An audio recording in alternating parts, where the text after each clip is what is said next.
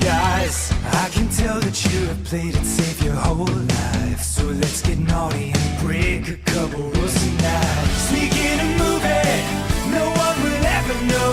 Then run on private property and hold each other close. Beneath the moonlight, I've got a fun idea.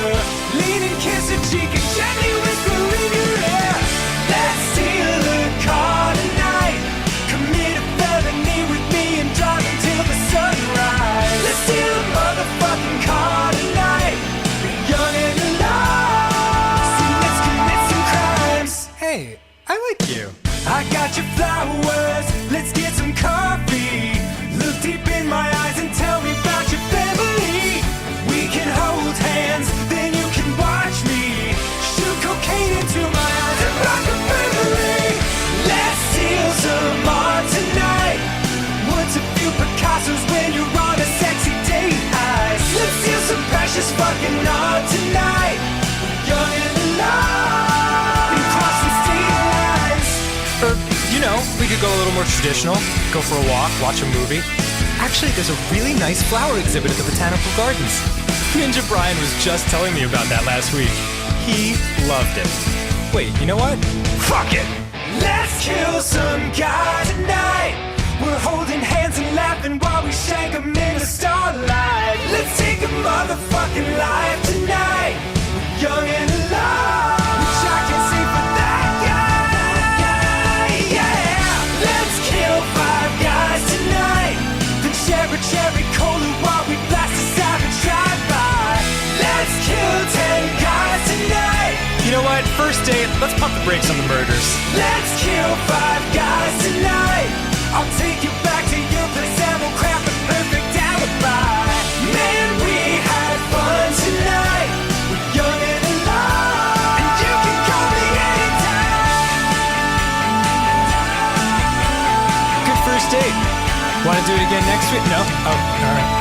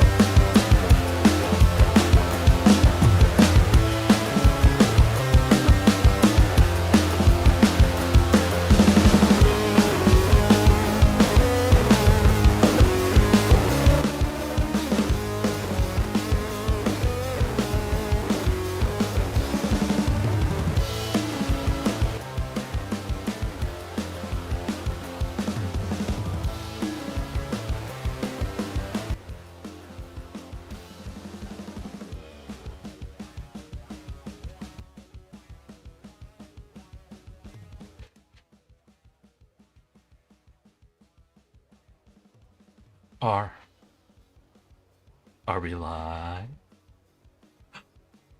Yes, so we are live.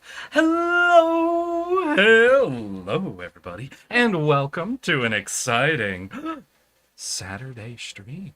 Where today we are hippity hopping our asses right back into the fucking stream that has caused me the most crash out grievance and absolute stress of anything in my life in recent memory. That's right, we're getting back into the Metal Gear lore stream. Metal Gear. That's right, Ultima. But before we get into all of that, I have a simple question for all of y'all. How have your weeks been? How are your weekends shaping up to be? And most importantly, how are you all doing today? I'm doing pretty good. Been knocking out a lot of editing today. I've gotten 3 of my videos through my phase 2 editing. It means I still got a big chunk of them to do. But tomorrow, I don't have any streams. I don't have any nothing planned. I'll probably try to knock out all of that editing as possible so I can at least get 1 video scheduled up to go out on Monday. Then I can finish it off and get everything set up. Because I think I currently have about 12 videos in the works, so that's what? 4 weeks of 3 shorts a week? So, yeah, I gotta ignore for a month again after that. How are y'all? Keep up the good work. Of course, I'm going deep into the content mines for each and every one of you, because I love you so much. I hope you guys are ready, though, because once these start coming out, I'm gonna be just gushing about this new editing style I'm trying out. Oh, and my favorite editor had to tell me he likes this new style more. And of course, this new style takes twice the fucking editing time that my previous style took. Who could have been surprised? I'm sorry, I'm being absolutely extra because he can hear me and none of you can see him reacting. So I'm being a little shit right now. So, without much further ado, how about we get him on screen so he can defend himself? As today we're hanging out again with Richard. Yeah. Hi. Hi. Have you ever noticed that somehow you always seem to like whatever editing style I do that just takes more time? Man, it just turns out I like effort. Yeah, I guess. I find it weird. I would just expect once by happenstance, there'd be an editing style that's just a little quicker that you'd be like, you know, I kind of liked that. I kind of liked that. That was pretty. I really feel like there'd be one instance of it, you know? You know, here's the thing. A lot of the time-saving measures are going to be stuff you learn through time, technique, and money. To be real frank with you. There are things that you'll learn that speed things up just from, learning all of the shortcuts to your editing flow evolving over time. These are things I've actually got, I'm batching a editing 101 training course of like YouTube shorts and TikToks that I plan to release here in the coming weeks. And I talk about all of this, but a lot of people ask, like, how do you, like, what are some of like the most like handy tips to learn? And 100% one of the top ones I think I recommended to people is learn your editing software's shortcuts. It saves you so much time. It really does. And risks. It saves you a lot of carpal tunnel. Okay. Sorry, one sec. Chat is having a problem with hearing you, so I'm going to do the most jank thing ever, and I'm going to add a gain filter. All right, y'all. Okay. Richard, just say more things for a second, okay? Chat. Okay. I'm setting this gain amount. I need you guys to listen to this and say up or down from here, okay?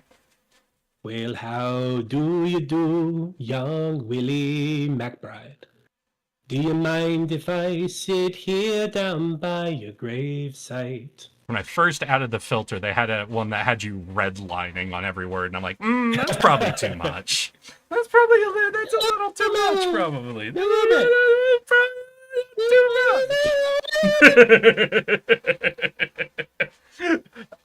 Man, but how have you been, my guy? Have you been dreaming of Metal Gear lore? I have been.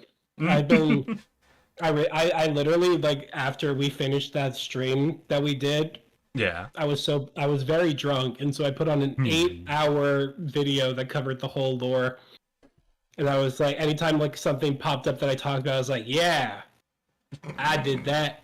I was so drunk after the last one. I'm ready to do it again. Oh my god. Yeah, you refueled up. I got 3 more soju right here, so I'm ready. I'm ready for shit to go absolutely goofy.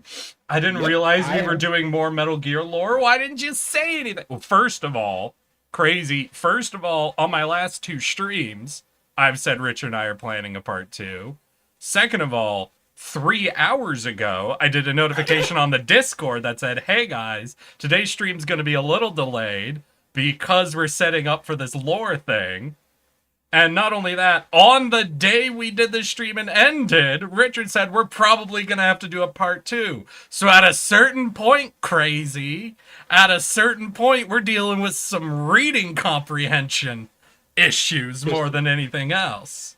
Just a wee bit. Just a wee bit. But But if you want to participate in the drinking game, you've got a couple opportunities to go get yourself something to drink real quick because we got 2 things we got to do. One, Eric's got to share the chat with me so I can see all the funny words being said.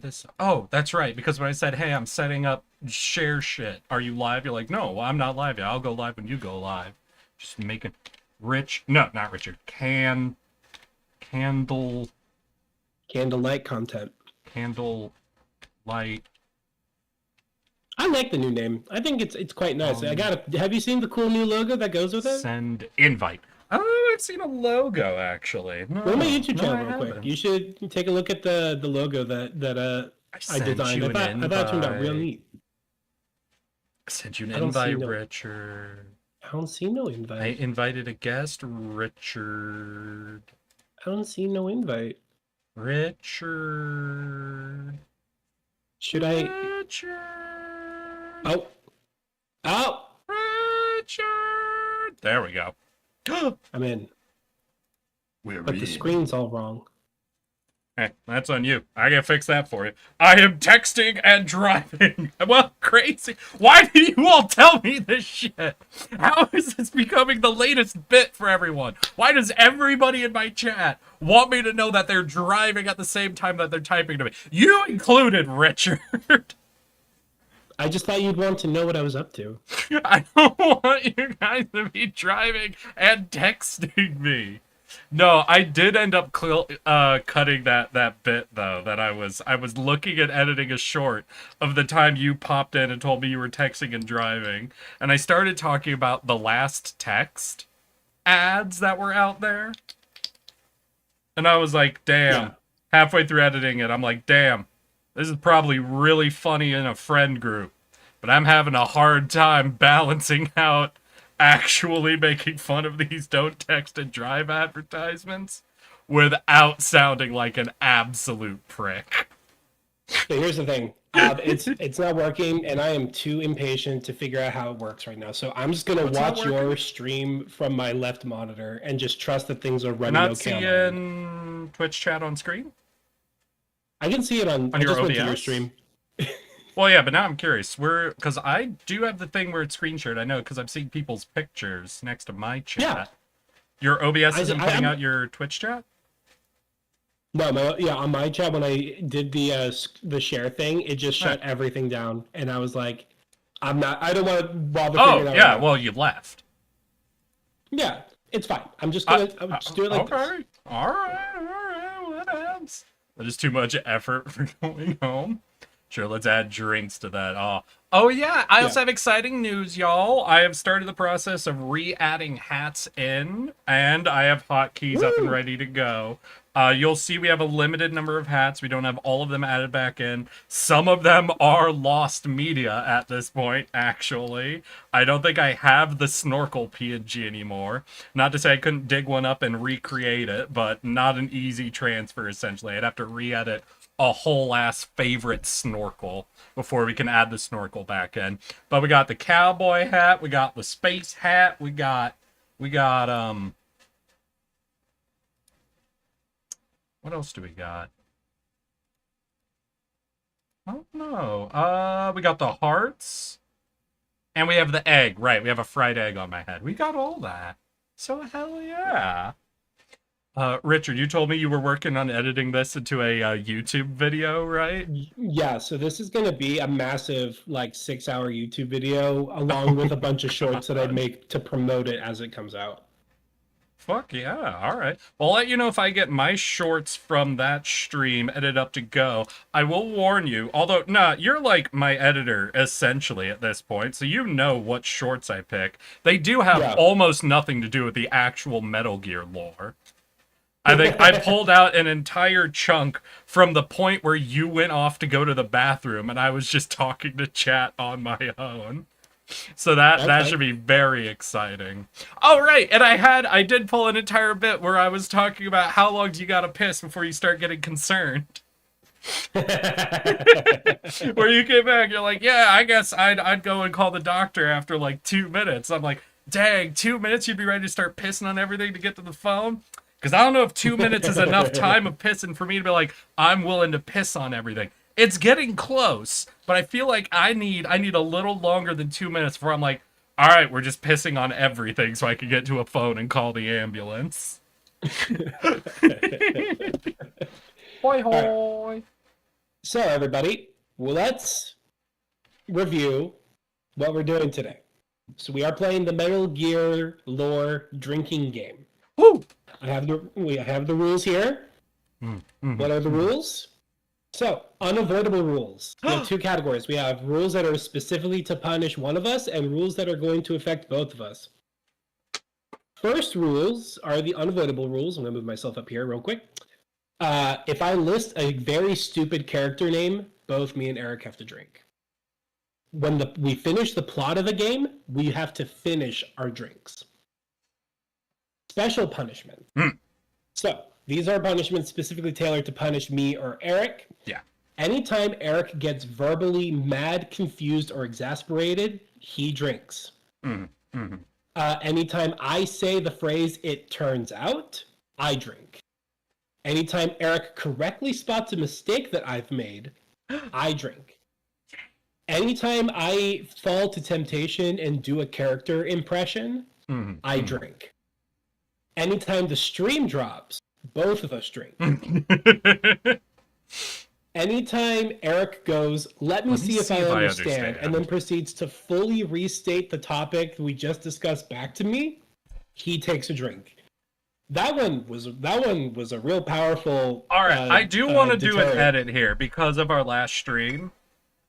If I say any time and I do a full restate, I think that's one drink whether or not I was angry at that moment. I feel like we Yeah. can't say you did that and you did that angrily, so that's 2 drinks. Because I will be That's fair. honest, anytime I check to make sure I understand something and it turns out I was right that idiocy was what I heard, I'm gonna be angry. Sure, fair enough. Okay, if chat corrects a mistake, if I make a mistake and chat catches it, we both drink. What? Wait, what? I'm on the hook if you fuck up? What the fuck? What? Sure are, buddy. Why the hell am I on the hook for your mistakes? These are the same rules from last time. They have not changed. Okay, well, whatever. Bye, crazy Seth. Alright, but it's not if you correct my mistakes, y'all, so this recap is not gonna give you guys much options. Yes, Don't at so, me.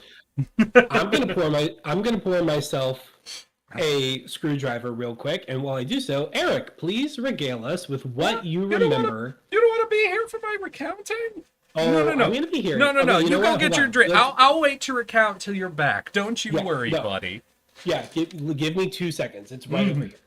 How are y'all doing? Anyway, I got to flee, but gonna have you on when I'm in a store. Oh shit! Wait, crazy! If you haven't fled already, what store you going to? What store? I have to know, please, please. How's everybody doing? I wasn't looking at chat while I was talking. They aren't thinking about how bad it is to tell you, but that's because they're drunk, so it's understandable. If any of you are drunk texting and driving, I will come after you. I will attack you. I will slash all of your tires, and you will never be able to drive again. I'm also texting and driving. Fuck you guys. Fuck all of you. Why are all of you always driving? Oh man, how you doing, Ultima? I got Doritos. Ooh, just like default Doritos. What flavor you doing, babe? I'm more of a Lay's person. I like me the sour cream and onion. Do I have sour cream in it? Hold on. Wait. Oh, I got sour cream and onion. God damn. Ow. Ow. I'm not much for, like, those flavor blasting flavor. You know, like, how, like, both Goldfish and Doritos and Cheez-Its have, like, the flavor blasted flavors, and they're almost always, like, a cheese or, like, a red something, you know? So we're talking about chips. I've got actually some of my favorite right here. Good old Gardettos. Because apparently I've got the palate of an 85-year-old man. The rye chips. What the fuck I are can't resist. Gardettos? You know, it's like a pup mix. You know, it's got like a pretzel, a little bumpy stick. The rye chip. You've seen the rye chips. Hold on, let me find the rye Wait, chip. These things? These little you dark eat brown... airline food? Isn't that like the mix of shit they give you when you're on an airplane flight and it's not a good airplane flight? It's Gardettos. These are the good ones. The red nacho cheese ones, I think that's the default Dorito. Yeah, red nacho cheese. Goddamn. Yeah, that's the No. default. I like the sour Oh, cream and onion. Oh. I forgot to mention chat. While Eric is recounting us with what we did such a good job recounting the lore up to this point that he should clearly remember everything. So while he's regaling us and catching us up to speed, if you think of a drinking rule that you think would be a fun one to implement, please put it in chat and we'll put it up to see if it'd be a fun one to add. I also would love if you want to pick a team, whether it's me or Eric, if when one of us drinks, you also have to drink. That also could be fun. But should set up if a you think of an drink idea, counter. just let me know. Let's see, we'll do a text. We real drink counter. I'm gonna take a drink for fun though. And I'm gonna bold it. Drink counter douche. And then we shrink that up so it could fit right here. A little smaller. Okay, I got my own little drink counter then. Let's fucking go. Alright, so I'm doing a recount. So if this is for live stream and for YouTube, I don't know, Richard, you want to do any sort of intro for this? Yes. So let me do it. Yeah. Do it. Let me do it. I'm gonna preemptively take a drink for impression. Yeah, come on. Unscripted, first time through. If you fuck up at all, I will laugh. And I'll ruin the take, so you have to start over. I'll start flipping off the kit. Wait, I could... Shit. Yeah! I'm sorry, I'm trying to will my model to suddenly have the ability to flip you off. It's not working. It's not working, though. All right, ready? Okay. Colonel, we're about to enter the next stage of Disc 2, where we recount the next half of the Metal Gear franchise. But before that, I'm gonna need some intel. Can you please recount the story so far? All right. So, starting from the very, very beginning, we went through 4 games so far. The first 2 games of Metal Gear, and then the first 2 games of Metal Gear Solid. I think that's the naming scheme, right? Correct. All right, so starting with the very first Metal Gear game. How the first Metal Gear game starts up is basically we've gone through human history, pretty much as you would expect it, all the way up to the Cold War. But during the Cold War, something new was invented. As in all sci-fi situations, we started making mechas. Everybody loves mechs, the most vulnerable and easily destroyed version of any type of a war machine. It's like a tank, but balanced on peg sticks. It's like an airplane, but unable to fly. The ultimate form of machinery to bring to war. But you see, the thing that's really special about them is they're the only thing we decide to mount the Metal Gear railgun on. Now, what's the Metal Gear railgun? It's a railgun that shoots nukes. Why can't we put that on things like planes, boats, submarines, or as its own little railgun? Fucked if I know. So, this is why we're scared of these Metal Gear mecha things, is because they're able to launch a nuke without actually making use of thrusters or normal targeting systems, rendering them functionally uninterceptable. By the time you would detect it, it would be too late to adjust any systems to try and take it out, as it is, at that point, more akin to a dumb bomb than to a smart bomb, which is interesting. It's very interesting to consider that it's actually harder to stop a dumb bomb than it is to stop a smart bomb. But hey, that's just the way it works. Now, you might be thinking, with this type of unstoppable nuclear holocausting power we've got, all of the world must be on this edge of tension. But the truth is not really, because only ever do weird small micro-states and mercenary groups ever seem to get their hands on these Metal Gear. And that's where we start off the very first game. The US government has learned that a mercenary company operating in South Africa, but not even mildly associated with apartheid going on there somehow, has formed up, and they're called something? This wasn't Zanzibar, was it? No, this was Outer Heaven.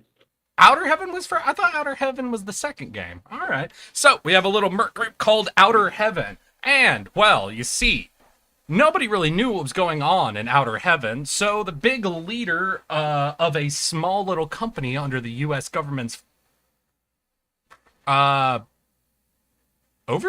I guess, named Big Boss, decides of his own volition to send one of his folks out to check it out, called Greyhound, I think? Gray Fox. Gray Fox. So Big Boss chooses to send Gray Fox of his own volition out to check out Outer Heaven. Gray Fox then messages back saying something Metal Gear, then goes silent, presumably dead.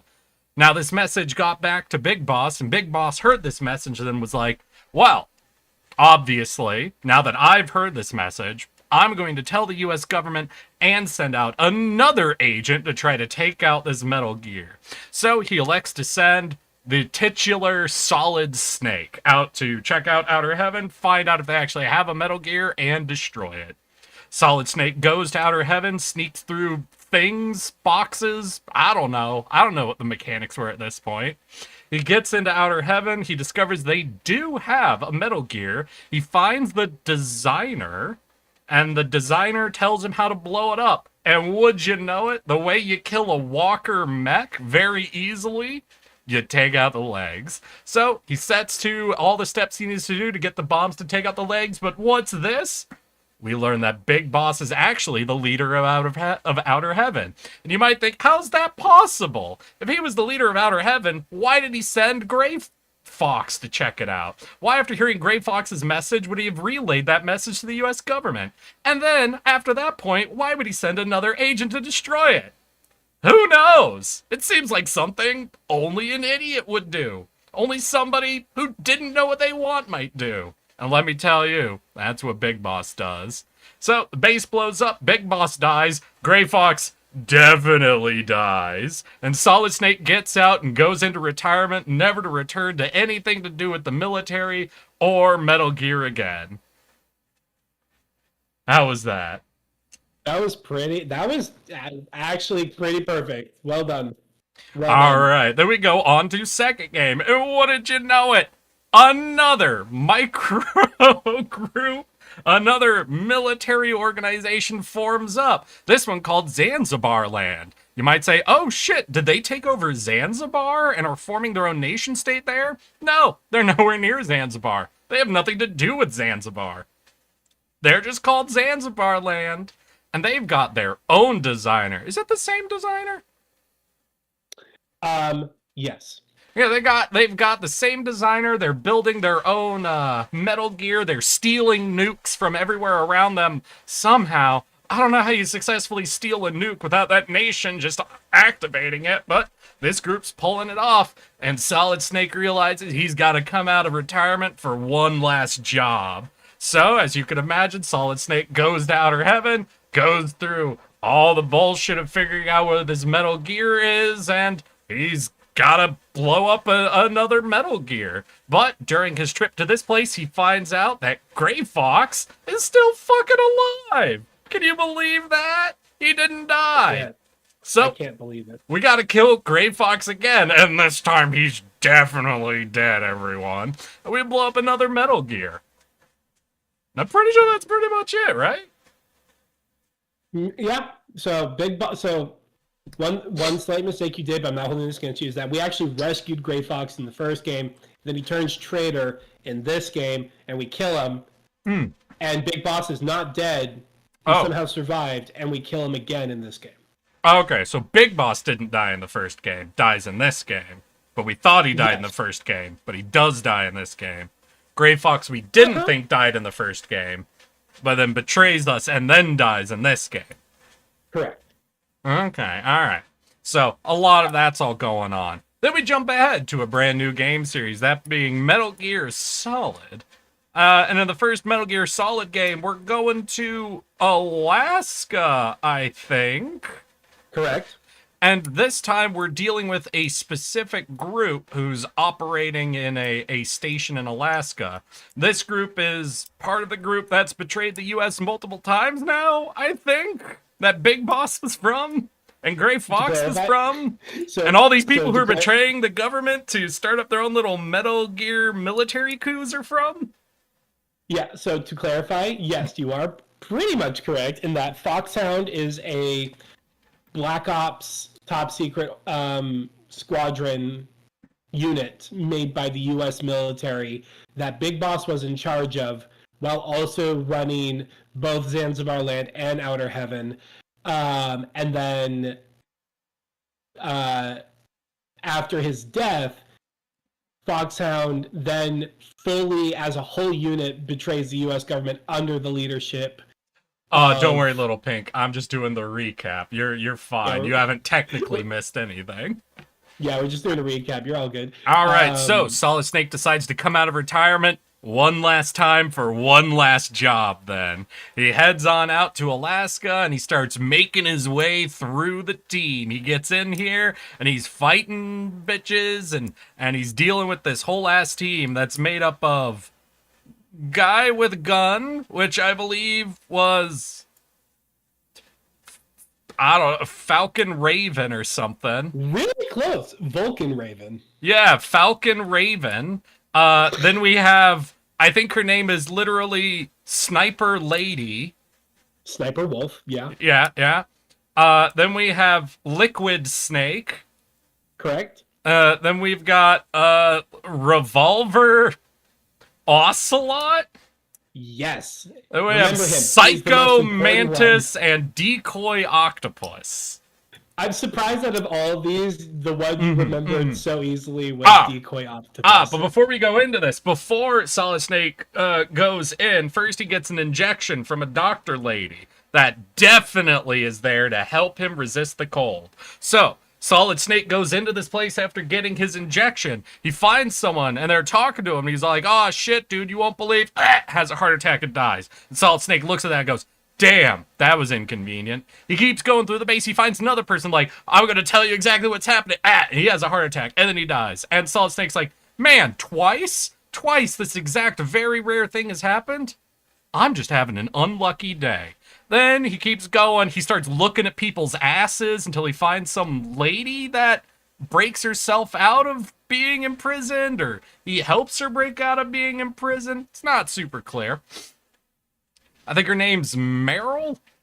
Correct. Yeah. He keeps going. He gets into a fight with Revolver Ocelot at some point, and as they're fighting, a cyborg ninja shows up, cuts off his arm, and then just all three of these people just stop fighting and kind of go out three different doorways. They all just kind of look at each other and go, damn, that was crazy. And they all just kind of walk away. Cool. After that, Solid Snake finds Otaku Pissy Pants and talks to him, and he's like, I know about the Metal Gear. And he's like, chill. Hey, weren't you dying of a heart attack? Moving on. After that sequence of events, is this when we have to find Meryl? Is it now or was it earlier? We brush up with Meryl, if I remember correctly. We brush up. Yeah, with when are we Meryl looking first, at but people's after asses? we come in contact with Ocelot, when we have to really track her down, and that's also when we have our fight with Sniper Wolf. Okay. So I guess that's where the fight of Sniper Wolf happens. Then after that, we fight with Psycho Mantis. You've got to plug in your controller into the other slot. Then we get a call from some people like, oh shit, everyone on your team's betraying you. The Doctor's betraying you. Blondie's betraying you. Blondie's actually Liquid Snake. And then we get captured and tortured, I think, at this point, by Ocelot. And if you survive the torture, if you press A to not die as fast, then you can save Meryl. If you don't hit A quickly enough, though, Meryl dies or something. And yeah, we get into a big fight at the end, and we find out the cyborg was Gray Fox, and then Gray Fox's arm gets cut off, just like how he cut off Revolver Ocelot's arm or something, and then he dies. And then we learn Doctor Lady's like his sister. We're all like, no, he wasn't dead. I mean, he's dead. He is dead now, but he wasn't dead then. Now he is. And and we blow up the Metal Gear, I presume, and then everything's good. At some point, we learned that Octopus Decoy was one of the guys who died of a heart attack. So, like, easiest kill in the game. If you think of that game as really just killing the whole team, like, fucking easy one right there. You took out the world's greatest disguiser by accident, which is kind of solid if you think about it. That's like, efficiency-wise, score. Yeah. No, 100%. It's. Do you remember what happened to Liquid? Yeah. Liquid died. Liquid died? We kill him. Okay, we kill Liquid, and that's whose arm gets cut off by Ocelot, right? No. Liquid just full on dies, and then Ocelot later sews his arm onto his stump because Ocelot lost his arm. Oh, right. I forgot. And we learned that Liquid and Solid are twins, but they have different recessive and dominant genes than we thought, because clearly the dominant blonde genes are in Liquid Snake, and the recessive brown-haired genes are in Solid Snake. One crucial thing you have to remember. Oh, right, arm possession. Yes, thank you, Ultima. Well, that's not till the next game. Why do game. you have to have a bunch of interpersonal drama literally 5 feet from a nuke railgun? Yes. One thing you have to remember, Eric, is that Liquid has a huge chip on his shoulder because he believes that he is made of the recessive. Yeah, he's Danny inferior DeVito genes. to Solid's Arnold Schwarzenegger. I know. Yeah, I remember twins. Yes, but then it turns out that Snake is actually the one with the recessive genes. Yeah. And so after Snake. taking out the whole team, except for Ocelot, who got away, and the Metal Gear, Solid Snake finally goes into retirement. Until we get to the next game, where Snake realizes he's got to come out of retirement for one last job. Except at this one, we don't know he's come out of retirement. He's here. He's out of retirement. But he's not, like, the main character. Because finally, we're dealing with Raiju. Sorry, I don't think that's his name. What's the name of the Mecha Raiden. Ninja Boy? Raiden. Raiden. Yeah, Raiden shows up. And Raiden's all like, I'm Solid Snake now. And it's like, sure, dude, whatever. There's an oil rig that belongs to the US, and some Russian people show up who aren't Spetsnaz and aren't the Wagner Group. They include Vampire Knife Boy, Bombs, another Sniper Lady, and No, definitely so, not Big Boss. Yes, she's not a sniper. She actually carries a full ass railgun as her main weapon, and her thing is that bullets cannot touch her. They shoot at her, and the bullet just whizzes off in a different direction. Okay. Yeah. Why would you use a the thing railgun is- at that point? Why wouldn't you just use, like, a close quarters weapon? Because cool. Well, yeah, but I'm saying if you can't get shot, then, you know, just bring, like, a fucking shotgun with slugs. Just walk up to people and put a goddamn slug through their chest. Could, yeah, but no. it's I feel cool like carrying that'd be full railgun. cool. Like, imagine you having an assault rifle, right? And some lady's just slow walking at you with a shotgun. And you empty the whole clip directly at her. And then she just fucking slugs you in the head. Because shooting giant holes in people. Yeah, thank you. Yeah, so we're on an oil rig. There's like some lady there who is like someone's daughter. She gets shot. Everything goes to shit. They steal a mecha, but it isn't a Metal Gear. And Well, it is Richard Metal said Gear, it but looked it- like a turtle, which I maintain it doesn't even slightly look like a turtle. And then shit I goes course wrong, and the corrected. new baby Solid Snake is blamed for everything. Yes. So let's. We were pretty drunk during this one, so let's do a little bit more of a refined recap. So. What I say that was wrong? I feel like I captured that perfectly. So I'll give you a Cliff Notes version. So Snake and Otacon form a private organization that is dedicated to investigating and preventing the creation of further Metal Gears. It is called Philanthropy. They go onto an oil rig to essentially spy on a secret deal happening between the U.S. military and a branch of the Russian military. Ocelot gets possessed by the arm of Liquid and kills everyone there. The daughter of the head military guy, her that name lady. is Olga. She's there. Snake fights her and spares her life and saves her from drowning. But she gets shot anyway, doesn't she? I remember her getting shot. Yeah, she dies, but later. So, and then years later, the oil tanker sinks.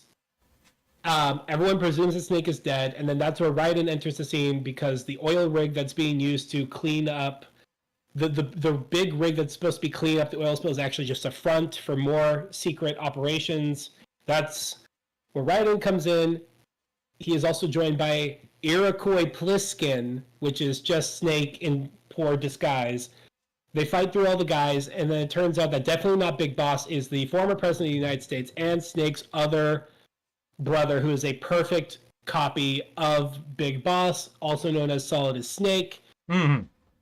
And then that's when they start talking to the president, and the president's all like, Lu Lei Li Lai Lo, whatever. The Lali Lulu Lo, also known Yeah, as the Peach, A-E-I-O and U. Got it. And they are the secret shadow government that's running everything, and they choose who's the president. Yeah. I think that's. Do I get going? I think that's pretty much where we got, right? Like, we were talking about the president. We found out there's a shadowy organization. And, we work our way through each of these dudes, one by one sort of thing. Game mechanics. So, yes. So, the other thing that's really important for the future going forward that we have to cover is that while here, the thing that was at the oil rig turns out to not be an oil rig. It's actually a giant mobile weapons platform called Arsenal Gear. Arsenal Gear. And it houses a artificial intelligence that is called GW that was programmed by Otacon's sister Emma, who hates him because he abandoned her from the guilt of his father trying to kill her because he slept with his stepmom. Vamp kills her, but not before she gives the AI? Raiden the ability. Huh? The Vamp kills the AI? No, Vamp kills Emma. Okay. But not before Emma gives a method to destroy GW to Raiden. Raiden then discovers that this entire time... I mean, just leave one of the hatches open while it submerges, right? What? The destroy the whole base, I just think, just leave the screen door open, then when it goes underwater, I feel like that'd do her in, yeah? That probably would do a good job, and it's funny that you say that because we will get to that later. Wait, what? No, I'm making a submarine joke right now. We'll get to that. So, oh my god. That's become my favorite running joke of this whole thing. So, yeah, no, Pink's also right. Yeah, she is deathly afraid of water because her stepdad, not her stepdad, her dad tried to drown him and herself. And so she's deathly afraid of water, so she signed up to work on an secret underwater facility surrounded by water. Yeah. Gotcha. Turns out this entire time that Raiden has not actually been in contact with the U.S. military. He's actually been in contact with GW, who's been secretly using him to test their functions. GW is also programmed to basically control the flow of information, distribute information while downplaying other information, memes and all that. Okay. I do have an important question at this point, at this stage. Yes. A very important question. So, during the very second game, when Solid Snake was sent out to deal with fucking Alaska Moses or whatever, was he actually in contact with the U.S. military? Because so far it seems like every game has let us know that the U.S. military has not actually been aware of anything that's been happening. No, Snake was in full contact with the U.S. military. Raiden, however, was not. Raiden, Oh wait, but that Raiden was at the being time that controlled by Big Boss was GW. the president, right? Huh? But that was while Big Boss was the president, right? Well, Solid is Snake, but yes. Yeah, so... At this point in time, Solid Snake was performing his duties as laid out for him by the Patriots, also known as the Lalelulelo. And around the time of Metal Gear's Solid's first boss, when he decides to rebel, and this is the result of that plan. Okay. Anyways, so they defeat GW, find the list of the names of the Patriots. So they found the list of the names of the Shadow Government people. Yeah. They had that's a revealed- list? They have a list that was Why? inside of GW's brain. And it turns out, but the big twist at the end is they're like, Snake, everyone on the list died at least 100 years ago. I'll take a drink for impression. And that's where that ends. Also, Ocelot is there too, and at the end of the game gets possessed once again by the arm of Liquid and steals one of the Metal Gear Rays, the aquatic model that doesn't have the capacity to launch nukes. Uh-huh. It's just a mecha, and he runs away with it. Okay. All right. Gotcha. All right. Gotcha. So this all leads us into Yeah. Metal Gear Solid 3 Snake Eater. Snake Eater. Okay. Correct. Snake Eater. All right. All right. So Ah! Graphics. What the fuck? we're going back to 1964. That's right, baby. This game's a prequel. Wait, we're going 1960. All right, when was the first game? What year? I believe it was 1995. Hold on. Okay, so the very first game takes place, like, if we're going to Metal Gear, Yeah. 1995 is when the Outer Heaven incident takes place. Okay. 1999 is when Zanzibar Land takes place. And then 2005 is when Metal Gear Solid takes place. And then Metal Gear Solid 2 is, I believe, like 2 years later, something like that. Okay. So this is 20 years before even the very first mission? Correct. Okay. So, like, Solid Snake's not in the military right now. Solid Snake's not even existent. Oh, wait. How old is he in the first game? In the first game, he's like 18 or something like that. He's young. He's really He's young. Spec Ops at 18? He's like he's probably in his like early 20s or something like that, but he's like a really young guy. Okay. Gotcha. So I we're don't looking know. at Big Boss here, then. Correct. Let me, my headphones are about to die. I gotta grab the charger real quick. 1 second. Wait, then why does Big Boss look like Solid Snake? Isn't Solid Snake all the recessive genes? Alright, come back. Richard, I need you to explain to me how Kojima genetics work. Richard! Richard! Richard, please! Why doesn't he look like a Liquid Snake?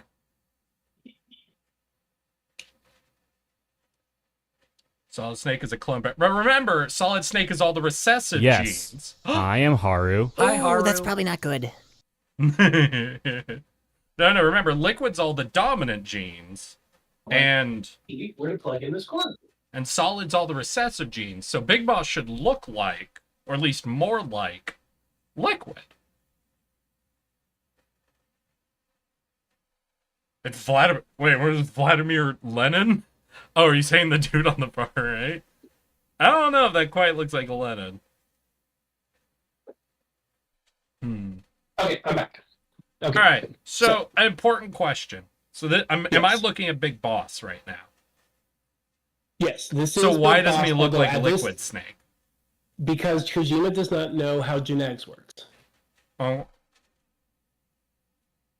Okay. Okay. All right. So just to make sure I can fully follow. So, in Kojima land, recessive genes are the ones that are expressed. Apparently, yes. Okay, cool. All right, I can roll with that. Okay. In we make him drink for Kojima that, universe, recessive genes are the ones that are visually expressed. Okay. Do we make him drink for that chat? He did just kind of restate it back at me. I don't know. Did you state that? I feel like I stated that. Okay, yeah, well, we won't count it. We won't count it. Okay, so. God, I look so sunburned. Because I am. All right, so. It's 1964. Yeah. And the CIA has tasked Jack, aka Agent Naked Snake, to go to the USSR territory of I always pronounce this wrong. Seleniarsk, something like that. It might he's have. being- It might have sounded. Wait, my audio, his audio, whose audio? All of the audio? My salami leg, his salami leg, or Carl's shoe. If all the audio got worse, then that could be. Oh, just his? I don't know. What'd you do? I didn't touch nothing. Oh, you went and did something to your audio. Hold on. Isn't that How's why you that? walked off screen? Put your mic down, Richard. No, on the Put it headset. down. The headset? I'm not using the headset. Oh. I'm using this. Oh. I'm using a shotgun mic. Why is it called Do I that? still? No, you think I would? Hmm. Do I still sound bad? I think it's comparable to how it was at the beginning, but maybe chat disagrees.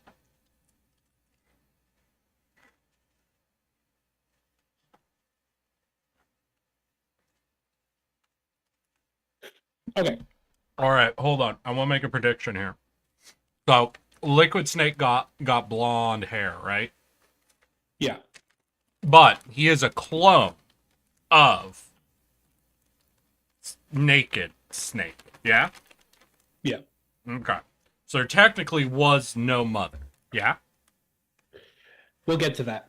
Hold on. No, that's not how Yeah. clones work. Hold on. We'll get No, to no, that. no. What is this cloning Can you explain to me what... Are they cloned into a fetus and then implanted in a woman? Because I was going to say... Because I'm concerned at this selection of characters you have on screen. Because only one of them has blonde hair. And it is the one woman up there. This And it woman has makes me nothing to do with- concerned. This woman has nothing to do with the cloning process. We will get Okay. to it. Okay. So let me give you some backstory. Before we actually get into the plot of the game, there are some heavy character backstories that we need to do right now before we get to the main plot of the game. Mm-hmm. So first thing we have here, on the far left, we have Jack, also known as Naked Snake. He joins the military pretty much right out of high school, and Okay. goes straight into serving into the military.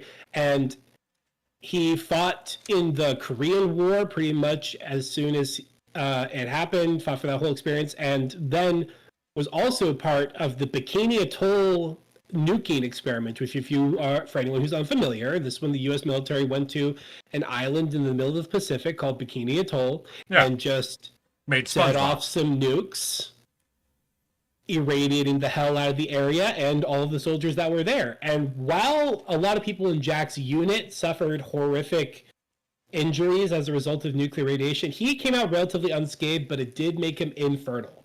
Now,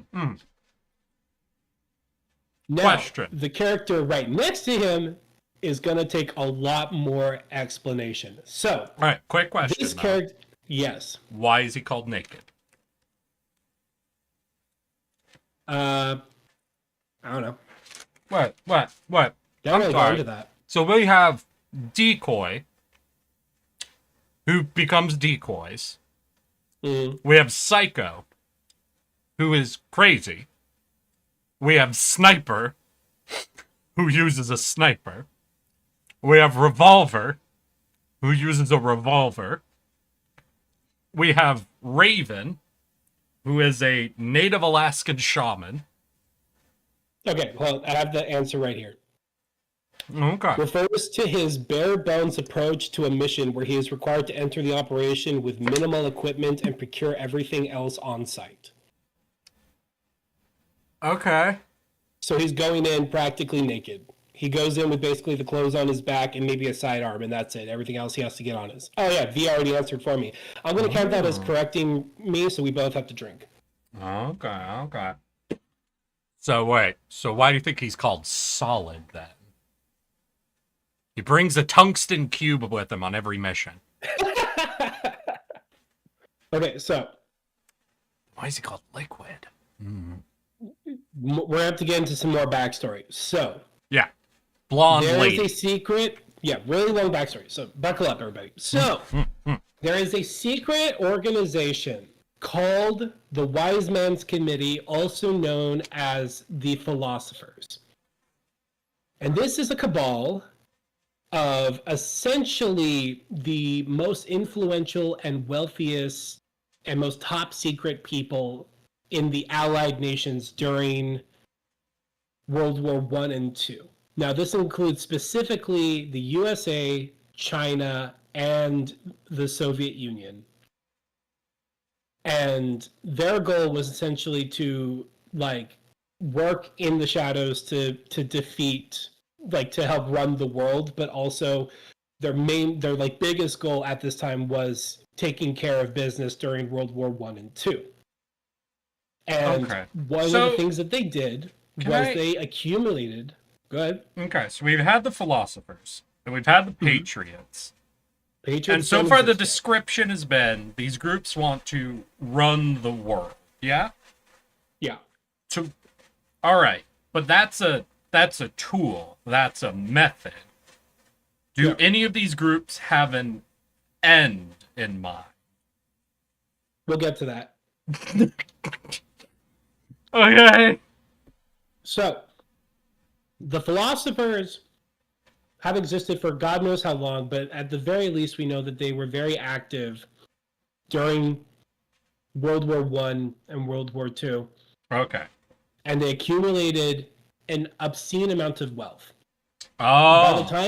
By the time of World War II, So they're the they had Catholic accumulated Church. about $100 billion in World War II money. How? Yes. Like, were they selling weapons, robbing people, accepting bribes?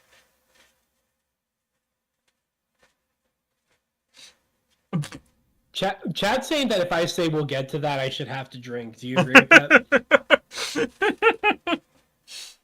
I feel like that might be a good addition at this point. Yeah. All right, Chad, we're adding it officially. If I say we'll get to that, I drink. I just drank to do it.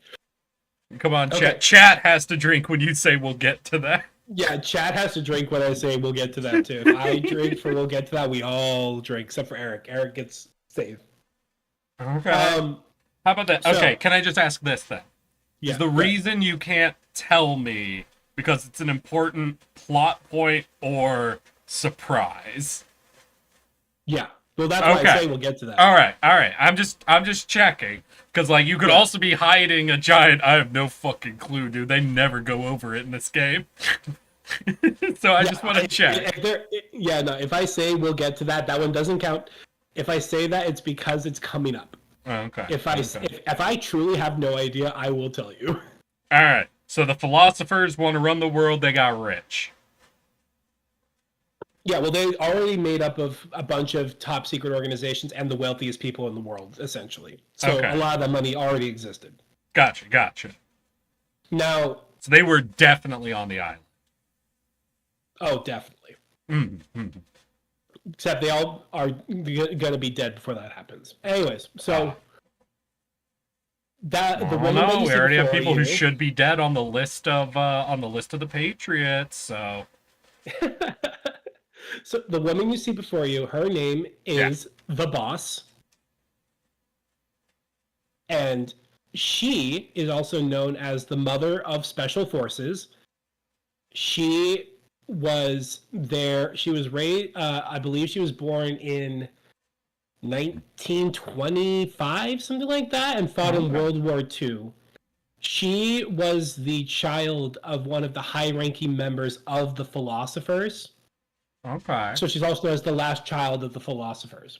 And part of that was she helped train students at something known as a charm school, which was a school run by the Philosophers to train spies. Yeah. So you have to understand, we talked about before where Big Boss was like the super soldier, world renowned. Everyone knew of him. Everyone was in awe of him. Before there was Big Boss, there was the Boss. Uh-huh. She was a spy, so people didn't know about her. No. Well, no one outside of the international community knew about her.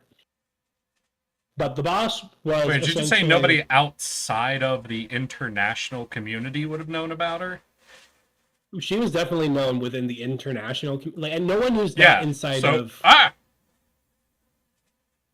Oh, there with the sub, Ubu. I appreciate that. Wait, but isn't the international community the community Yeah, of all nations?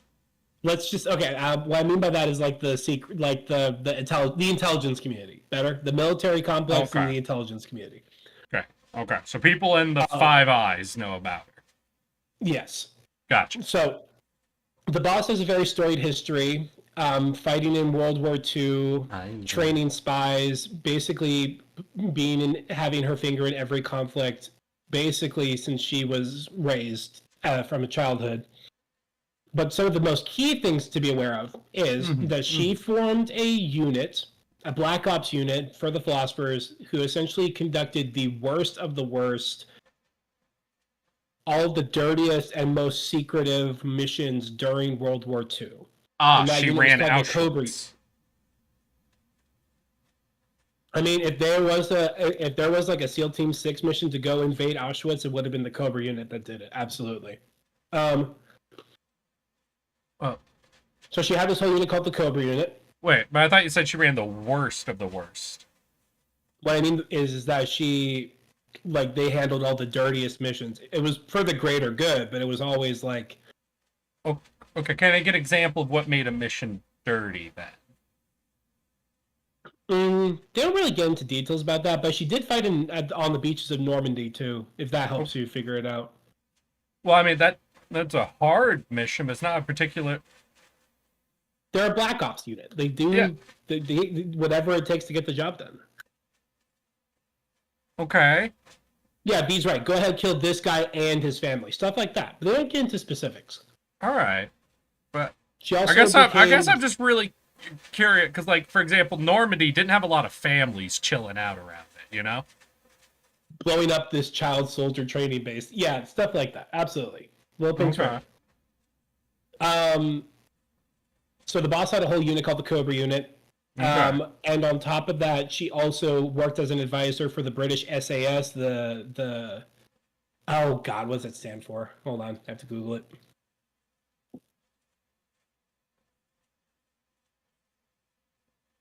During World War II, every The training special- base was a child soldier training base. The Special Air Service, and that's where she met someone by the name of David O, who we'll meet here in a little bit. Okay. But just Is so you know, that the that's how old she. guy? No. Okay.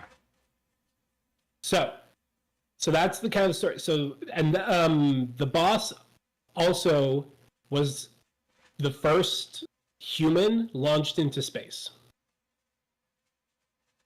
On record?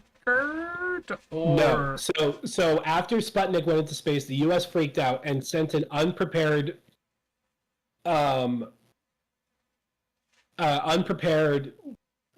rash and poorly planned launch to send her into space. And because of the poor design of the ship, she ended up getting irradiated. So she knew that she had basically a shortened lifespan because she was radiated.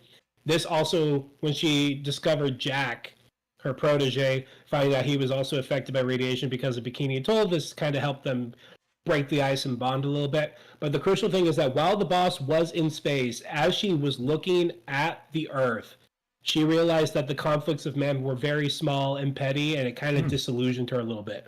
Gotcha. On top of that, she was also part of the Bay of Pigs invasion, and when the U.S. refused to send air support to help the rebels, and they just let them all die, and she was also kind of hung out to dry, but she escaped.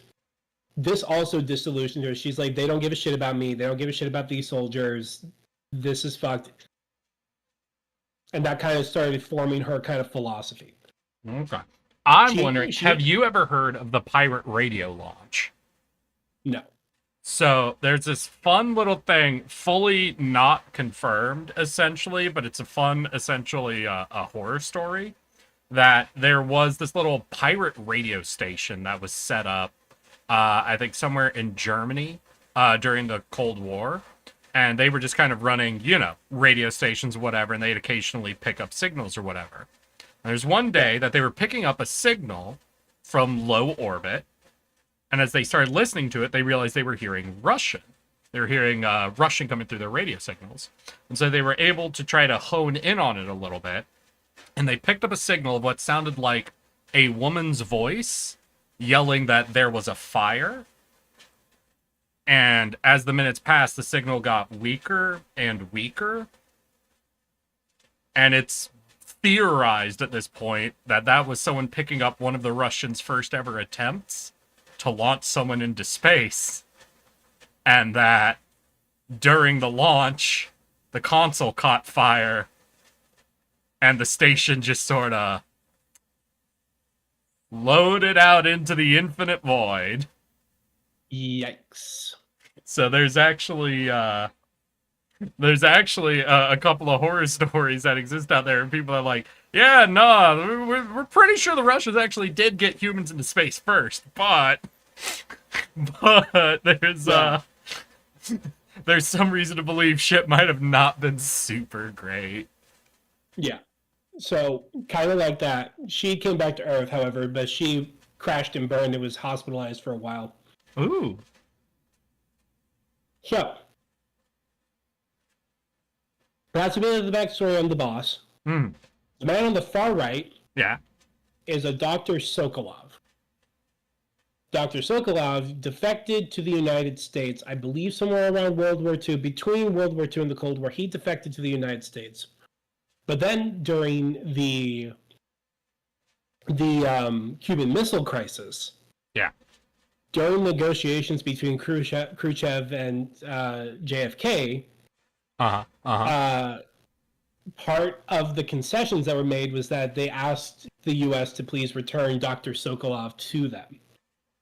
They agreed because they didn't fully understand just what Sokolov was capable of, and they immediately regretted it because it turns out Sokolov is a genius who is currently in the process of developing a weapon that can launch nukes.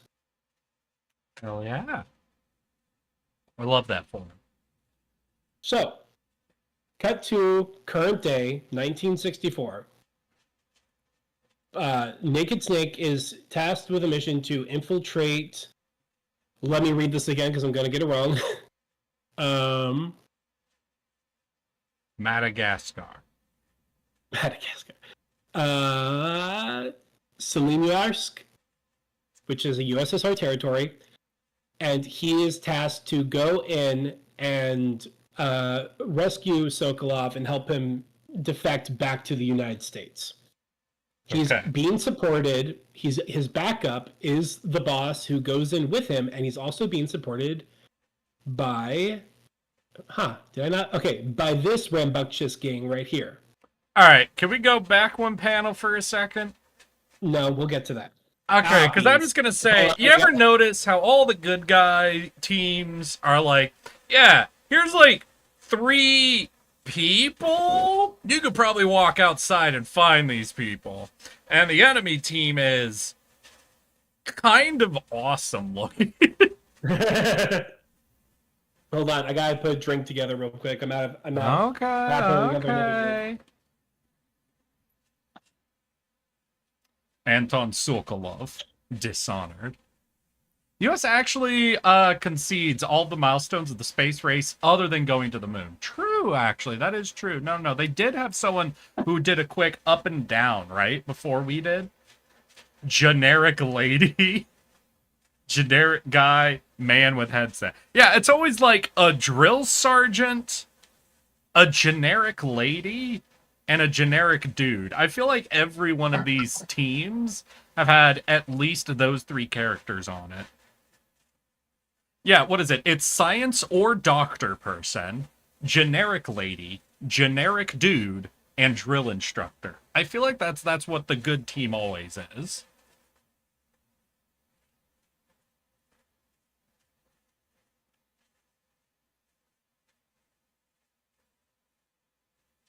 All right, taking my drink for saying the phrase. So would it be accurate to say that in every single game, our good guy team consists of a snake, a generic lady, a generic dude, a drill instructor, and a science/doctor person? Yeah. Okay, cool. I'm glad we've solved this down in like a Commedia dell'arte format. That's good. That's good to know. The Commedia dell'anime. Okay, so he's being supported on this mission.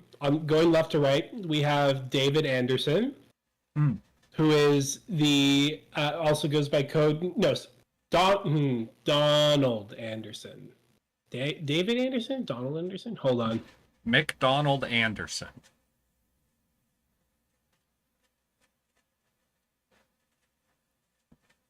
Okay. Yeah, Donald Anderson. Donald Anderson. Those of you who are sharp-eyed-eared listeners might remember that he was the DARPA chief that died of a heart attack in the first Metal Gear Solid game. Was he the one who was secretly decoy?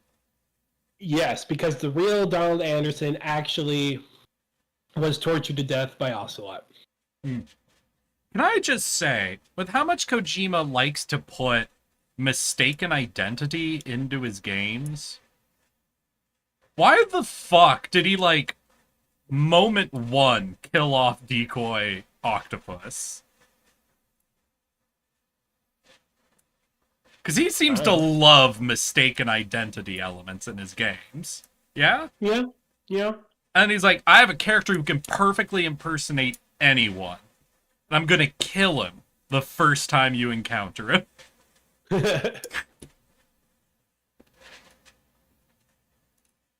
So do we do a paradox when we kill him? I don't think we do a paradox when we kill him. We can't kill him. He's back in Langley. He's back in the U.S. They're running support over radio contact. So we have Sig Int, also known as Donald Anderson. He is in charge of essentially assisting Snake with like info about weapons and tech. Then there's Dr. Clark, also known as paramedic. Obviously, she's there to offer medical advice, giving Snake tips on dealing with stuff like if he gets poisoned or injured. And then we have Major Zero, also known as David O. If you remember, David O is the man that became acquainted and friends with the boss during their time working in the SAS during World War II. And he is running the mission, basically acting as this game's colonel. In this game, because it's a prequel, there are certain game overs that are game overs because they would cause a paradox with the previous 3 games. Correct. Little Pink is right. I do believe that they literally do, like, instead of game over on the screen, I think it actually says paradox. Hell yeah. All right, let's go back. Who doesn't love a good So- paradox? So Snake is being supported by those three Yeah. as he infiltrates the USSR to look for Dr. Sokolov. Okay. So, remember, this whole time that this is happening, Snake lands in the USSR, immediately loses contact. Crazy Seth, we'll get to that. No spoilers. I'm going to drink for that one. Okay.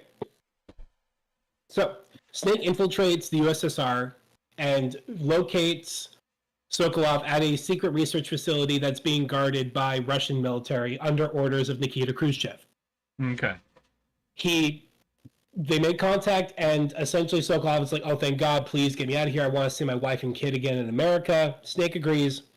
As they're leaving, they suddenly get ambushed by this guy right here. Eric, would you like to take a guess at who this man is?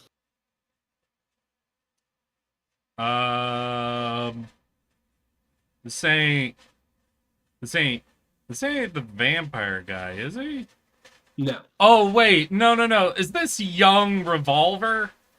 Yes, it's young Revolver Ocelot. Okay. I'm sorry, I was looking at his face, I'm like, look at this pale motherfucker. This could be the vampire guy. I'm like, no, there's only one dude that for some reason they're determined to keep alive through multiple games. And it's Revolver Ocelot. I don't know why they love Revolver Ocelot. He's the only dude that survived multiple games, I think. So Revolver Ocelot in this game, he's not quite yet known as Revolver quite yet. He's just known as Ocelot because when we meet him... Isn't he part of an American military team? No, in this game he is in Russian GRU Spetsnaz. He runs a unit called Ocelot unit. Okay, hold on. So this former Spetsnaz member became an important member of the most secretive U.S. military team? Yep. What is with the U.S. military in this universe? What the fuck? We're gonna watch a cutscene real quick. Also, take a drink. You got mad. Yeah, because that's like the dumbest idea you could have. He doesn't have a revolver yet. When we first meet him, he doesn't have a revolver yet. Behold, watch this cutscene. Are we about to learn the backstory of his revolver?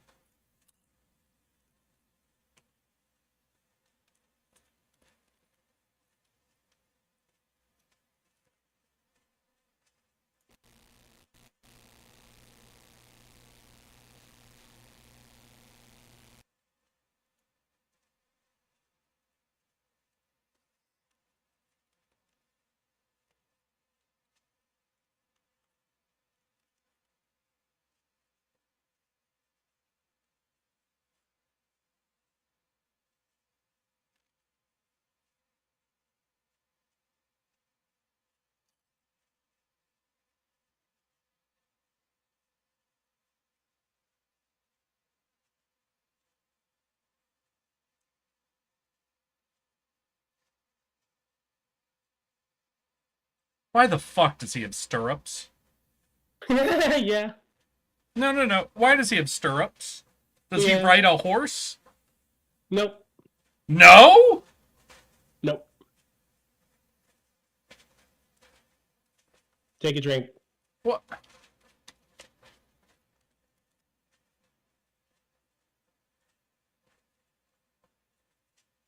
Oh, so this guy gives me like Nazi vibes, not Spetsnaz vibes.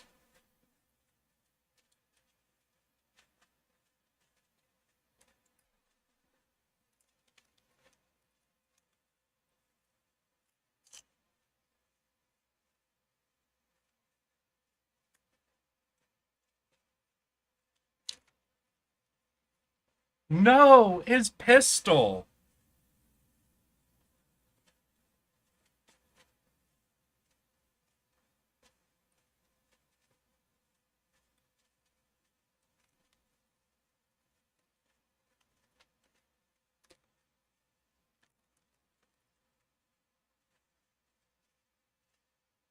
technique you only heard about in the middle of battle. Wasn't very smart.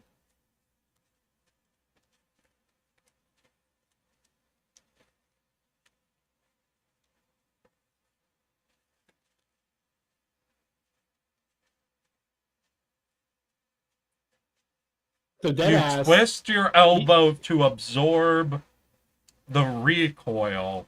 That's more of a revolver style? According to Snake,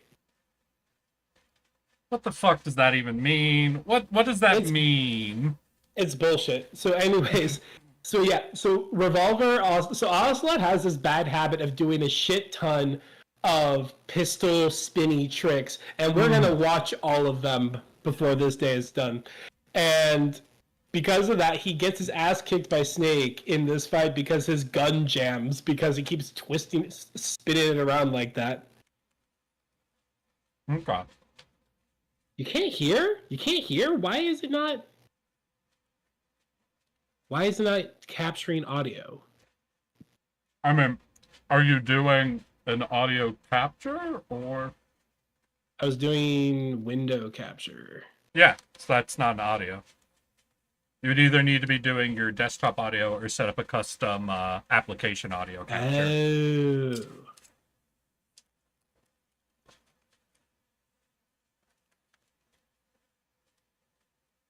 Let me fix that real quick. Because you definitely need to hear this shit.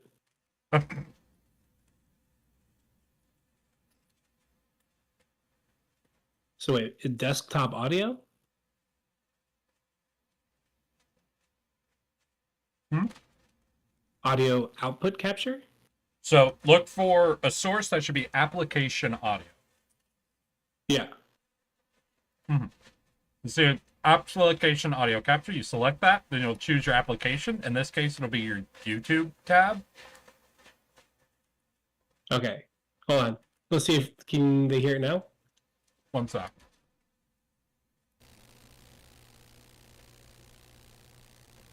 I don't hear anything. What the heck?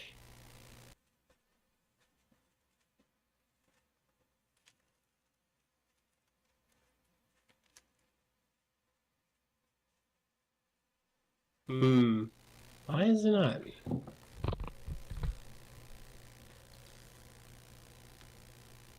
Dang it. Well, let's see. Oh, application audio capture, maybe? Yeah. Ah. Oh, that's literally what you told me. Yeah, that is literally the exact thing I told you to do. You're right. Can you hear? Can you hear now? No. What? Okay, look at your audio mixer. Yeah. Is the application audio showing? Yes. Huh? Yeah, I don't know. So are you running audio through your virtual camera? I don't know if the virtual camera can capture audio. I'm picking. I'm doubled now. Oh well. Yeah, sorry. Anyways, so he gets his gun jammed. He gets his ass kicked. One thing I forgot to mention was that part of the training that the boss and Naked Snake has is that they developed a combat called CQC, which stands for Close Quarters Combat, which is essentially just a martial arts technique that involves having a single, like having a knife in one hand and a pistol in the other. Okay. Yeah, they're laying claim to that. All right, but if you have a pistol in one hand, why would you go into close quarters? Uh-huh. Wouldn't you just shoot him? Yep. Ah, so Krav Maga? Well, I think Krav Maga assumes you don't have a loaded weapon. Yep. Okay. Anyways, so Snake beats the shit out of Ocelot, but lets him live. Okay. Do we know why? He and Sokol. Nope. No, okay. So Snake and Sokolov start making their way until they come across a large weapons platform operating. Let me pull up a picture of it. Oh. So here is what Sokolov was being forced to work on for the USSR. It's called the Shagohod. He lets him live because otherwise it would have been a time paradox. Fuck you, Pink. So the Shagohod is essentially just a straight up tank, but the tank also has arms for some reason, and it can launch a nuke.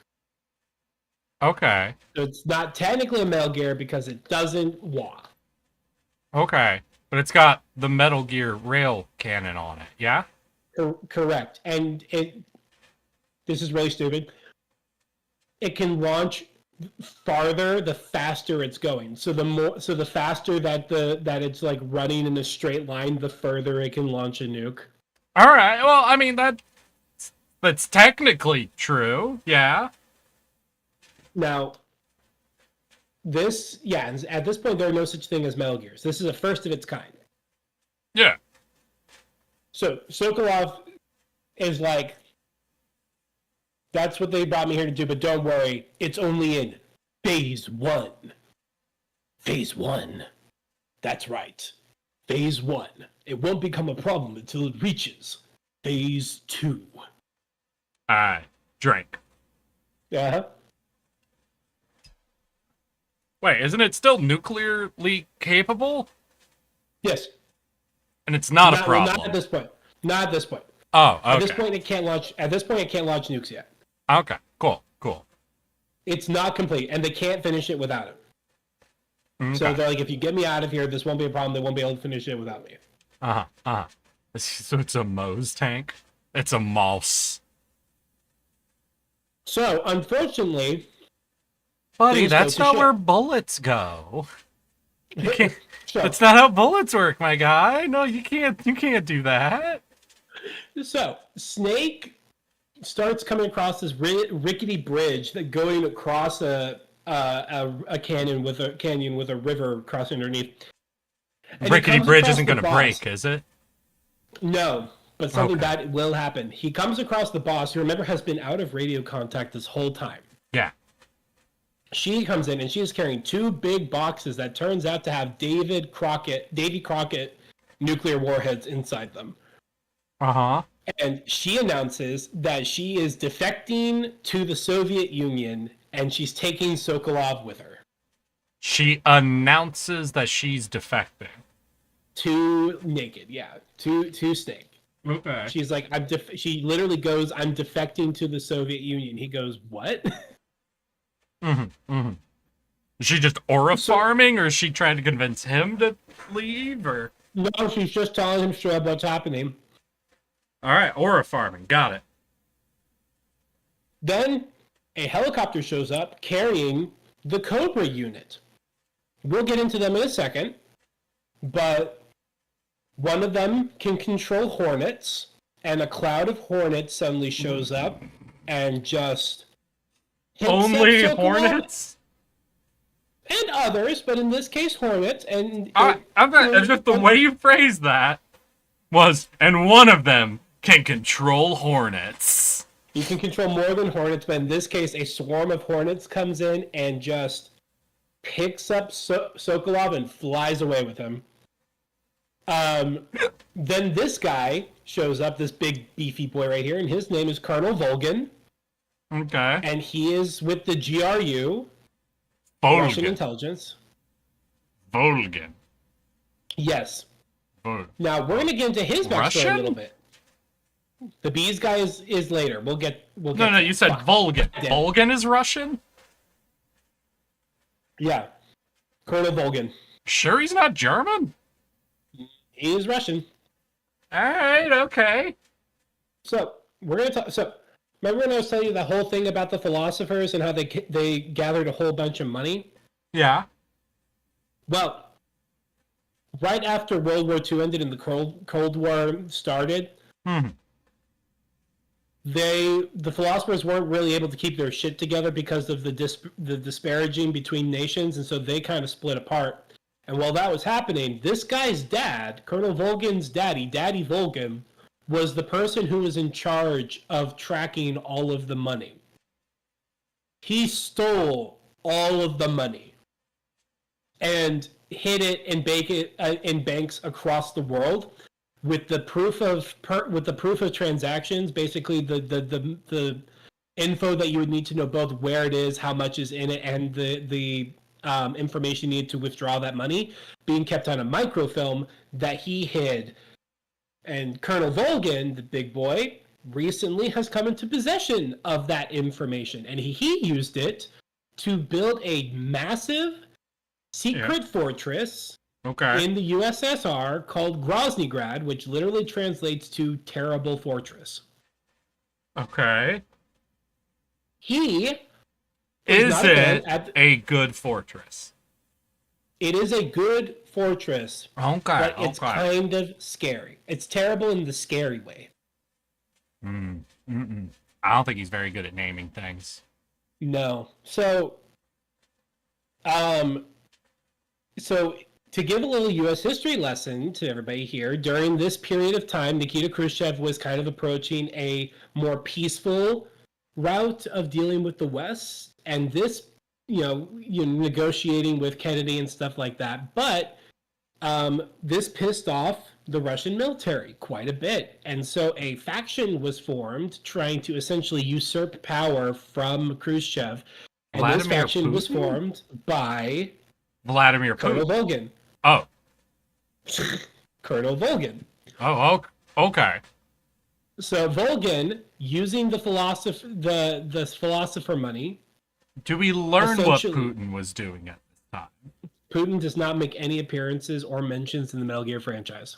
At all? What? Wait, at all? At all. I'm going to be real with you right now. They kind of stopped. Like, this is the only time period where they're going to mention historical figures. Okay. All right. Gotcha. It's like Lyndon B. Johnson, Nikita Khrushchev, and that's kind of it. Those are like kind of the only. Oh, and JFK. Those are the only like actual historical figures that the game mentions by name. All right. So Volgin is in charge. It heads up this faction because he does not want peace. He wants war, and so his goal why is. We'll get to that. I'll drink for that. Oh, didn't he just get like all of the money on the planet essentially? Yes. Okay. He's using it. So he wants Sokolov because Sokolov is clearly capable of inventing something that he wants, the Shagohod. So the boss with the Cobra unit helps Volgin kidnap Sokolov, the Shagohod, and takes them and whisks them away. Yeah. To his fortress of Groznygrad. Before that happens, though, the boss breaks Snake's arm and throws him off of a 2-story, 3-story bridge to the river below. Yeah. As the bad guys are making their way away, Volgin grabs one of the Davy Crockett rockets. Yeah. Which is a portable nuke. Yeah. And uses it to blow up the Soviet-run research facility that Sokolov was working at. Okay. So you need to realize this, is that now the Soviet Union essentially is like, why was an American plane that flew in Snake and the boss, an American plane, and then shortly after an American nuke exploded in our territory? Okay. So the U.S. military is pissed at Major Zero, the old guy with the headset, and Snake for botching the mission so bad, and essentially they're like, do we scapegoat you? I don't know if that's good enough for this. Okay, here's what we're going to do. Go back in. Your new mission is to kill the boss. Yeah. Kill Volgin. Yeah. destroy the Shagohod. And if you fail, we will execute you and Major Zero. Well, if you fail, you'll be dead. Yeah, well, Major Zero will get executed. Oh, okay. So, Snake then returns, immediately gets confronted by the boss, who then beats the shit out of him and tells him to leave. And she says the border is 16 miles that way. And then she just leaves. The border into Russia? No, I think into, like, the rest of Europe. Okay, but the border between all of the Soviet Union and Europe. Yeah. They're guarding that whole border? Mm-hmm. Damn, that's crazy. So, Snake then is told that he needs to meet up with his contact. His contact is a former U.S. code breaker named Adam. Now, there's actually 2 former code breakers. Oh, Both shit. of them had... Is it his sister named Eve?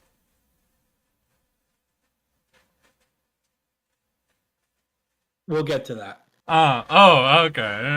Oh, jeez. Dang. How did I predict there'd be Adam and Eve? I don't know. So, there's 2 code breakers. He's supposed to meet with Adam. When he gets to the location that he's supposed to meet at, he does not find Adam. He instead finds Eva. I'm going to bring up a picture. Eva? Eva. EVA. All right, but nobody's named Eva, and people are named Eve. Kojima? You could have just named her Eve. You didn't... He could have. It would have been more normal to name her Eve, Kojima. Yep. Yeah. Yep. Ah. So, he meets up with Eva, who then tells him exactly where Sokolov is currently being held right now. He then gets confronted by Ocelot again. Okay. Ocelot has now switched to using revolvers after Snake was like, you should use revolvers instead. Uh-huh. And So this is now where we that's- learned that Naked Snake was actually setting up Ocelot, because now he has less than half the number of shots and is killed instantly.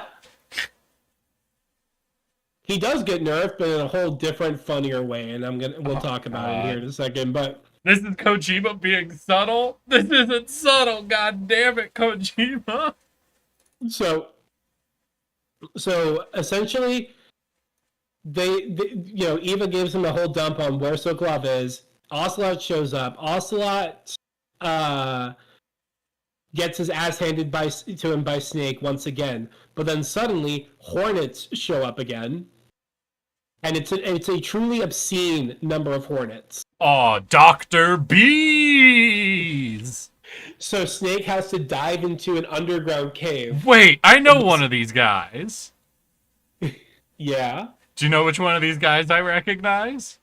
I'm guessing it's the end. Yeah, the end! I had a class in college that we were studying game design. One of our professors had us watch, I think, a 10-minute cutscene from this game, or maybe a different game, of this dude's eyes bugging out of his fucking head. Yeah, he can pop his eyes out of his head. And it was Those are without those powers. having seen anything else by Kojima, just watching the sniper's cutscene with how long it was and how it kept looking like it was about to end and keep going, that I first time in my life out loud said, I think this guy didn't want to make video games. I think he wanted to make movies. Yeah, you're correct. So we're going to talk about the Cobra unit. So this is the Cobra unit. All right, And now I want to point this out. So when Volgin and the boss are meeting each other, and right before she throws Snake off the bridge, Volgin goes, "Is he coming with us? Is he another one of your proteges?" And she goes, "No, he is still a child. He has not yet picked an emotion to take into battle." And essentially what she means by this is that the Cobra unit, each one of them has a emotion that they personify on the battlefield, And I want to point out Okay. that What the a- pain and the end are not emotions. All right, no. Here's what I'll say. I'm willing to forgive the pain. You know, you could say whether or not there is emotional pain. Pain makes you feel emotions. I can see an association between pain and emotions. You know which two of these aren't emotions at all? Before you say anything about the boss, she actually had a different code name. She used to go by The Joy. Okay, then why the fuck does she go by the boss? Because she's just that good, Eric. God, it sounds like she's abandoned her emotion. God damn, I don't see any joy on this fucker. I mean, the fear So- brings fear, so is he scared? So, And I can't see what Bubbleheads is. oh, sorry. Let me move my head. There you go. Oh, the fury. The Fury. So Yeah. the pain, the joy, the fear, the fury, the sorrow, the end. Yeah. Yeah. Okay, okay. Okay, so going in order. So the pain, was a experiment from the philosophers where they essentially instilled inside of him a parasite that Yeah. allowed his body to secrete pheromones that allows him to control insects, primarily bees and wasps and hornets. Okay. He also Did they Generates- know that in their universe they could have just gotten a psychic that could control insects? Were the philosophers aware of that? no, he wasn't born yet. Well, no, I listen, I understand Psycho Mantis wasn't born yet. What I'm saying is, were the philosophers aware that in their universe, they could have just gotten a psychic, right? I don't think they were. These people are real shit about trying to control the whole planet, aren't they? Yeah, they are. Okay. So, let's work down the list. Hmm. The pain also does not feel pain because he generates, I think it's like 10 times the normal amount of adrenaline that the human body typically generates. That's a shit thing for him to say is his thing, then. He just brings a lot of pain to the battlefield. He Okay. also. So does he everyone also- with a gun. Get over yourself. What the fuck? He also breeds a special kind of bee called bullet bees that he keeps inside of his body as a hive. Yeah. And when he takes his mask off, he shoots them out of his mouth at you. They Okay. are just bees that traveled at the speed of bullets. Oh, okay. Okay. We already have discussed the history of the boss. Mm-hmm. Mm-hmm. Then there's the fear. Ah. The fear is equipped with a natural camouflage that turns him actually invisible, but it consumes a lot of stamina.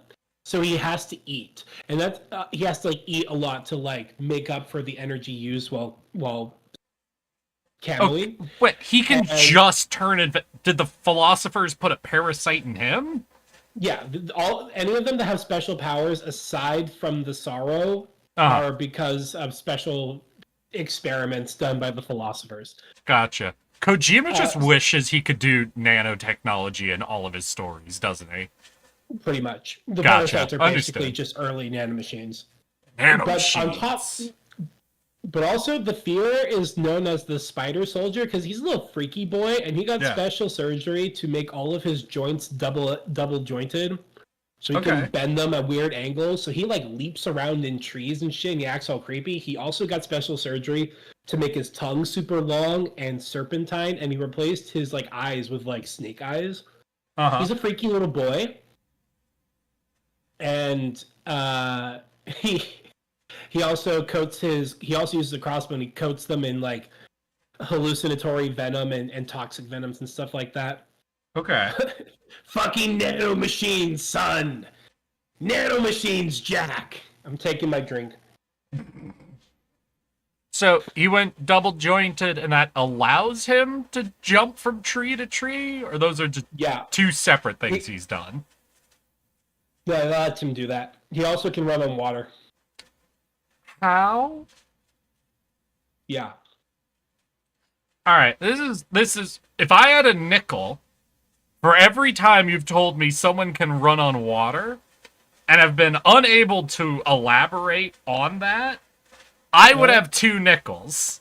And At listen, least with that's not a lot of nickels, but it's still surprising that's happened twice.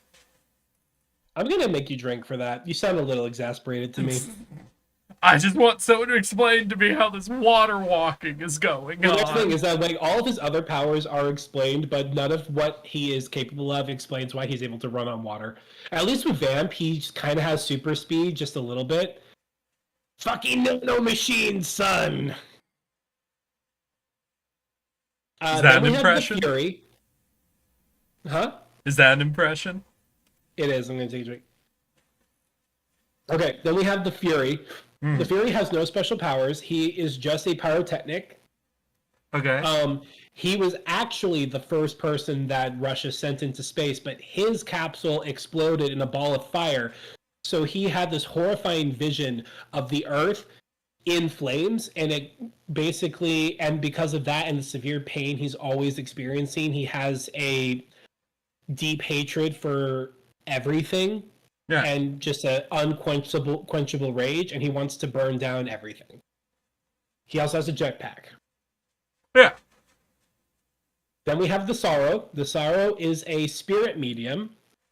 He is capable of speaking with the dead, invoking the dead. He was basically able to be like, how many soldiers are in that base? I don't know. Let me talk to this dead guy that we just killed and get the info out of him. Or I can like take on this guy's memories and use that to make myself a super soldier. So now I know everything he knows. Okay. He is currently dead. All right. But like the second they found out they could make someone like that, they did that experiment on thousands more soldiers, right? That's what the philosophers did. He is not a result of experiment. He just came like that. All right. Okay. Mhm. I feel like I'm starting to notice a pattern here where Kojima does invent the most magically powerful people and seem to be very bored at those concepts. And then he imagines like a dude who's a really good soldier and is like, everyone's going to love this person. We're going to clone them infinite times. Well, we're going to clone them 3 times. Let's not get crazy, Eric. I'm sorry, what happened to Solidus Snake? He died. Yeah, but wasn't he a clone? Yeah, that's the 3rd clone. Oh, okay. Liquid, Solid, and Solidus. Oh, okay. And you're telling me they didn't clone him again? Yep, I don't believe that's the truth.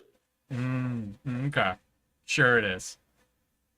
So the Sorrow is actually dead, and no one else here knows that he is currently hanging out in the mission. Only Snake can see him. Yeah, because he communicates with... Wait, can Snake communicate with the dead? No, just the Sorrow is purposefully only letting Snake see him. Oh, okay.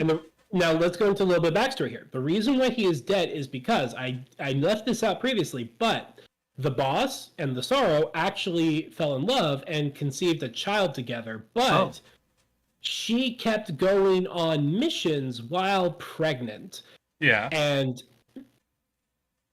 during the storming of Normandy, Yeah. had to give birth to their child. Okay. That child's name is Ocelot. Okay. So Ocelot that's why he gets to survive multiple games. That, and because I think he's probably the best character in the whole franchise. Fight me.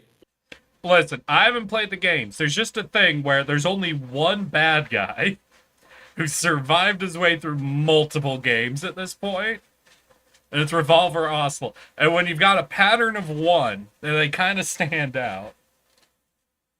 I'm telling you this right now. It's good. Ocelot's actually the most good guy of all of them. He's the best boy. We'll get to that. I'm taking my drink. I don't know. So far, I'm starting to think Sorrow might be the best guy. I would not call going to Lil Pink. I would not call him a nepo baby because here's what happens. So the boss ends up having to have a C-section in the middle of battle during the storming of Normandy. Okay. This results in a large snake-shaped Wait. scar across Okay. her whole I'm torso. sorry. I'm sorry to pause right here, just because there's just something that's finally clicked about them being at Normandy, right? Yeah, yeah. Why were they sent to Normandy? What do you mean? I mean, do you know the history of the Normandy beach attack? Yeah. Okay, so there were 4 beaches that were being stormed at the same time. Yeah? Mm-hmm. So why was this squad sent to Normandy? Yeah. I don't know. Oh, okay. I'm willing to bet $5 because that's the only one that Kojima can name off the top of his head, and he didn't want to do any more reading. Okay. Because you said you know the actual history of Normandy, right? Yeah, I remember there was 4 beaches: Omaha, Normandy, the others. Yeah. One They of had them all was been aggressively significantly- bombed and artillery struck beforehand. Yeah. And that's where we were dropping because we figured there'd be nobody resisting at those beaches. But something got fucked up with the Normandy bombing, so there was still some dudes in machine gun turrets there. Yeah. Although, fun fact, so one of Theodore Roosevelt's children was a general who stormed the beaches. He ended up at a beach he ended up at a completely wrong beach that was not part of the plan. Yeah.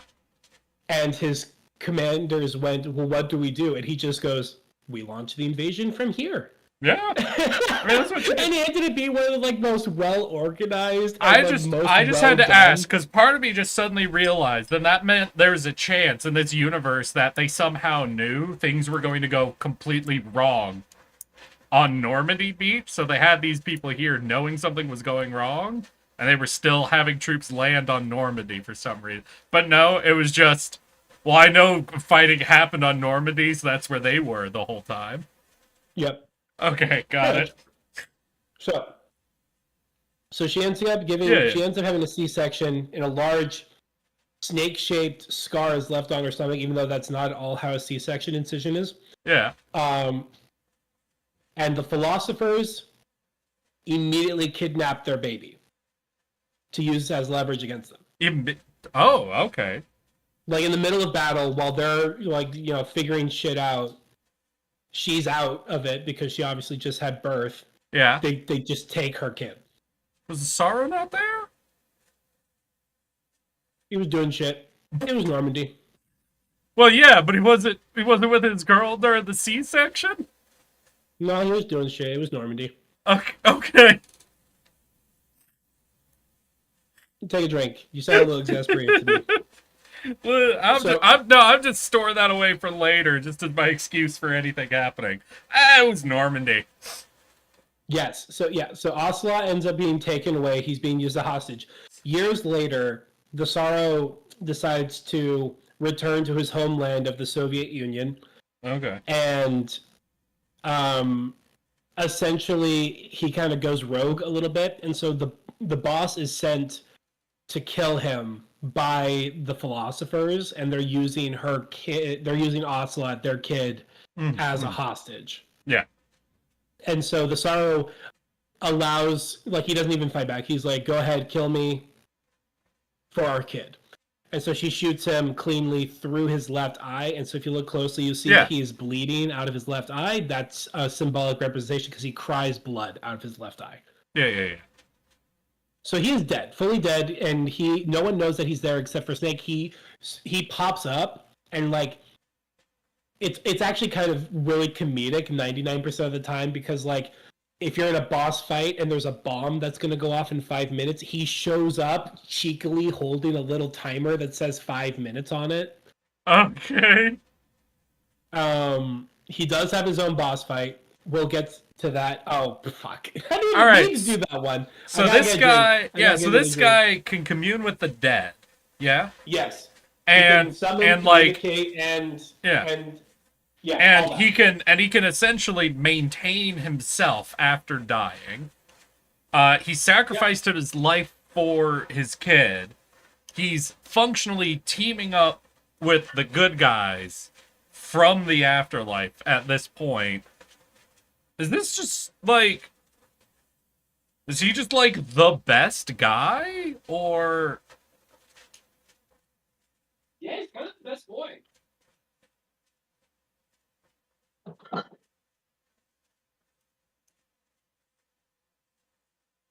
And nobody wanted to clone this guy, yeah? Nope.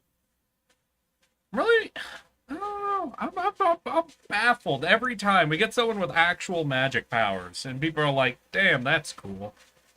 Have you seen how good this person shoots a gun, though? But they can shoot a gun really good.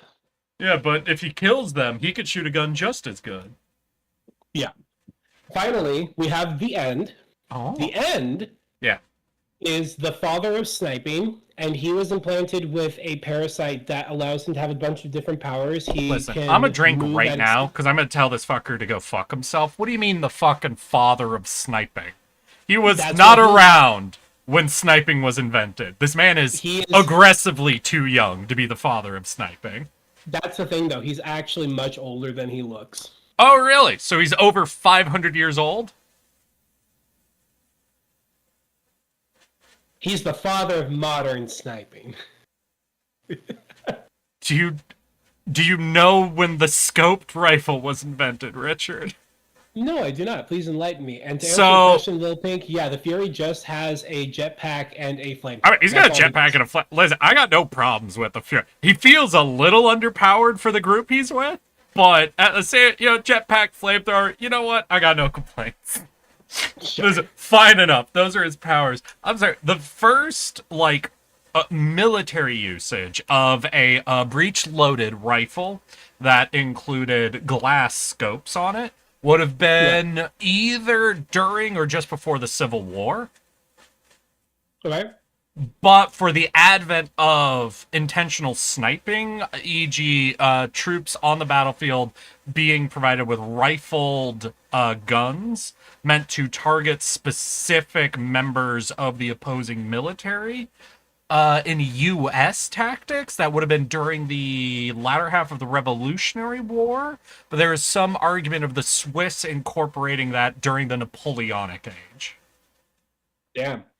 Well, blame Kojima for not reading history.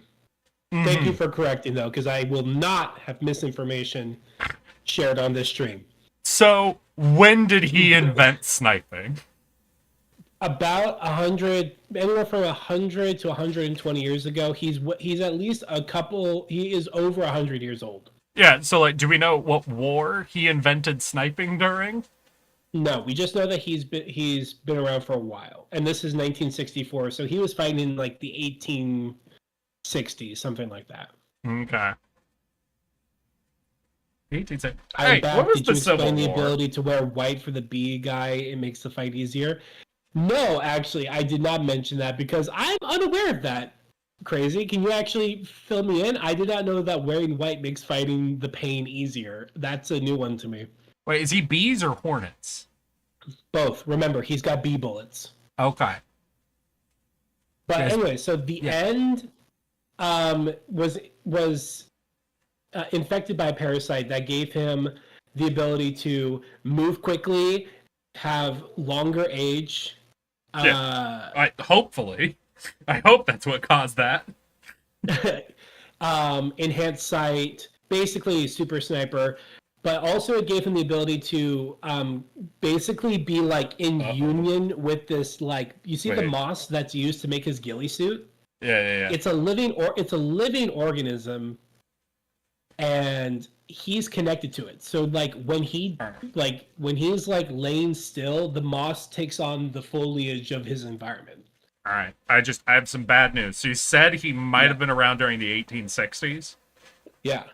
Yeah, so if he's calling himself the father of sniping, and he might have been alive during the 1860s, and Yeah. considering he's a bad guy, this dude Yeah. might have been fighting for the South during the Civil War.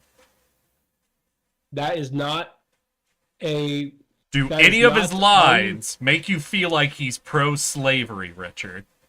None of his lines implicate that, but he does kind of have a little bit of a southern twang because he says, Oh like no! his very Oh first line, no! He's a slave owner. his very first line is "Welcome back." Oh God, no! That's exactly how he sounds like. Crazy. To answer your question, no, I actually am unaware about the wearing white thing. Can you fill me in? Because this is news to me. I've always just kind of fought the pain as is. Oh man. But anyways, so also he can breathe and drink water through his skin. He photosynthesizes. Oh shit! Like the almost naked lady. Yes. And he doesn't need a spotter because his parrot acts like a spotter for him. All right. Important question then. Does the parrot spot for him in English?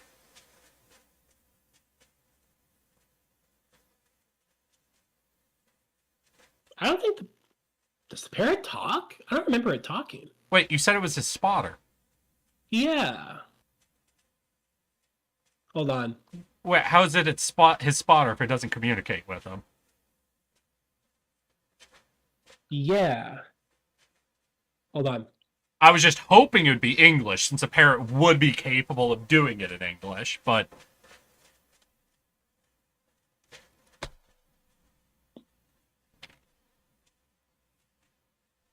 Yeah, no, it does speak in English. It primarily refers to him as grandpa. Yeah, so it would be like up 2 clicks. Yeah, no, the bird does talk to him in English. Yeah, so it'll be like up 2 clicks, adjust for the wind. Yeah. But, little things right. Like he does the actual spotting off screen. The only What? lines we actually hear him. Why all the lines we would you actually hear not him put say that are- on screen? That The would only be direction- amazing. I need you to imagine a sniper sat there shooting. He's got a little parrot on his shoulder when he's laid on the ground, and the parrot goes, "Rah!"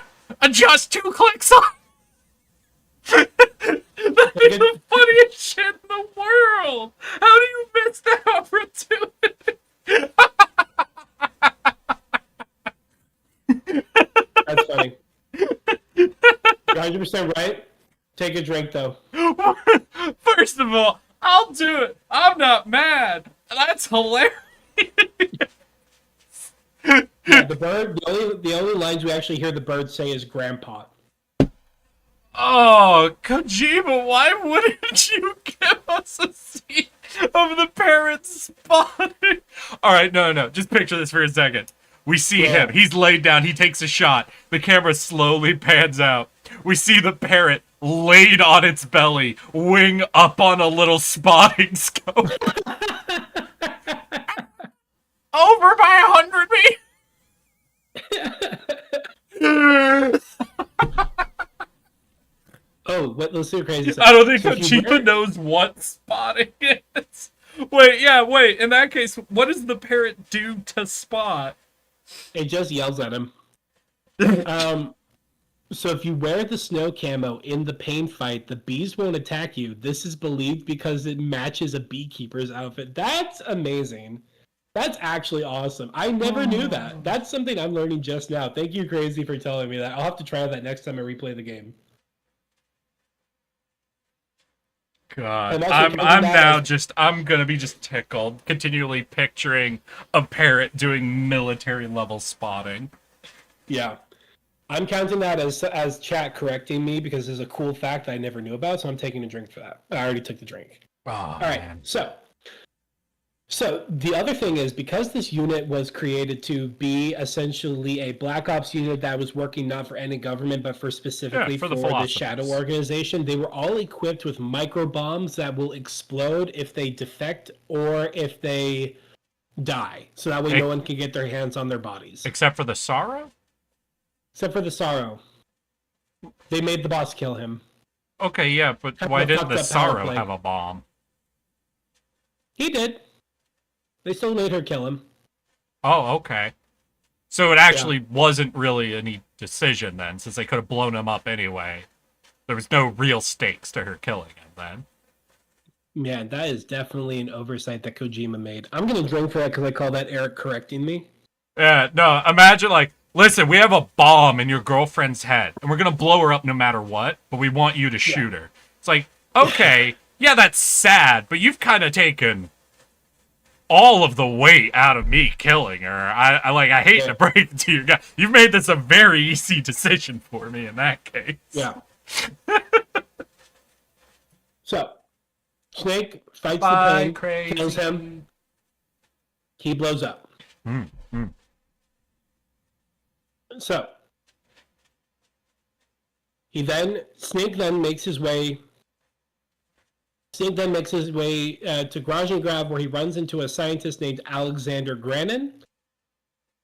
Granin was originally hired by Colonel Volgin to develop a walking weapons platform that could launch nuclear weapons. Okay. Granin calls this Metal Gear, but unfortunately, he has not been able to fully crack the code yet. Does he say why he wants to call this Metal Gear? Nope, he just calls it Metal Gear. Okay. But because the Shagohod was created by Sokolov, Volgin was like, I'll take that instead, and just kind of ditches the Metal Gear project and just goes that way instead. Okay, so he abandons the idea of making a walking mech to make a, like, nuclear-capable artillery device, yeah? Is essentially Yes. what the Alright, so he's smart. We finally have a smart character. Holy shit! This has been the best game so far! We have a military spotting parrot who can speak English, and we have a dude saying, this mech shit is stupid! Let's just use this actual artillery unit! This is great! So, what's funny about this?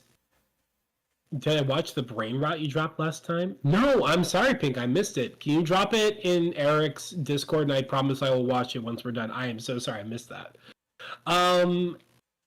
So, so Snake compliments Granin's shoes. This makes him so happy that he gives him a key card to help him access further facilities inside of Groznyj, and he also mentions to him that he's going to leak the Metal Gear plans to someone else because he thinks that it's a super cool idea that someone definitely should use. Alright, wait, so, shoes complimented. Yeah. Have full access to my base.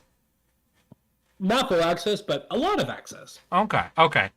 And I'm also going to tell someone else because I think nuclear launching devices are really cool. Yeah.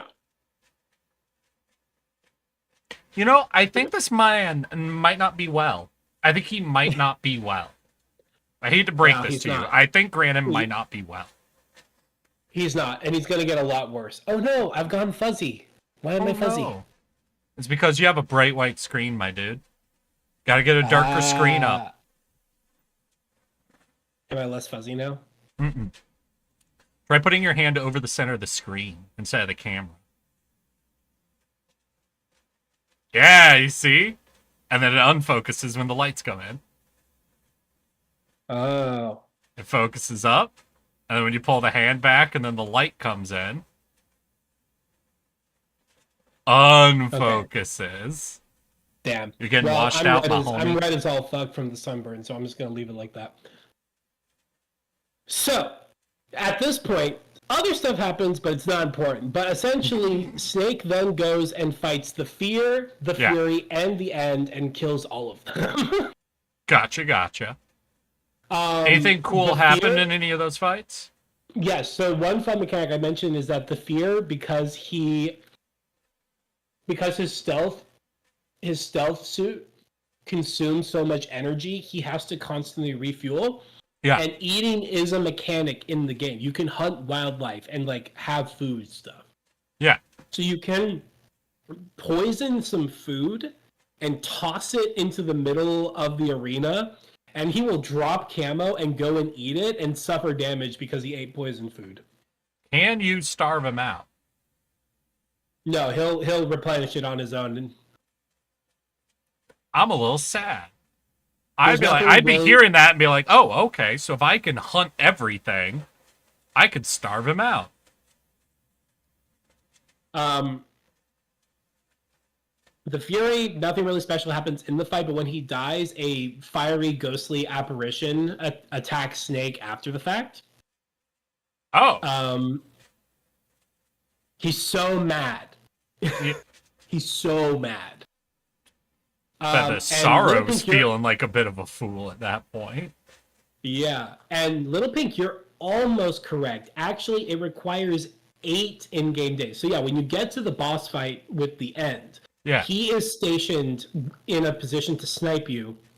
And if you save your game and either wait or fast forward your console's internal clock 8 days, Uh-huh. he will die of old age. Oh. So he's Yeah, really just he's feel really bad. on his last fucking gasps here, huh? Yeah, no, he is just he spends all of his time being wheeled around in a wheelchair and Oh. asleep. He's conserving all his energy. And fun fact, actually, there's a moment where you come across like your spine, like Snake's like looking through like binoculars, and he sees the boss talking to Volgin, and the Fear and the End are there with her, and she tells the Fear to go off and go find Snake, and that's when we see him run on water. As that cutscene ends, they take the end and they start turning around and start wheeling him back inside of the base. But if you're quick with a sniper rifle, you can just kill him right there before, like, hours before you run into him in the actual game. Does that cause anything? Yeah, he dies and explodes, Oh. and then you just skip that whole boss fight. Wait, so could you have gotten the boss in that moment? What? She said the boss wheels him in, yeah? No. A random soldier does. Oh, okay. Only the End will die as a result of this. Okay. Gotcha. And here's another fun fact. Yes, Pink's right. It is IRL days, not in-game days. But here's the other thing, too. When you fast forward... The internal end is clock- not Ocelot. Thanks. I appreciate you clarifying. I was very... You know, considering Ocelot was born well after the end was, I was thinking, I don't know, part of me thinks the end might be Ocelot, but that timing doesn't quite work. Thank you for clarifying for me, Little Pink. I'm real appreciative for you clarifying the end is not Ocelot. So, if you try to do the fast forward method, and again, it is real at times. So you're fast forwarding your console's internal clock. Yeah. So today is the 12th. Fast forward to the 20th, he dies. Yeah. But if you come back prematurely, then he ambushes you with a tranquilizer dart, and you get sent to a prison that you have to fully escape, and then make your way all the way back to the boss fight. Okay. But can't you also just beat him? Yeah, you could just fight him normally. Okay. Could you imagine how obnoxious it would be if you like got to his fight and you're like, all right, there's a good save point. You save, you leave, you come back the next day, and it gets the ambush, like the free ambush on you, and you're like, what the fuck? Yeah. That has happened to people. I mean, I imagine that's happened to people. That sounds like that'd be kind of frustrating, honestly. Yeah. Yeah.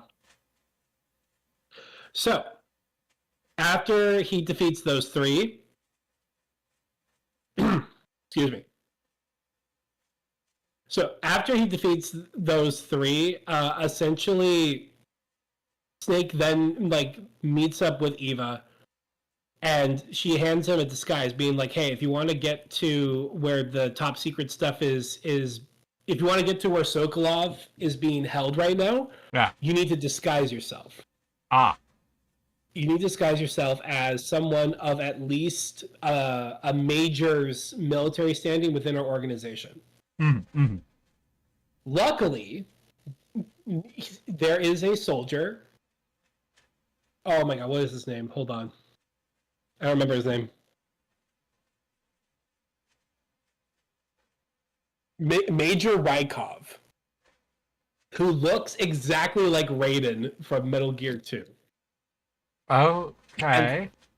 And there was a previous mission that was planned before all of this went to shit, where essentially they're like, well, what if we instead disguise one of our operatives to look like Major Rykov, and he infiltrates the base and takes what we need and leaves. So they already had this mask that looks like Rykov prepared ahead of time. So Snake just has that with him. And so they're like, hey, go in, knock him out, steal his uniform, and go find Sokolov, because you'll have access to the area because he's a major. I killed him by accident without knowing it because we went away on vacation. That must have been so funny, V. That must have been awesome. But yeah, no, he is not Raiden. He just looks like Raiden. Like, Okay. exactly like him. And so we know for a fact that Naked Snake has a mask that makes him look exactly like Raiden. Pretty much, yes. Huh. So, and the reason why they chose this guy specifically is because he is the lover of Colonel Volgin. So no one would question because he has way more authority in the base because he's fucking the boss. And by fucking the boss, I don't mean the boss, I mean Colonel Volgin, who's the boss of Groznygrad. Yeah. Oh, so Volgin's gay? Volgin is gay. Huh.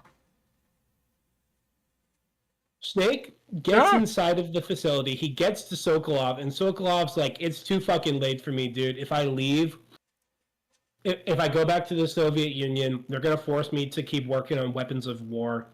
If I go back to the US, they're going to make me do the same thing. I'm cooked either way, bro.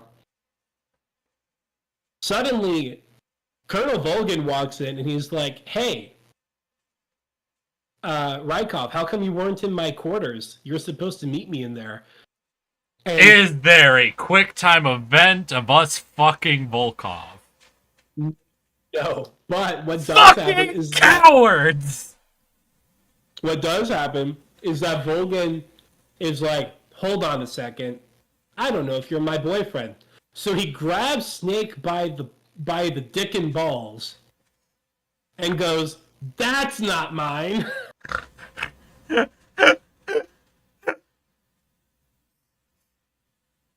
There's just a straight up cutscene where Volgin comes in, grabs you by the crotch, and then Snake smacks it away. He's like, no.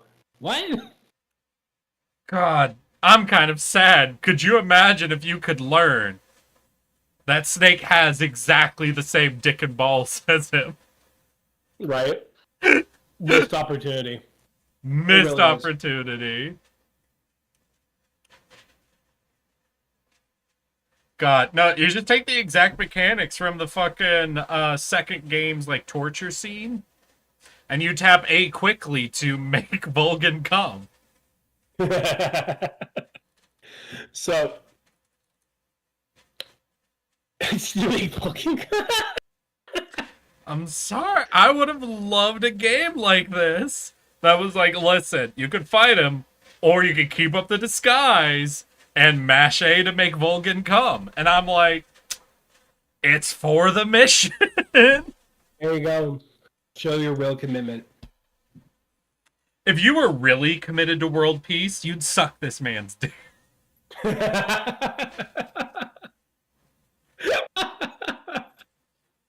What? I thought you were a real soldier, huh, Snake?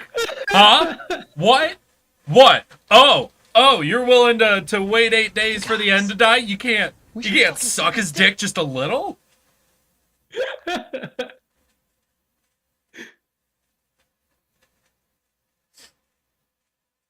So, Snake gets captured Yeah. and tortured, and this is where actually, Yeah. it's not revealed here. It's been revealed way earlier in the game, but I forgot to mention it. Volgin has electrical powers. He can generate naturally, internally, 10,000 volts of electricity in his body. Oh. Just cuz? Or... Just cause. Oh! So this wasn't an experiment thing that was done to him, like... No, Like the no, pain. he just does that. No, he... No. Okay. No, he just does that. So, he starts torturing Snake with his electrical powers. Ah, okay. By the way, this whole time, I completely forgot to mention it. This whole time, there's been another KGB agent here by the name of Tatiana, who just so happens to look exactly like Eva, but she's wearing glasses and her hair is back. Oh, so nothing like Eva. Nothing like Eva. And she's there too.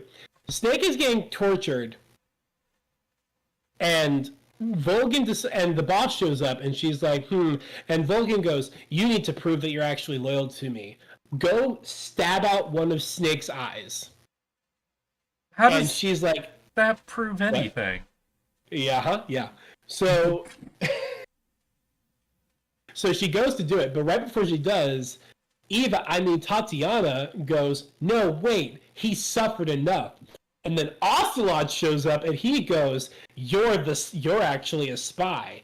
I recognized your smell. And no, not your perfume. I recognized the smell of gasoline from your motorcycle that the other spy was using." Because there's a motorcycle I forgot to mention. Eva drives a motorcycle. Okay. And so she smells like gasoline, and that's why Ocelot knows that she's the spy. You And are he- the spy. And then he grabs her titty, Oh, she slaps him, fair. and then he pulls out 3 revolvers and starts juggling them. Oh, okay. I was about to say, what do you mean he pulls out 3 revolvers? And he starts I'm gonna- juggling them. Okay. He starts juggling. I'm gonna see if I can find the cutscene. Even if we don't have volume, it's too funny.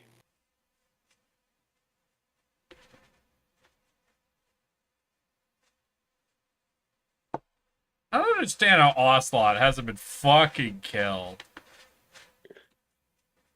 Hold on. Okay, so I've got a cutscene. I'm pulling it up right now. It is so good. Oh, This they're is- this is like- outside?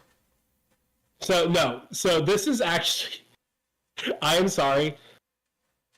This is actually from the first fight that you do with Ocelot when he starts using his revolvers. Okay. There will be no audio, but we have to watch it.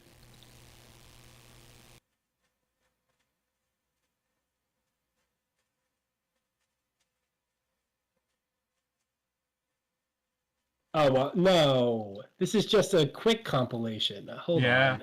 it is.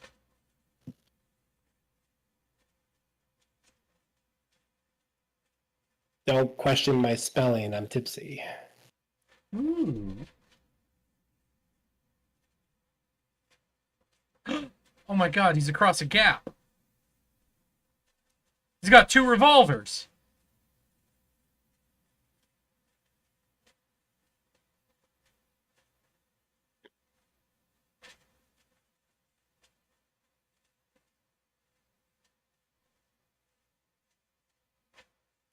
Okay, buddy. Are you good? Are you okay? All right, well, why are you doing this? You have to realize you're no longer aura farming. That like if you start spinning them again, this isn't you looking cool. I'm just confused. He just does that. He just does it. I forgot he does did it that with for the a bees. moment. Wait, what did he do to the bees?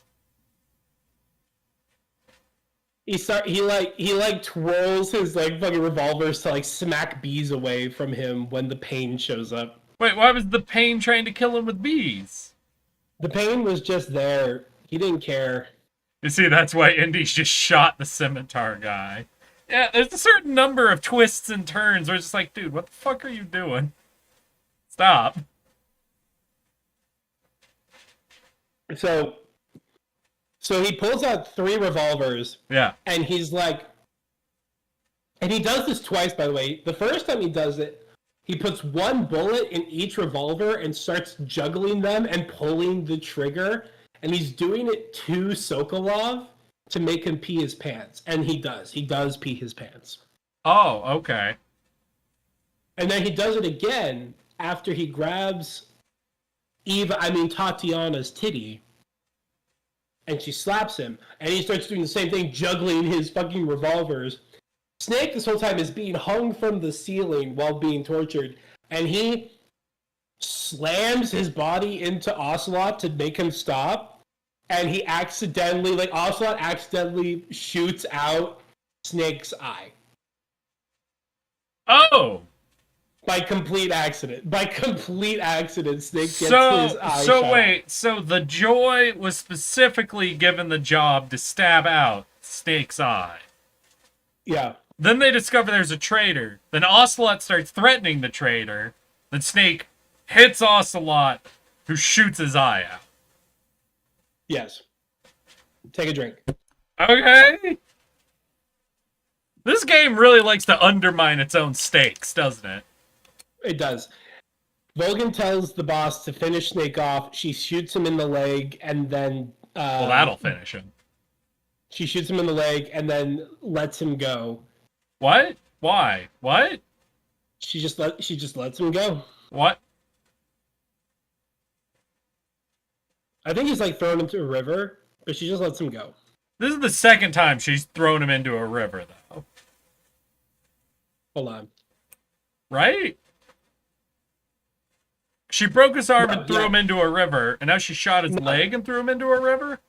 No, sorry, no. He does fall into a river, but that's later. No, she puts him in a jail cell and says that she'll kill him later, but she's giving him a chance to escape. Okay. So she's not actually on Volgin's side. We'll get to that. I'll take my drink. Okay. So,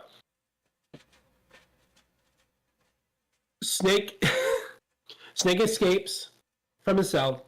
He finds out that I forgot. Also, at one point, he sees fucking Volgin beating the fuck out of an oil barrel, like just going to fucking town on it. And then he throws it into the air, and it turns out that inside of the oil barrel is the dead body of Alexander Granin, that one scientist who Snake's complimented his shoes. Yeah. And he killed him for basically giving Snake the key card and helping him out. Okay.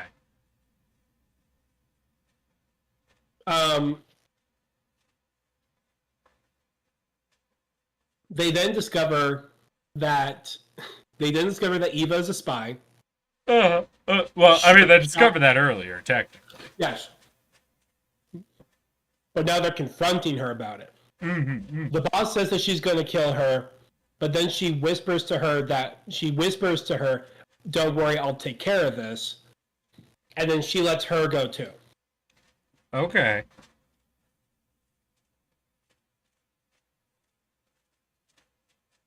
At this point, Volgin loudly declares to everyone in earshot exactly where the Philosopher's Legacy, which is the microfilm with all of the money on it, Yeah. is currently being kept.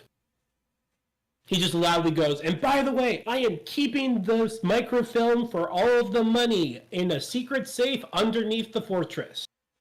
Okay. He just declares that out of nowhere. Yeah, and nobody falls for it, right? Eva falls for it. Ah, I see. Eva falls for it, and that fully solidifies that she is the spy. Even though No, also that fully solidifies confronted that her- she is an idiot. Yes. Correct. Mm-hmm. So, Snake then. Fuck. Hold on. I've drank a lot. I made these ones really strong. I gotta recollect where I'm at. Hold on. A lot happens in this game. Yeah. So, Sokolov is also killed because Volgin doesn't need him anymore because he... Oh, yeah, so, sorry, before Snake got tortured, Sokolov was murdered by Volgin because he didn't need him anymore because the Shagohod was done being built. Mm-hmm. Okay. And we wouldn't need the guy who built it for any reason whatsoever. No. He Got already it. built it, Eric, please. What else could he need? Oh, well, maybe the fact that Volgan's plan is to use the money from the philosophers to build a shit ton of these things and then distribute them to third world countries around the world, creating uprising and plunging the world into mass warfare. So, giving a nuke to every Yes. third world country Yes. would lead to uprisings? Yep. Wait, but wouldn't just the person in charge of the country get the nuke? Nope. No. He plans on distributing these weapons and nukes Yeah. to third world nations and resistant forces around the world to trigger uprisings and plunge the whole planet into full-blown war. Uh-huh. That's his plan. I don't think how that works, but okay, continue. Volgan has not made any smart plans up to this point. I don't know why he would start now, but okay. I love this. Pink said these are Soviets. They've never heard of any words like maintenance. Yeah, once you build the nuke, you have a perfectly functioning nuke until the end of time, right? That's how that Of works. course. Yes. So, it's at this point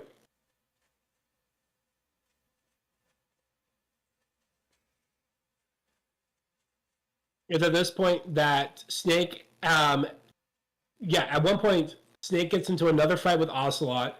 Ocelot starts doing the fucking juggling shit again, and Snake uses this opportunity to just jump off the ledge into the river below. Yeah, yeah. And that's where he comes into contact with the Sorrow. And And Sorrow then makes it very Ocelot clear, never does that again, right? Never again. Okay. Never again. Never. Yeah. So Snake ends up in this burning forest with a river that he has to wade through, and he's confronted by the Sorrow, who makes it very clear that he's in the spirit world right now. And the Sorrow basically is like, you now have to confront your past deeds. And what he means by that is you have the choice when playing this game. Yeah. You could either kill people or you could just knock them out or just sneak past them. Yeah, yeah. During this boss fight, you are slowly wading up a river, dodging the souls of everyone you've ever killed, including the bosses. So Gotcha. if you take the peaceful route and you sneak as much as possible and only knock people out, this boss fight is piss easy. And if you murder the fuck out of everyone that you see, it is a much harder fight. Okay, so why is the Sorrow confronting him? Yeah. What do you mean, yeah?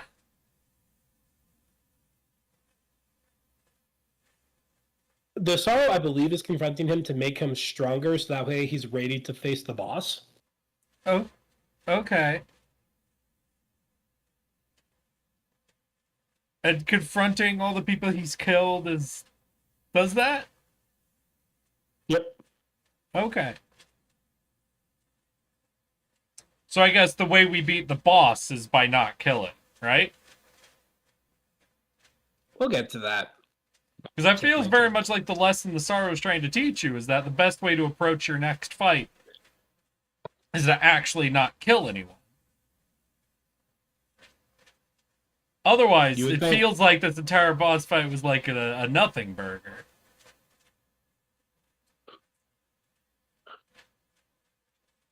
So Snake confronts Colonel Volgan, Uh-huh. and they have a fist fight because Volgan's electric powers blocks bullets, so you have to beat him up in hand-to-hand combat. Okay. And then you think he's dead. And then you go and So meet we up with did Eva not and they're learn the like- lesson that the Sorrow was trying to teach us. Correct. Gotcha. You meet up with Eva. She's like, I place explosives everywhere.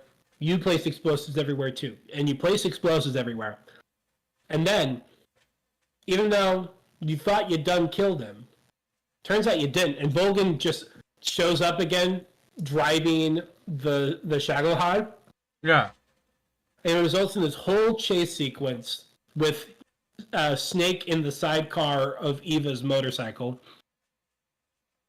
Ocelot also shows up out of nowhere driving a motorcycle, and you drive through this burning wreckage, and he's about to get crushed by debris, and Snake saves his life by blowing up the debris with a rocket launcher right before it hits him, even though the explosion from the rocket would definitely have killed him, but it doesn't. Yeah, presumably because Naked Snake knows if he dies, the game starts over because of the paradox. Because otherwise, he would have no reason to save Ocelot, right? He literally has no reason, because Ocelot has done nothing but been a hindrance this entire time. And isn't he actively working for the philosophers? Yeah, actually, you. This is a spoiler, but I'll give you that. Yeah, he is actively working for the philosophers. So we save him because reasons. Because reasons. We then fight the Shagohod with Volgin inside it, and we defeat him. And then he pulls out a bunch of wires out of the Shagohod's chassis, wraps it around himself, and starts piloting it again, but this time acting as its core because of his electrical powers. Yeah. We defeat it again. It starts raining, and because he is actively doing electric shit and plugged into an electric device, he bursts into flames. Okay. And dies. So we're really not applying anything that the Sorrow tried to teach us, yeah? Yep. So we get to the last thing to do. Snake has the launch data from the Shagohod. So he has all that information about the nuclear weapons that could be used to build something for the US. He has the microfilm with all of the information on... No, he doesn't have the microfilm yet. You know, the one who has the microfilm is the boss, who is waiting for them at their escape plane that is waiting to take off. The boss confronts Snake and basically goes, I'm not loyal to any country, I'm loyal to my cause. Which is... And you have they have a whole fight, and Snake finally defeats her after getting his ass kicked by her about 4 or 5 times over the course of the game. Yeah. And the boss basically tells him, I have a dream of world peace, where there's no governments, there's no nations, there's no division, we're all just one people. Okay. She's a communist. And then she asks Snake to kill her. Why? We'll get to that. I'll take my drink. Is it not in this scene? What do you mean we'll get to that? No, it's not. Take a drink. What? So Snake kills her. We cut to Langley, Washington. Uh-huh. Where Snake, along with the 3 people you see on screen, Yeah. a bunch of other top government officials, and President Lyndon B. Johnson congratulate Snake on a job well done and award him with a medal and the new title of Big Boss. Snake then finds out... That seems highly, highly like a strange response to having just defeated. Could you imagine if we renamed SEAL Team to 6 to SEAL Team Al Qaeda?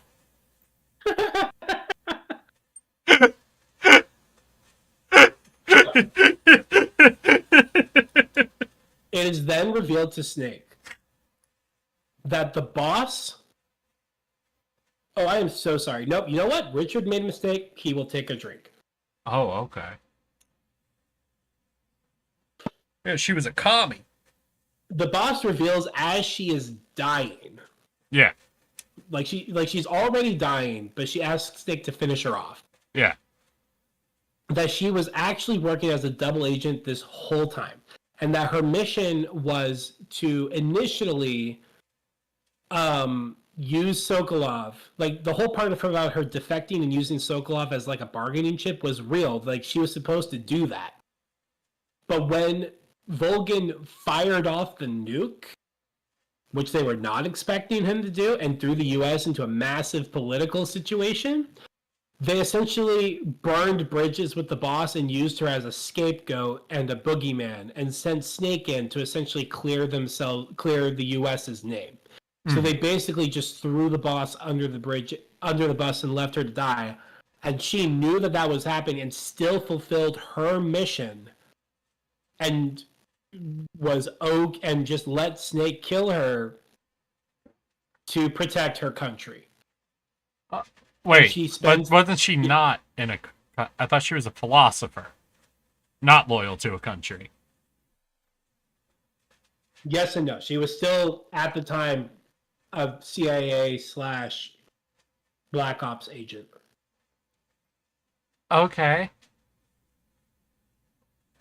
So she fulfills her duty, and essentially the philosophers drag her name... Not the philosophers. The U.S. government drags her name through the mud, makes her out to be some massive war criminal, and put all the blame on her, even though all she did was follow orders and do exactly what they wanted her to do till the very end. Snake is completely disillusioned with the U.S. government by this, and feels extremely betrayed. So when he comes into the office and is congratulated, he doesn't speak to anyone. He doesn't say a single word. When Lyndon B. Johnson goes to shake his hand, he does not take the hand and just turns around and leaves. The final cutscene of the game is Snake goes to the grave of the boss. He puts flowers and her favored weapon at her grave and salutes her, sheds a tear, and that's where the game ends.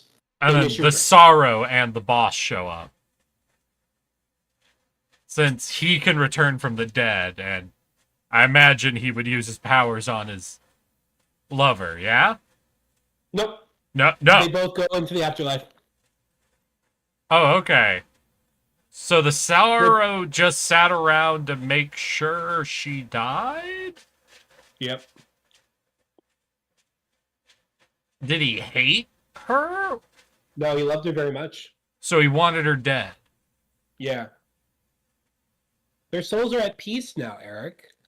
Okay, but she also could have been alive and at peace, yeah? Nah. Nah, okay, got it. Okay. So does anyone else in this series have necromancy powers? No. Okay. I forgot to mention some details. Let me bring them Also, up. yeah, wait, what happened to these parasites that let people control bugs and walk on water? We won't learn about that for 2 more games. Oh, okay, gotcha. Because I was about to say, yo, why'd we go into nanotech if we have these parasites that'll do all this shit for us? So, I have to mention some details real quick. So, Eva and Snake escape.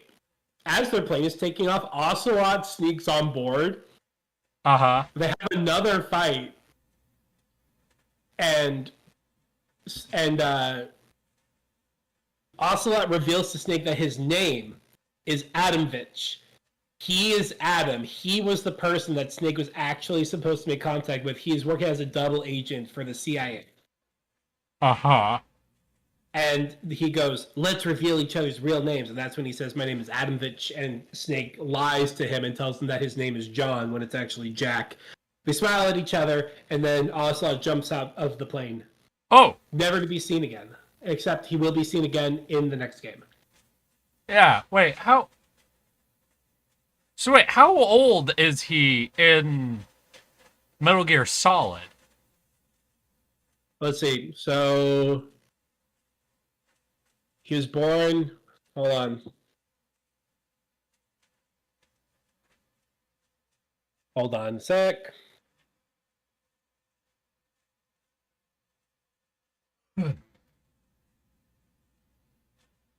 I'm sorry, I'm trying to picture like He a was born in parasite 1944. Armstrong fighting a nanomachine Armstrong right now. So he was born in 1944, and Metal Gear Solid takes place in 2005. So... he's 61 years old. 61? Yeah. God damn. Wait, but then he also makes it into Metal Gear 2, right? Yep, which is a couple years later. Only a couple of years? Yeah. All right. Damn, okay. Hold on. Let me double check for you, but I'm pretty sure. Now he's in his Ba-ba-ba-bum. 60s at least, Little Pink. Yeah, 2007. 2007 to 2009. So it's And 2009. he so it's 4 survived years that later. game too, right? Yep. Oh no. So he survives until the year 2014, which is when his final appearance happens. Okay, so he makes it to his mid 70s. Correct. All right, good So- job, buddy. So, one other thing I forgot to mention. So after he jumps out of the plane, Eva and Snake fly to Alaska. Yeah. They fuck, and then while Snake is having his post-nut sleep session, Yeah. Eva steals the nuclear launch data. And I was so the- scared you were going to say semen. She steals the nuclear launch data and the philosopher's legacy, the money, Yeah. and reveals and leaves a tape behind, revealing that she's actually working for the Chinese government as a triple agent, Okay.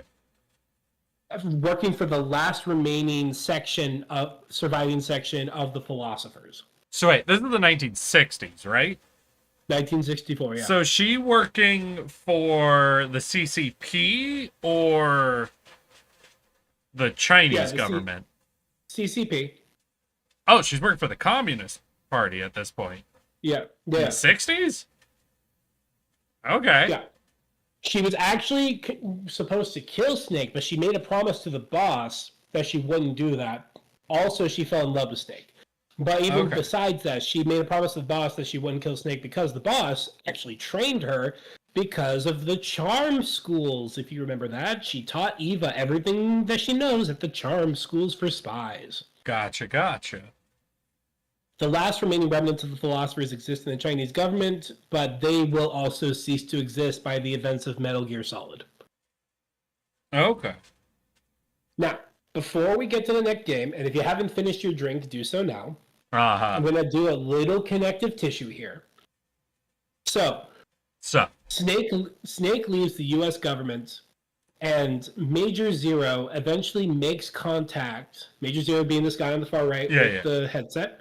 He eventually makes contact with Eva, along with Snake, and they take the money from the philosophers to form the Lale Lulelo, also known as the Patriots. Essentially, they scooped up all of the remaining structure of the American-based philosophers yeah. and converted it into the Patriots using the money from the philosophers. With the organization being headed up by Major Zero, Paramedic, Sigint, Big Boss, and Eva. Okay. Their goal However- being what? That's the thing. Their goal initially, everyone agrees, is to enact the boss's dream, which is a unified planet. Communism. However, They really fucked up with the Red Scare then, didn't they? really did, yeah. There's immediately a massive fracture in the organization because because of the two different philosophies. Snake, Big Boss, Yeah. essentially believes that the number one priority for the boss's will should be making sure that there's a safe haven for soldiers that have been abandoned and mistreated by their governments, like the boss was, like he was. Okay. Zero believes that the world should be unified by being forcibly put under the thumb of one unified group. Essentially totalitarianism, but in his case, secret totalitarianism from a shadow government. Okay. And these are incompatible ideas because why? Simply put, Zero starts forming the legends of Big Boss, and he wants to essentially use Big Boss, as a fulcrum, as a face of the movement, to unify people behind, and Snake does not want to be used as a puppet, and also doesn't agree with the essentially like fascist, like all-encompassing totalitarian approach that Zero's going for. Okay. The last straw is when Zero enacts the Los Infantes Terribles, which is the cloning experiment to clone more of Big Boss.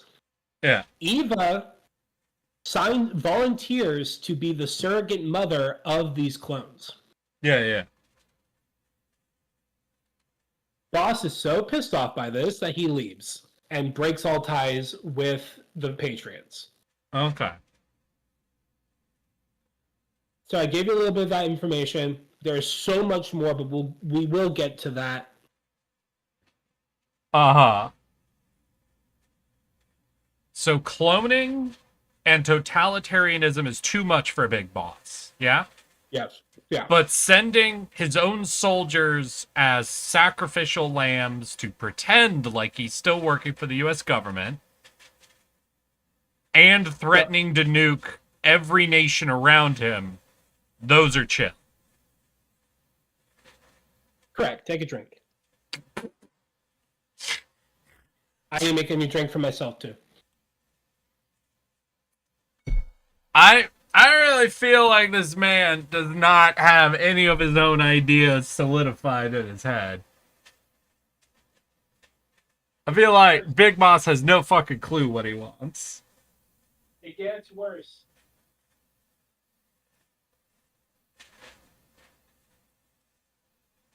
What do you think, chat? How are y'all doing?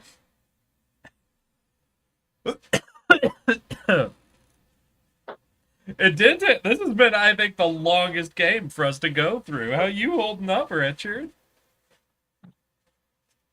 I'm doing okay. This is definitely probably the most. This one is the most dense.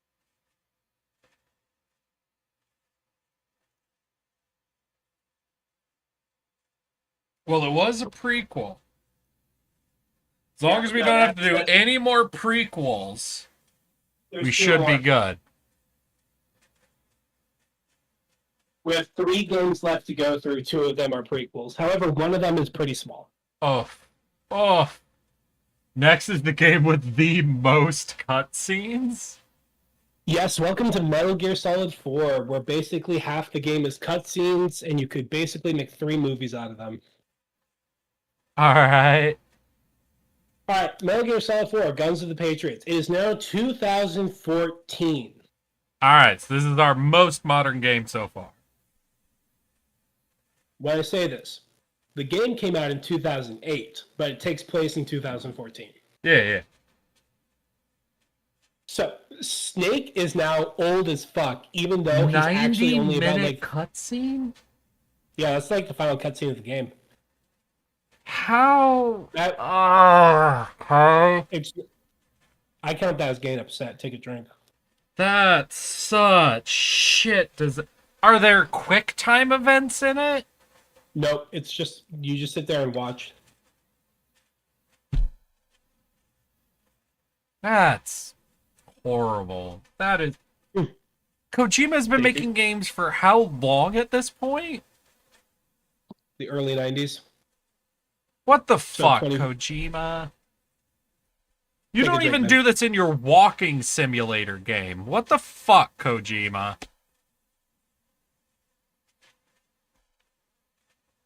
According A to an normal article in the playthrough Discord, of this game would be about 40% cinematic cutscenes. That's not all the cutscenes. Okay, so Jesus. Eric, you got mad. Take a Yeah, drink. I did. Oh, okay, my bad. So it's 2014. Snake is only about like in his mid 30s, and yet he looks like he's in his 60s to early 70s, and that is because if you remember, he was infected with a nanomachine virus called Foxdie, which is actively aging his clone body. Wait, the Foxdie, the virus that gives other people heart attacks, Yes. is aging him? Yes. Why? Not only is it aging him, it also is turning his body into essentially a bioweapon Yeah. because nanomachines are so prevalent in the world at this point that he might end up spreading it and it will kill a bunch of people. Wait, but wasn't it programmed from the point it was injected into him and on who it should kill? Yes, and it's mutated.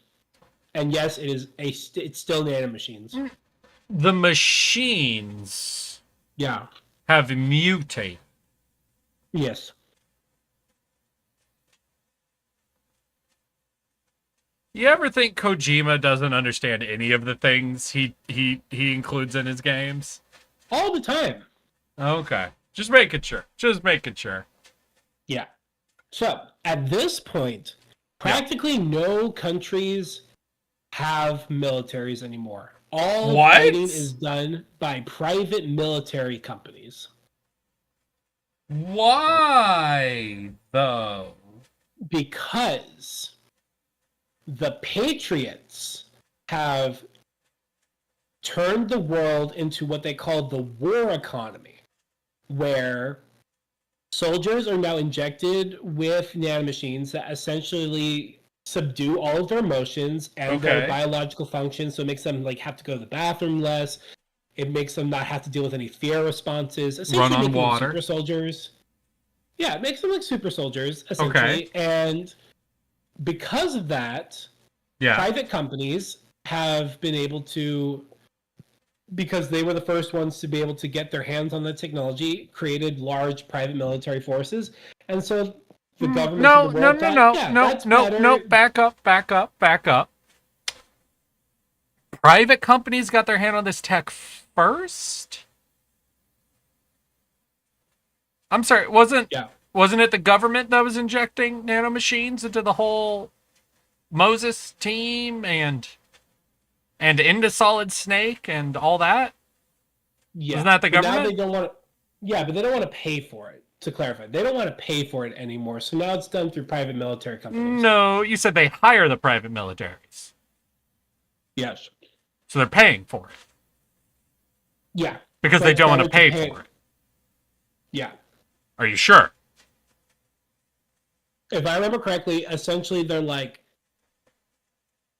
we can wait. That basically they're like, we can wage war as we want Yeah. because it's not our soldiers going to die, and it's more cost effective for us than having our own military, and that's what all of the nations of the world decided upon.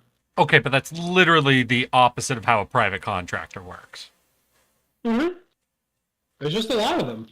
Yeah, no, but a private contractor is by nature more expensive than your own soldiers. Yes. And their reasoning is they don't want to pay for it? Yes. Hold on. Chat, can one of you guys fucking prove Richard wrong on this? Because, like, that is a level of wrong that I feel like it's beyond even Kojima. Okay. So That sounds like how a government works? That's not how a government works. No, that's literally not how it works, y'all. let me read you the setting from the wiki. This will shed light for everybody. Guns of the Patriots is set within an alternate history timeline in which the Cold War continued into the 1990s before ending before the turn of the century. The events themselves take place in 2014, 5 years after the second game, Sons of Liberty, and Okay. form the final chapter in the storyline covering the character of Solid Snake, blah, blah, blah. The world's economy relies on continuous civil wars fought by private military companies, PMCs, which outnumbered government military forces. Soldiers are equipped with nanomachines that monitor and enhance their performance on the battlefield, controlled by a vast network known as the Sons of the Patriots, or SOP system. This is also CGW and the other AIs created by the Patriots.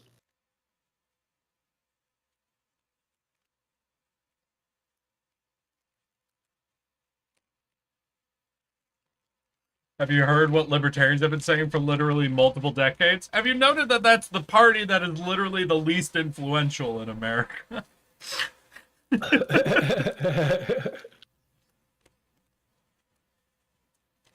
Okay. All right. So, private military companies have a technology that only they have, even though in previous games the government had the technology. The Yeah. private military companies are chosen because they're cheaper, even though they charge a markup of the tech the government already has, meaning that it has to be inherently more expensive to hire them than for the government to do it. Yeah. And that's the world we're in. Mm-hmm. Take a drink. None of that makes sense. None of that makes sense. Yeah. Take a drink. So, let's finish the synopsis for you real quick. So, the largest PMC is being run by Revolver Ocelot, who has been missing since the events of the second game, and he is still currently being possessed by the will of Liquid Snake, Yeah. and he's running havoc in the world, running his own private military company. Why? We will get to that. I will take my. Does anyone have a goal in this fucking series? They do, and we'll get to that. Oh, fuck. That one was the accident. Okay, at the same time, Snake and Otacon have now moved into a flying giant airplane called the Nomad that essentially is constantly flying. Oh, so now we realize why Metal Gears are a dumb idea. Okay, cool. On the Nomad lives Snake, Hal, and a little girl Snake? named Sunny, who is the child of Olga from the second game. Because if you remember, the Patriots kidnapped Olga's kid, and that's why she was forced to go along with their plans on the base. So after she died, they went and rescued Sunny, and now they raised Sunny together as her two gay adoptive dads. Mm-hmm. You got me so far? Sure. Okay. So, Snake is experiencing accelerated aging. Yeah. At the same time, Raiden has gone missing. No one knows where the fuck he is. And his girlfriend from the second game, Rose, is now married to Colonel Roy Campbell, the colonel from the first two games. They're now married, even though she's like half his age.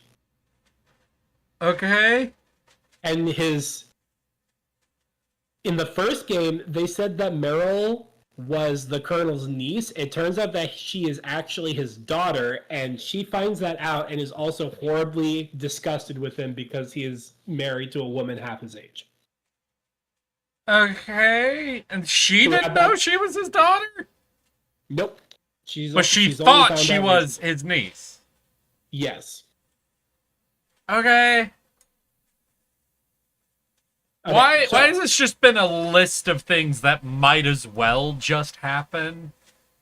Did Kojima get bored of his series at this point?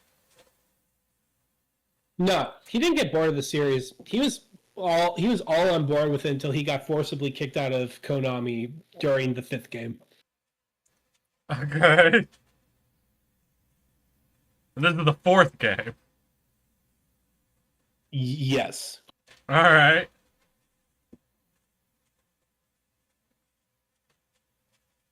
So, Snake is currently working to track down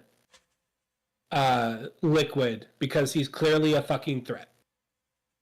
Right? Okay. Yeah. So, What? Wait, a Snake threat track- to who? Wait, I thought everything is The- private military. Who's he a threat to? the world, baby, the world. Okay, why is he a threat to the world?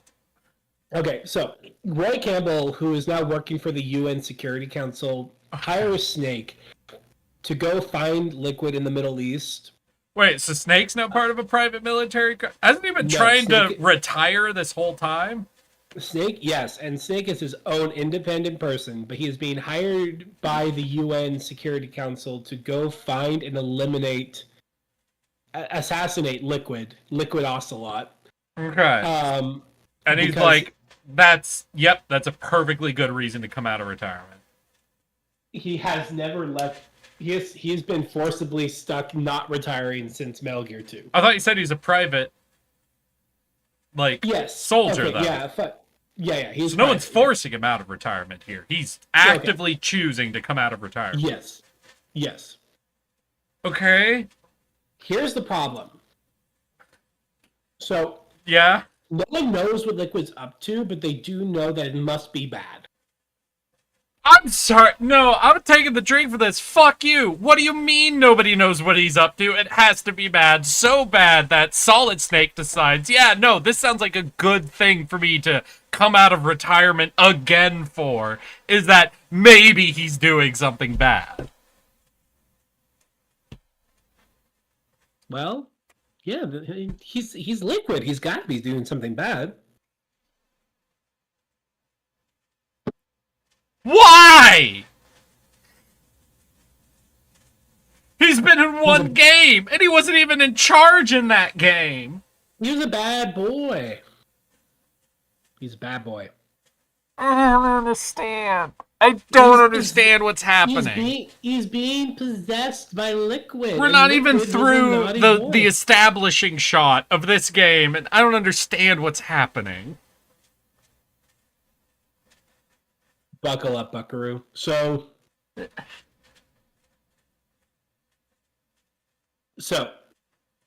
on top of the nanobots being like enhancing to the soldiers, no weapons exist that are not required to be nanomachined used.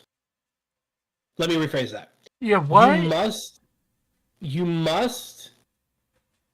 must be using the Patriot, the Sons of the Patriot SOP nanomachines to use any weapons that exist in the world at this point.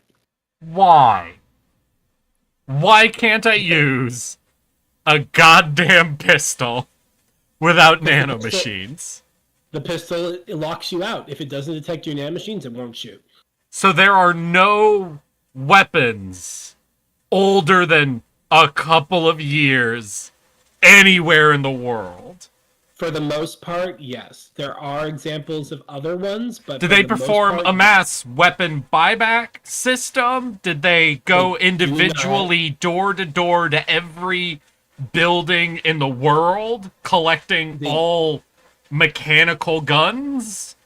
They do. Did they not find every blacksmith in the world, execute them, and erase the knowledge for how to craft swords? What do you mean every gun in the world has nanomachine detectors on it? I mean, what I said. V's right. No legal weapons. But yeah, most weapons in the world now require you to have nanomachines. Okay, so every government in the world has made non-nanomachine related weapons illegal. Pretty much, yes.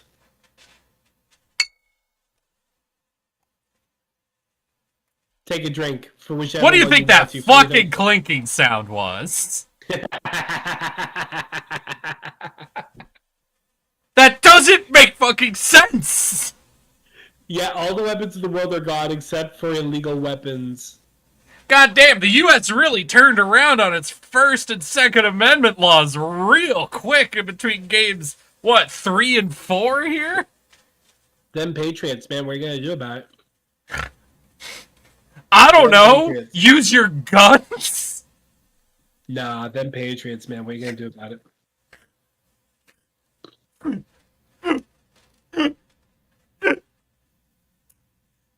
There have been parties in the United States trying to get guns out of people's hands for literally over 100 years.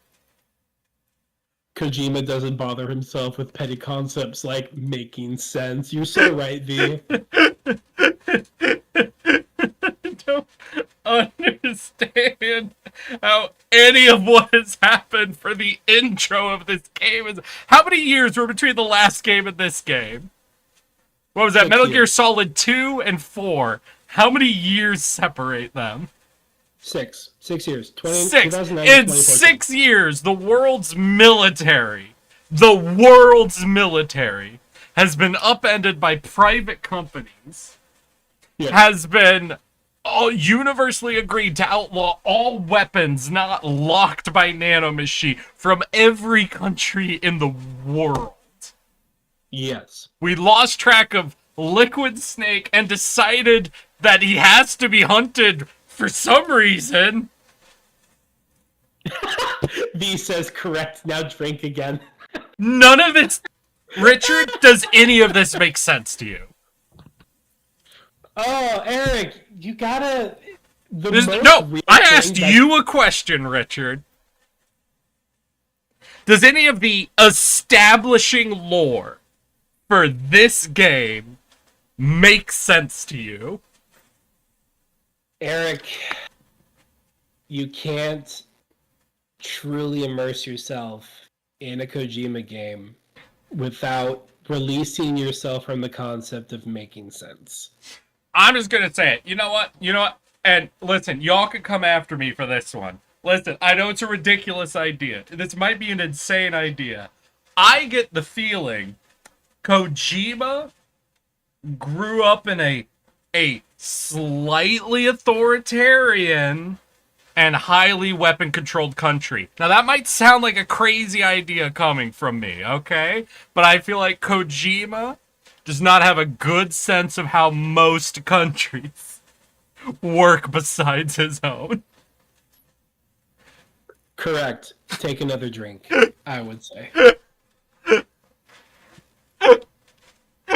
You don't understand. Kojima is an auteur. I'm now understanding how the Prime Minister of Japan became, or whatever the fuck he was. Did you hear about the dude that got assassinated by a 3D printed homemade shotgun? The Prime Minister, yeah. Maybe, yeah, I'm now understanding how that fucking happened.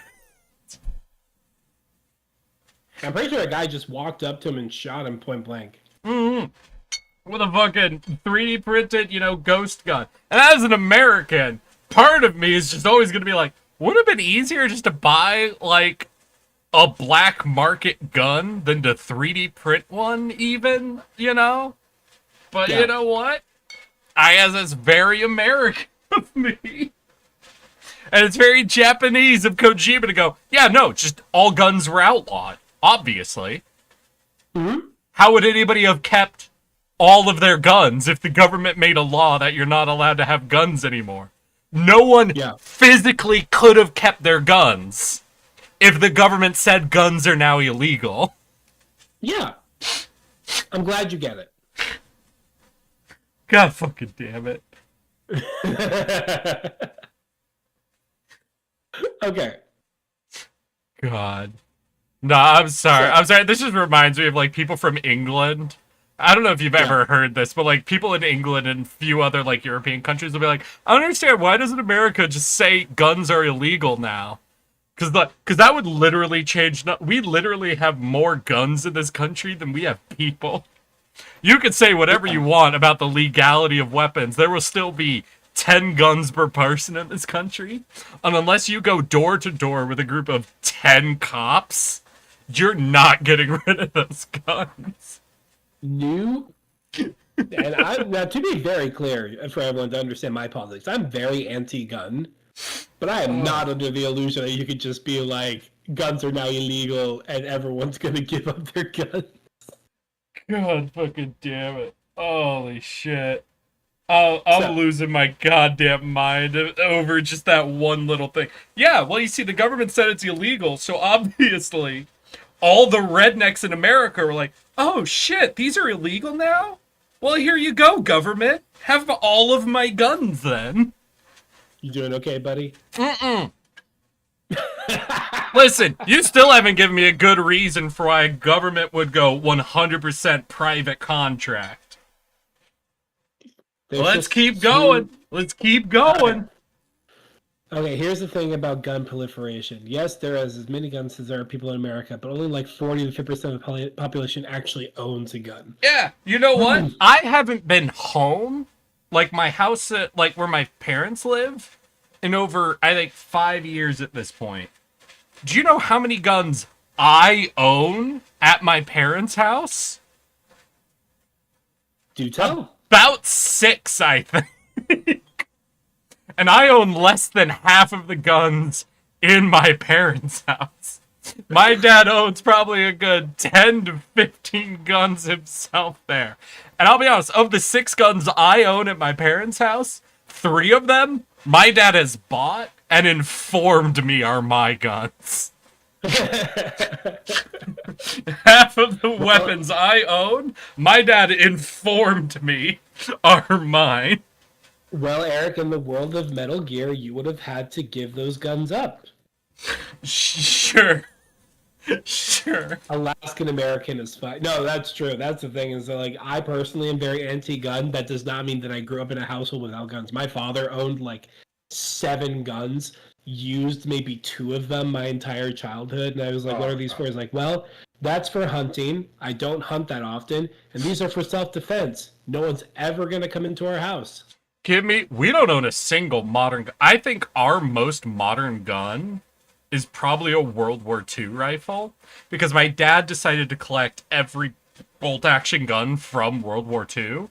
We have the English Enfield, the American Springfield, the Japanese Arisaka. We have a German... Fuck. I'm actually forgetting the German rifle's name. But we do have the German Mauser, I want to say. And we have a Russian Nagant. I don't think we have the Italian one, though.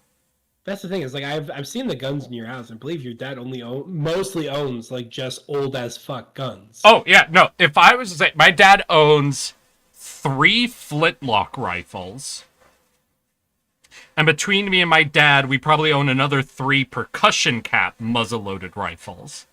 We own those 4 World War II bolt-action rifles. We owned 3 Revolution to Civil War pistols, and 1 original remake of the first Colt revolver. Yeah. The German I think it was the Mauser, is what the German one was called. This is very different than the Redneck that's got like 7 AR-15s. Yeah. Different kinds of people. Yeah. I mean, that's sure, that's fair, but it's like we do own in our house well over 20 guns. Admittedly, the most modern of them is from World War II.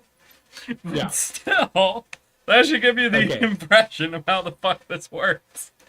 So you're gonna have to get past this part because we're still in the prologue. Yeah, it's just the prologue is really having me to take a lot of logic and throw it out the window all at once. So Snake gets into the Middle East and runs into a weapons dealer named Drebin, Yeah.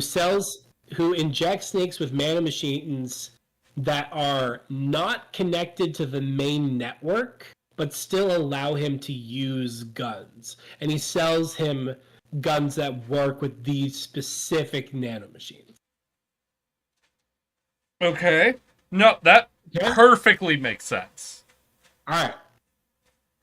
There, we got a black market nanomachines that let you use black market guns. Cool. Yeah. I mean, counterpoint, I would just say, this is just the only counterpoint, is that all the nanomachines do is let you use these counterfeit guns. I completely blanked. What did you say to me? The black market nanomachines that this dude's injecting, yeah? Yeah. Is the only thing they do is let him use the black market guns. Yes. So couldn't you just make black market guns that don't register nanomachines? Yes, and in fact, this Drebin, his name is like Drebin, like 193 or something. There's like a bunch of them. Yeah, across the world. Yeah, no, I get you. All I'm saying is, instead of making black market guns and a black market nanomachine to use the black market guns, couldn't you just make a black market gun that doesn't have a nanomachine detector on it? No, Eric, God, don't be fucking stupid. Okay. Cool. I just sound feel a like little that'd be mad. cheaper sound- to produce, personally. But okay. He's a little mad there. Yeah, no, V is right. The guns that Drebin sells need his specific nanomachine so that he can keep selling his guns. Oh! Good thing that if you just produced guns that didn't need nanomachines, I guess if you started producing those, you wouldn't be able to keep selling those to people without nanomachines. You're right. If I made guns with no detector, I wouldn't be able to sell that to anyone. Not any people that didn't have nanomachines but wanted guns. Not people with the wrong nanomachines that wanted guns. You're right. The gun that doesn't detect nanomachines would be harder to sell than the gun that detects specifically my nanomachines. Y'all have proven me wrong. My apologies. I'm gonna need you to take another drink.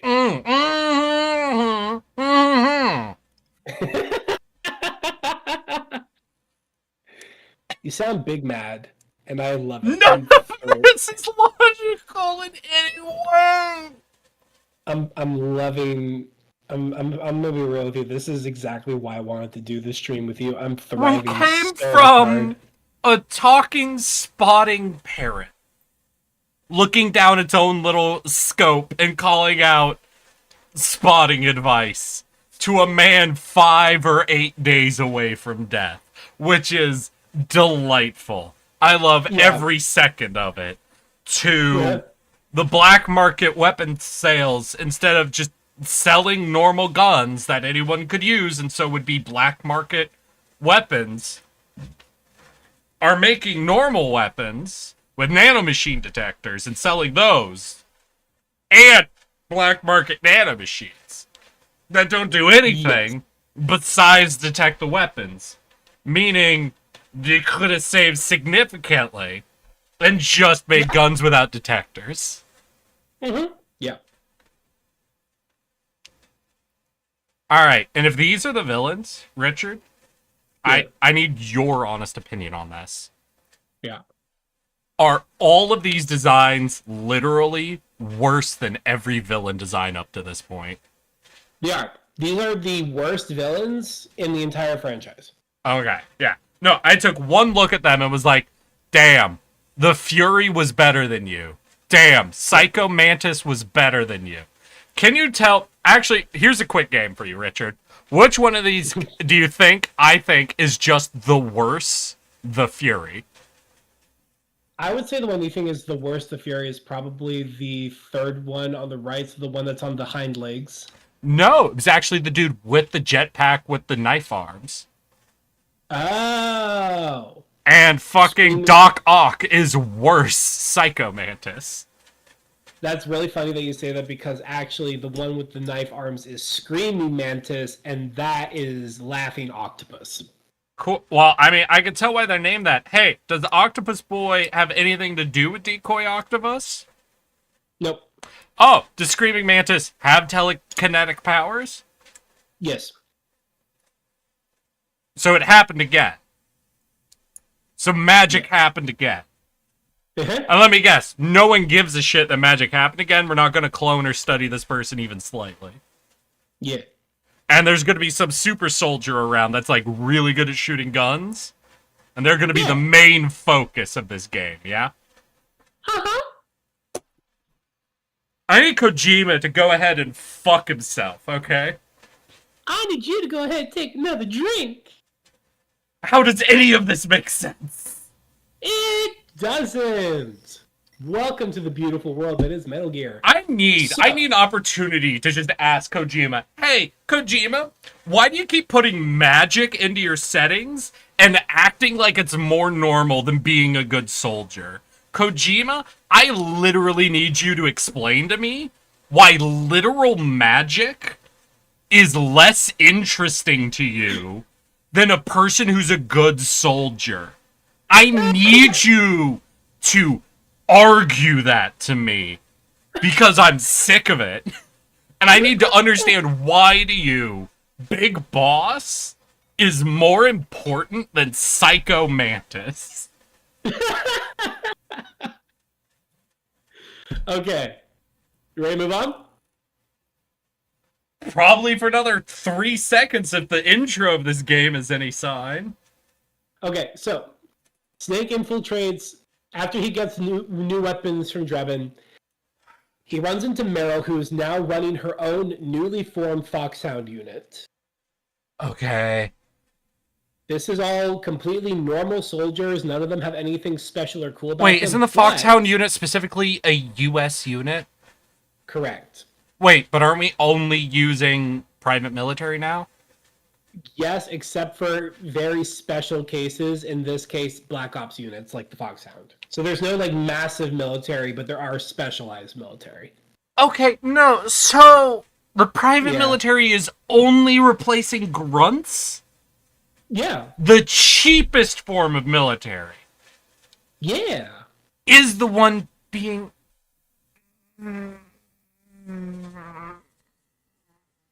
Before these villains are explained, remember, this is Kojima being subtle and with people around him that occasionally tell him no.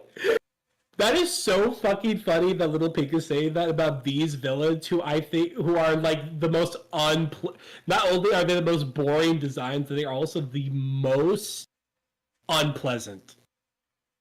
And we will get to that. I'm taking my drink. Okay, so Snake meets up with Meryl. Meryl tells him that she's basically here doing the same mission on behalf of the U.S. government. She's basically here to take out Liquid. We also meet Mr. Shits' Pants. If you remember from the first game, there was a soldier. Yeah. There was a Foxhound grunt who was shitting his pants a whole bunch. Well, his name is Johnny, and he's back again in this game in Meryl's unit. Okay. Snake Did she finds hire him specifically for the pants shitting part? No, he just that's just part of it. That's just a side business. Not side business. That's just part of him. He worked for Foxhound when they failed to do the big coup they were trying to do that Meryl was undermining, right? Yeah. And she found this dude who was working for them at the time that they were actively kidnapping her and trying to fuck up the U.S. government. And she rehired that guy. Yes. Now, you could argue, because if you remember, Psychomantis kind of indoctrinated all of the grunts. But anyways, he's here again. Cool. Johnny Shits His Pants is back. Yeah, Meryl was like, yeah, that dude. Cool. Yeah, I love him. Mm-hmm. Yeah. Cool. So, remember him. He's coming back later, and he's going to be very plot important at the end of the game. Literally the angriest I've been. Okay, so they come across Liquid, and he has with him the B&B unit. You mean Ocelot, right? No, he's just going. They call him Liquid Ocelot, but they just shorten it to Liquid. Because remember, he's being possessed by the spirit of Liquid. Yeah, no, I got Ocelot you, but it is Ocelot. It is Ocelot's body being controlled by Liquid. Yes. Yeah. Listen, I'm just going to tell you this. The fact that Ocelot has showed up now in 4 of these 6 games, I know Liquid's going to be gone and Ocelot's going to be back at some point, so I'm just going to call him Ocelot. Yeah? Chad, he can't Kojima keep has predicting- shown his hand that he literally loves Ocelot more than Snake at this Chad, point. So I know Ocelot's coming back and is going to be more important than even Solid Snake is. I need you to know that I know that already.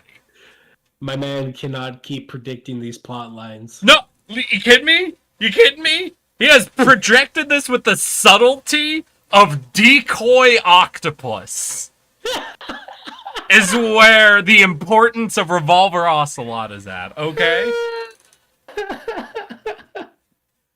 With all the subtlety that Kojima has, he has let me know that Revolver Ocelot is literally more important than anyone in the Snake family.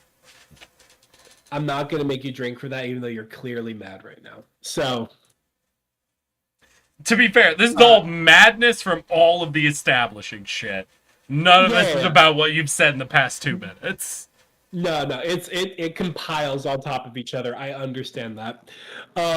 So they then reveal the villains you see on screen right now. They're called the Beauty and the Beast unit, or the B&B unit. And we'll go ahead and explain them here real quick. This is not going to be pleasant. They are all victims of war-torn nations where they essentially face mentally, emotionally, and physically traumatic events in their childhoods that just completely broke them as people. Okay. It's not funny or fun, and we're not really going to cover it here. I'll clue you in on one, just kind of tell you exactly what it is. Laughing Octopus, she's got Doc Ock arms, but she can also turn fully invisible. She's got a full stealth suit, and she's constantly laughing because her town was attacked by a cult who believed that she was the child of essentially Satan, and they worship Satan, and so they forced her to kill everyone she ever knew and loved, and forced her to laugh while doing it. And eventually she broke free from her imprisonment by killing everyone else killing the cult, laughing the whole time. So she is horribly mentally scarred, and that goes for everyone else on the screen here. So these are not fun stories. These are very over the top, extremely dramatic. All right. Counterpoint, I was really prepared for a lot of sexual assault. For you to be describing that to me, and the fact that you went, a cult showed up and made her laugh like the Joker while murdering everyone, is in fact I need you to know that's a very fun story.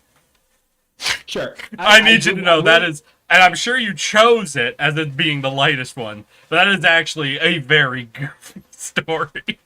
I will say all of them are very dark. I don't think any of them actually do get sexually assaulted, thank God. Like, at least Kojima didn't go there. But it doesn't help for the fact, I'm going to bring up another picture real quick. Yeah. Yeah, this is it. Hold on. Nope, back out. Oh, I was about to say, I don't see any sexual assault in that picture. Hold on. So when you defeat them, this picture right here, this is what they look like out of their mech suits. They all look like actual real-world models that they posed for the game. I see.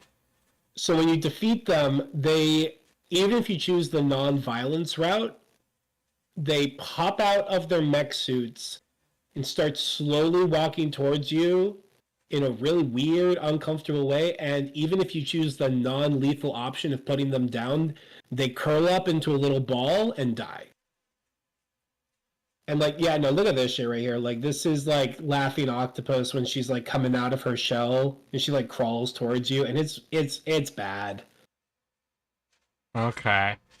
Everything to do with the B&B unit is not okay, and I'm not for it. So they wanted to make it dark, but they didn't want anything to do with like sexual assault involved in it. Like, chat can correct me if I'm wrong, but I am pretty sure none of them have any SA in their. We started late.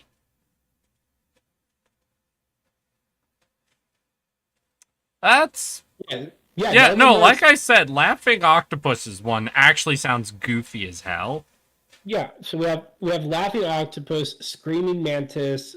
Did a cult force her to scream while murdering everyone in her village, or? I'll look it up real quick. I'm gonna be real with you. I wasn't planning on talking about them, so I didn't really look to brush up on it. Yeah, because like this definitely feels in my head like someone who has no clue what some of the worst things that happen during warfare are, and is trying to pretend like they could think of the worst war crimes imaginable. Yeah. So Screaming Mantis, let's see here. Blah, blah, blah, blah. Screaming Mantis, born in a war-torn village in South America. When she was a child, her village was attacked, eventually burned to the ground, hunted by enemy death squads. She was separated from her family. She took haven inside the basement of a building, which she soon discovered was actually a makeshift torture chamber. However, given the constant military presence around the village, she wasn't able to leave the corpse-littered room, and to make things worse, she was eventually locked into the basement. The constant screams of tortured villagers haunted her every day and night.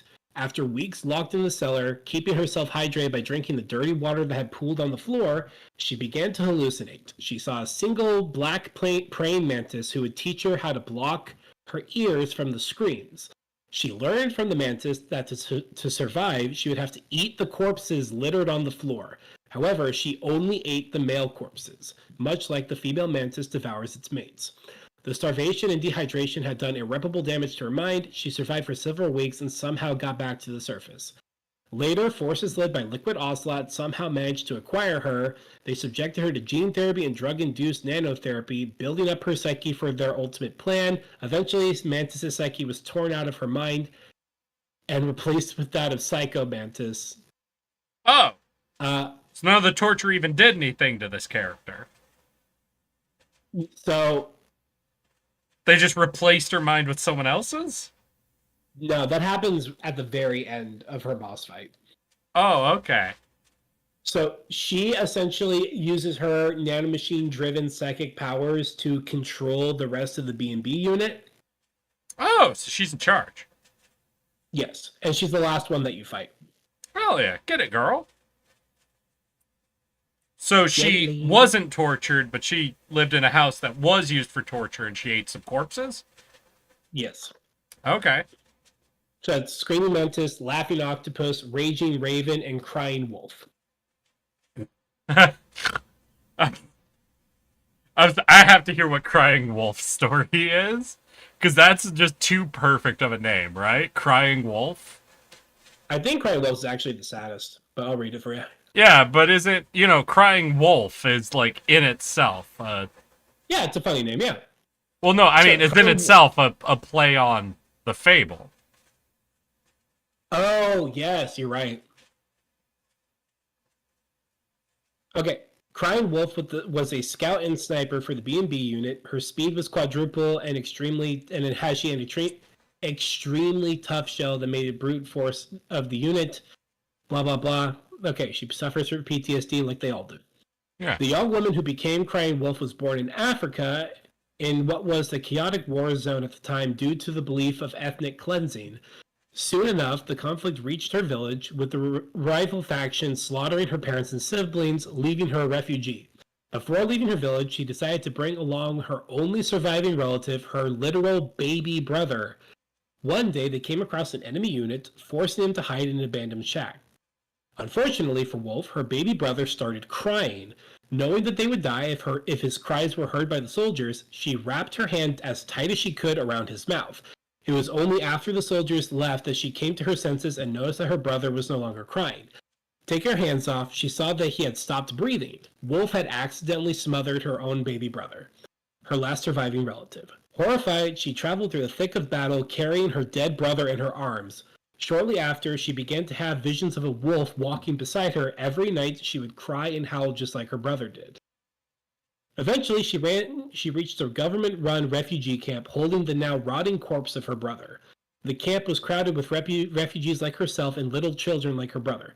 The cries of the little children tormented her day and night, and soon she envisioned the wolf answering her sorrowful screams and watched as he made his way around the camp to silence the children forever. She had tried to stop the wolf, but she was powerless to do so. This was, in reality, a hallucination created by her damaged mind. There was no wolf. She was murdering the children herself. By the eve of the enemy raid, she had killed all of the children and wounded the adults. However, she never could cope with the truth, always believing that the wolf had killed the children, not her. Okay, so there really isn't a play on the fable at all. No, there's no play on the fable. It's just dark. Well, that makes the name. I thought that was a really clever name. I was listening to this group, then we got one that's Crying Wolf, that, like, fits in the whole, verb animal, but then also has a double meaning where crying can mean, sobbing, but also Crying Wolf means falsely claiming something is happening. No, she's just actually crying all the time. Alright, well that's... Kojima, you stumbled on the perfect name and didn't use it, goddammit. Yep. Anyways, so, like I said, they don't really have much character to them, and they're just walking, depressing backstories with PTSD. Okay. So we don't really talk about them that much. Just know that they will die. Cool. Good. They're not important. Good. Good. Okay, so. Wait, how do So- we have Psycho Mantis's brain? Didn't he die? He did die. We'll get to that. I'll take my drink. Okay, so while Snake runs into the B&B unit and sees Liquid, he also notices that he has Dr. Naomi Hunter with him. If you remember, Dr. Naomi Hunter was the doctor that who was the sister of Gray Fox and injected him with Fox dye. She is now working with Liquid. They escape South America. They escape the Middle East, and they run to South Africa. I'm South always confusing America. those two. Huh? I said I'm always confusing South America and the Middle East. So they escape to South America with Snake giving chase. Snake locates Naomi, and she reveals that she's actually being forced to work with Liquid. And she explains that he's essentially using her to study the biometrics of Big Boss, and plans to use that information to take control of the Patriots nanomachine controlling system, the SOP. The He also Big this is Boss's genome can take control of nanomachines? correct. Yes. What? So Did we skip a essentially- step here? What the fuck do you mean? So it turns out that essentially the password that controls all of this Yeah? is Big Boss's genome. So wait, were all nanomachines created off of the same project as the L'Enfant Terrible? No. All No? the machines, no. Does that have to do with Solidus Snake? No. What does that have to do with Big Boss? The nanomachines have nothing to do with Big Boss. Except for their password is Big Boss. Yes. Why? We'll get to that. I'll take my drink. Eric also take a drink for getting That mad. makes sense. It doesn't have to do with Big Boss. Why is the password Big Boss? It has to do something with Big Boss. It has something to do with Big Boss, but the nanomachines themselves are not in any way actually tied to him, outside of them being his password. Were they designed by the boss? No. So, Naomi also reveals to Snake that his accelerated aging is due to both genetic mutations of him being a human clone, and that he has about a year to live. In addition, the Fox dye virus inside him will also mutate, spreading to the general populace, causing a deadly pandemic. So that will happen in a couple of months. Sure. Wait, Yeah. the general populace has nanomachines? Well, how else are they going to use their guns, Eric? I thought you said they couldn't use their guns. Well, they couldn't unless they got the nanomachines. So why did we make nanomachine guns the only guns if we said everyone can have nanomachines? What difference does that make between them detecting nanomachines and not detecting nanomachines? Eric, if you want to use your guns, you have to use the nanomachines. I don't know what part of that is so hard for you to get. Just go down to your local clinic and get your nanomachines.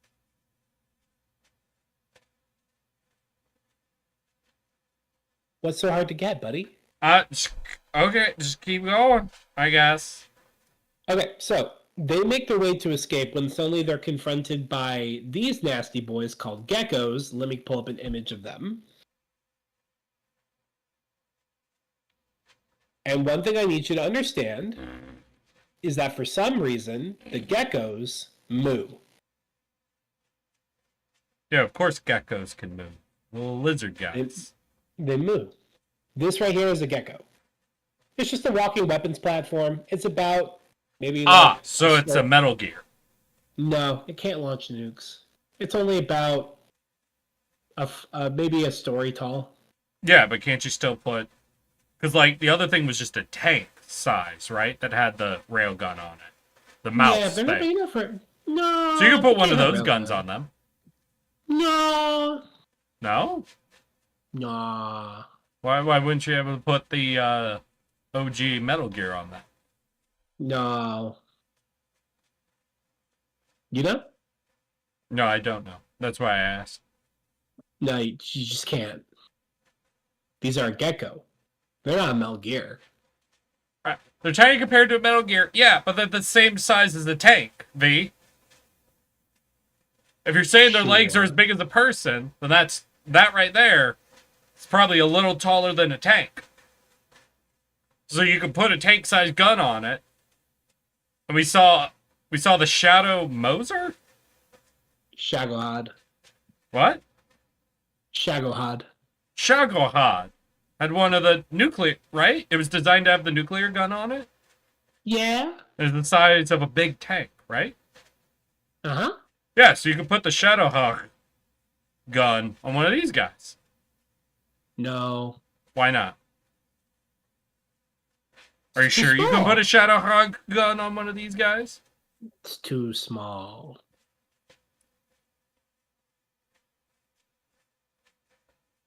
Okay. Okay. So they get ambushed by a bunch of these fuckers. Yeah. They get rescued by Raiden, who's now a cyborg ninja. To be fair, he was always a cyborg ninja, but okay. No, he was not always. He was a regular guy before who also had a split Nah. personality called Jack the Ripper who liked to murder people. Nah, it's cyborg ninja. I'm sorry, what? Did I not mention that? No. Oh, yeah. So he was a child soldier raised by Solidus Snake. And he had a split personality called Jack the Ripper that that was all of his bad stuff and he would murder people. And he called it Jack the Ripper? Yeah. Did he murder prostitutes, or Nope. was Soldiers he on the battlefield. English? Nope, so just soldiers on the battlefield. He's American. Okay, sure. Do you remember the professor who joined Big Boss in the first 2 games to build Metal Gears? Pissy Pants.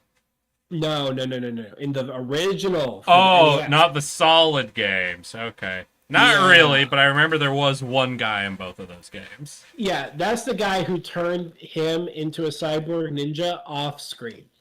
Oh, okay. Why? Yeah. What do you mean, yeah? They don't really go into it in the game. Oh, okay. Cool. For He just shows the up and he's a cyborg lulz, now. really. Yeah, he just shows up being a cyborg now, and he's got white nanomachine blood. White nanomachine blood. Looks like cum. Okay. Cool. Yeah, Anyways, why he not? shows up. Why not? He shows up and he kills the geckos. No, why not? With Why a not? sword? His sword beats the geckos? His sword beats the geckos. Yeah, why Oh, not? Let Okay. me see if I can bring up the cutscene. No, I believe you. It's why not? This whole game up to this point has been why not. So why not? Oh, never mind. I'm not gonna pull up the cutscene because it's No, 15 dude, it's a minutes sword. long. A sword cuts through tanks. Why not? Why not? I was looking at this one cutscene, this one singular cutscene, and it's. But why 15 wouldn't it though, minutes. Richard? Make that argument. Why wouldn't a sword cut through tanks? Huh? It absolutely would cut through tanks. I'm not arguing that. Yeah, so that's all I'm saying is why not? Also, Vamp shows up from Metal Why Gear Solid wouldn't he 2 show again. up? Come on. Why wouldn't Vamp show up? He shows up out of nowhere. What do you mean out of nowhere? You're acting like he would need a reason to show up. Why not? He shows up and he stabs Raiden. And Yeah. then he licks his blade, being like, blood. And he's like, will you finally be the one to kill me? Answer is no. Raiden gets the shit beat out of him. Yeah, there's too much going on. all- It's Normandy, Richard. There's too much going on. They all It's escape. too much going. Of course, they all escape because no one can focus on anything. There's too much going on. It's fucking Normandy, Richard. Grow up. Yes. Grow up, So- Richard. It was Normandy. Come on. So, with the help of Raiden and Drebin, who's also there, the weapons dealer, Snake. Well, yeah. rescues Why Naomi wouldn't the and weapons is- dealer be here? He shows up at every area. Well, of course They he all would. escape. There's too much going on, Richard. While Raiden is in recovery, Snake learns that there is an Eastern European resistance group that is currently in possession of the comatose body of Big Boss, which Liquid needs to take control of the SOP system. This is from Heaven's whatever? From Outer Heaven, yeah. He was comatose after they destroyed the entire base, including a nuclear bomb. Yeah.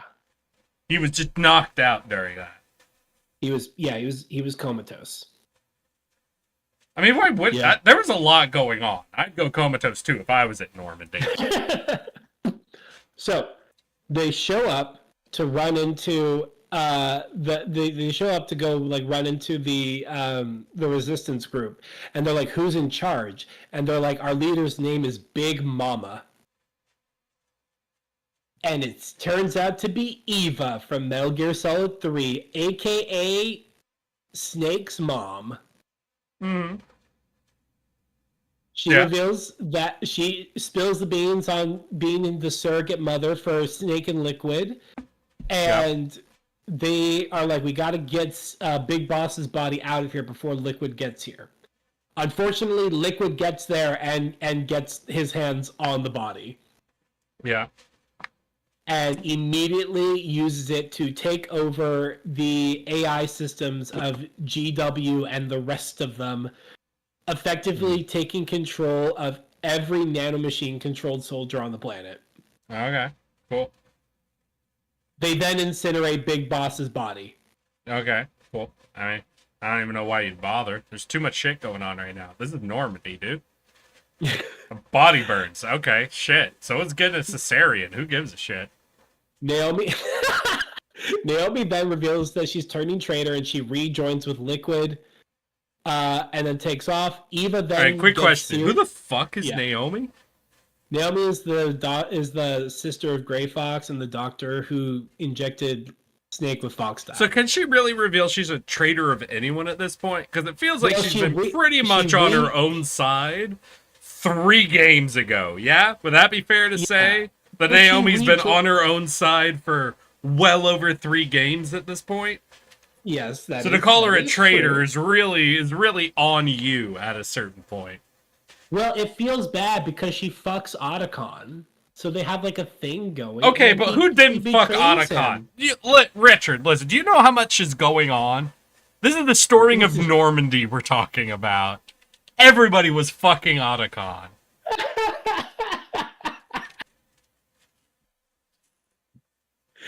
So Yeah. so she goes back with Liquid.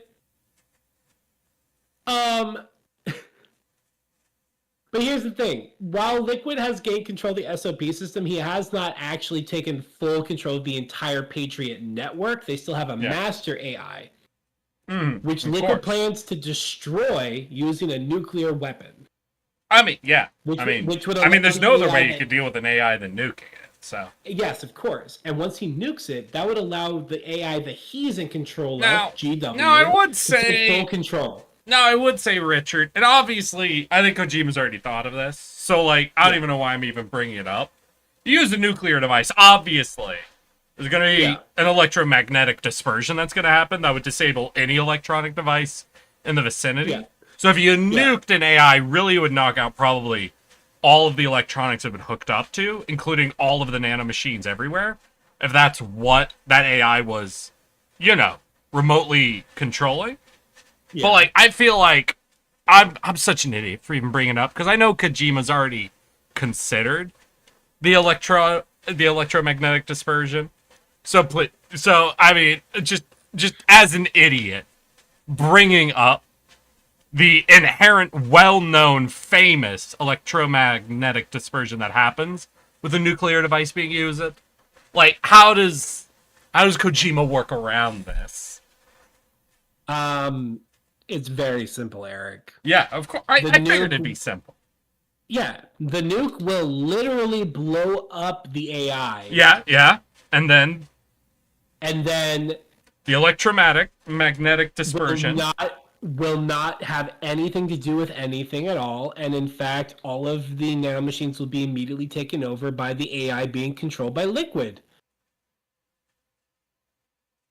You know what? You got me there. You've got me there.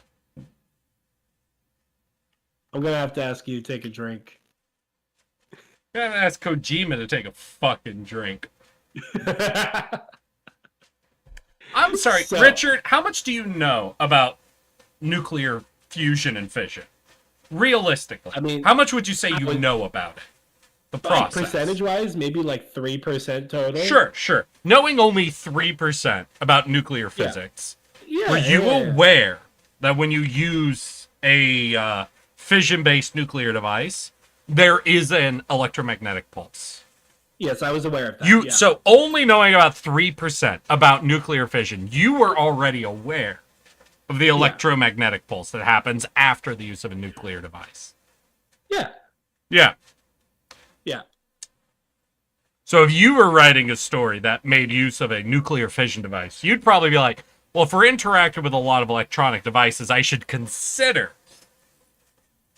Yeah. the electromagnetic pulse that occurs. Yeah? Yeah, that would be something I'd think about, yeah. Okay. Cool. I'm glad we could establish all of that.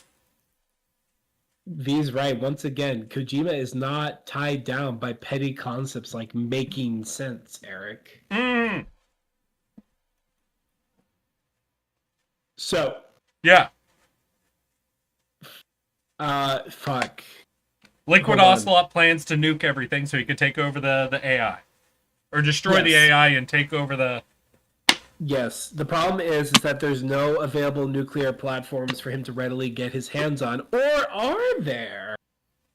Snake deduces that actually there is something that he could get his hands on, and that would be the rail cannon attached to Metal Gear Rex from Metal Gear Solid 1 on Shadow Moses Island. Didn't he blow up the Metal Gear? Nope. He just made it stop working. Okay. And that's the only nuke left on the planet? No, it's just it's just the most readily available launching mechanism that Liquid could get his hands on. 'Cause he doesn't want the whole. Well, that's the Metal Gear, he most just readily wants the available, railgun. like, Metal Gear launching platform. Wouldn't there be other, like, intercontinental platforms or No, submarine it has to be platforms? the- Or... It has to be the railgun attached to Metal Gear Rex, Eric. You Don't gotta they already keep up, control man. everything? So no one would be, like, trying to counteract the nuclear device. You They wouldn't need to use a control Metal Gear. the You could use... soldiers. They don't control the nukes, Eric. God. Well, no, I thought his plan was he would get control of everything. Yeah, and he will after he blows up the master AI. But he needs a nuke. So to wait, do the that. AI controls the soldiers? Okay, so let me reiterate. This might be my fault.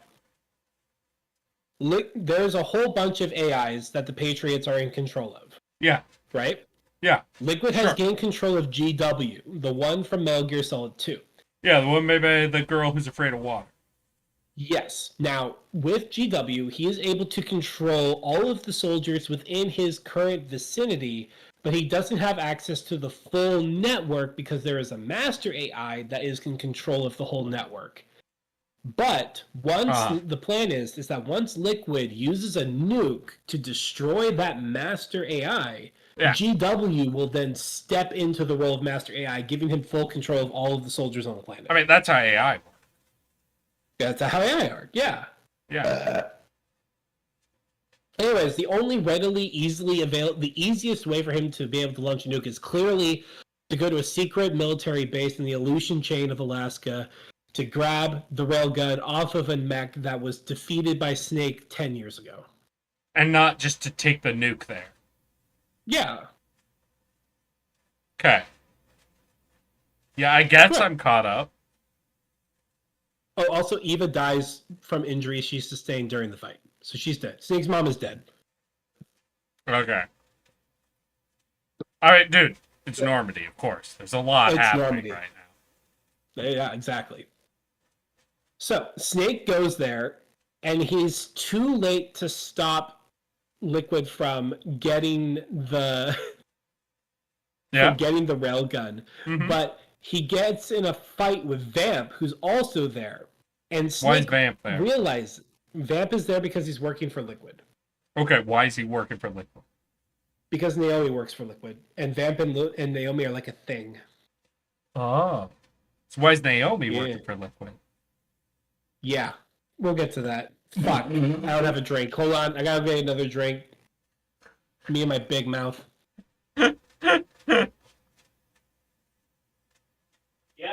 I maintain this has been, of all of the games so far, the one that it feels like no one gave a shit. I'm not trying to math out any of the logic whatsoever. What the fuck happened? Does anyone in chat? I don't know if I have any Metal Gear heads in chat right now. Does anybody in chat right now, like, are any of you ever to tell me, oh yeah, during the production of this game in particular, something insane happened that led to nobody checking anything whatsoever? Because, like, this has been the game I've had the absolute hardest time making any progress through without being like, none of this makes sense.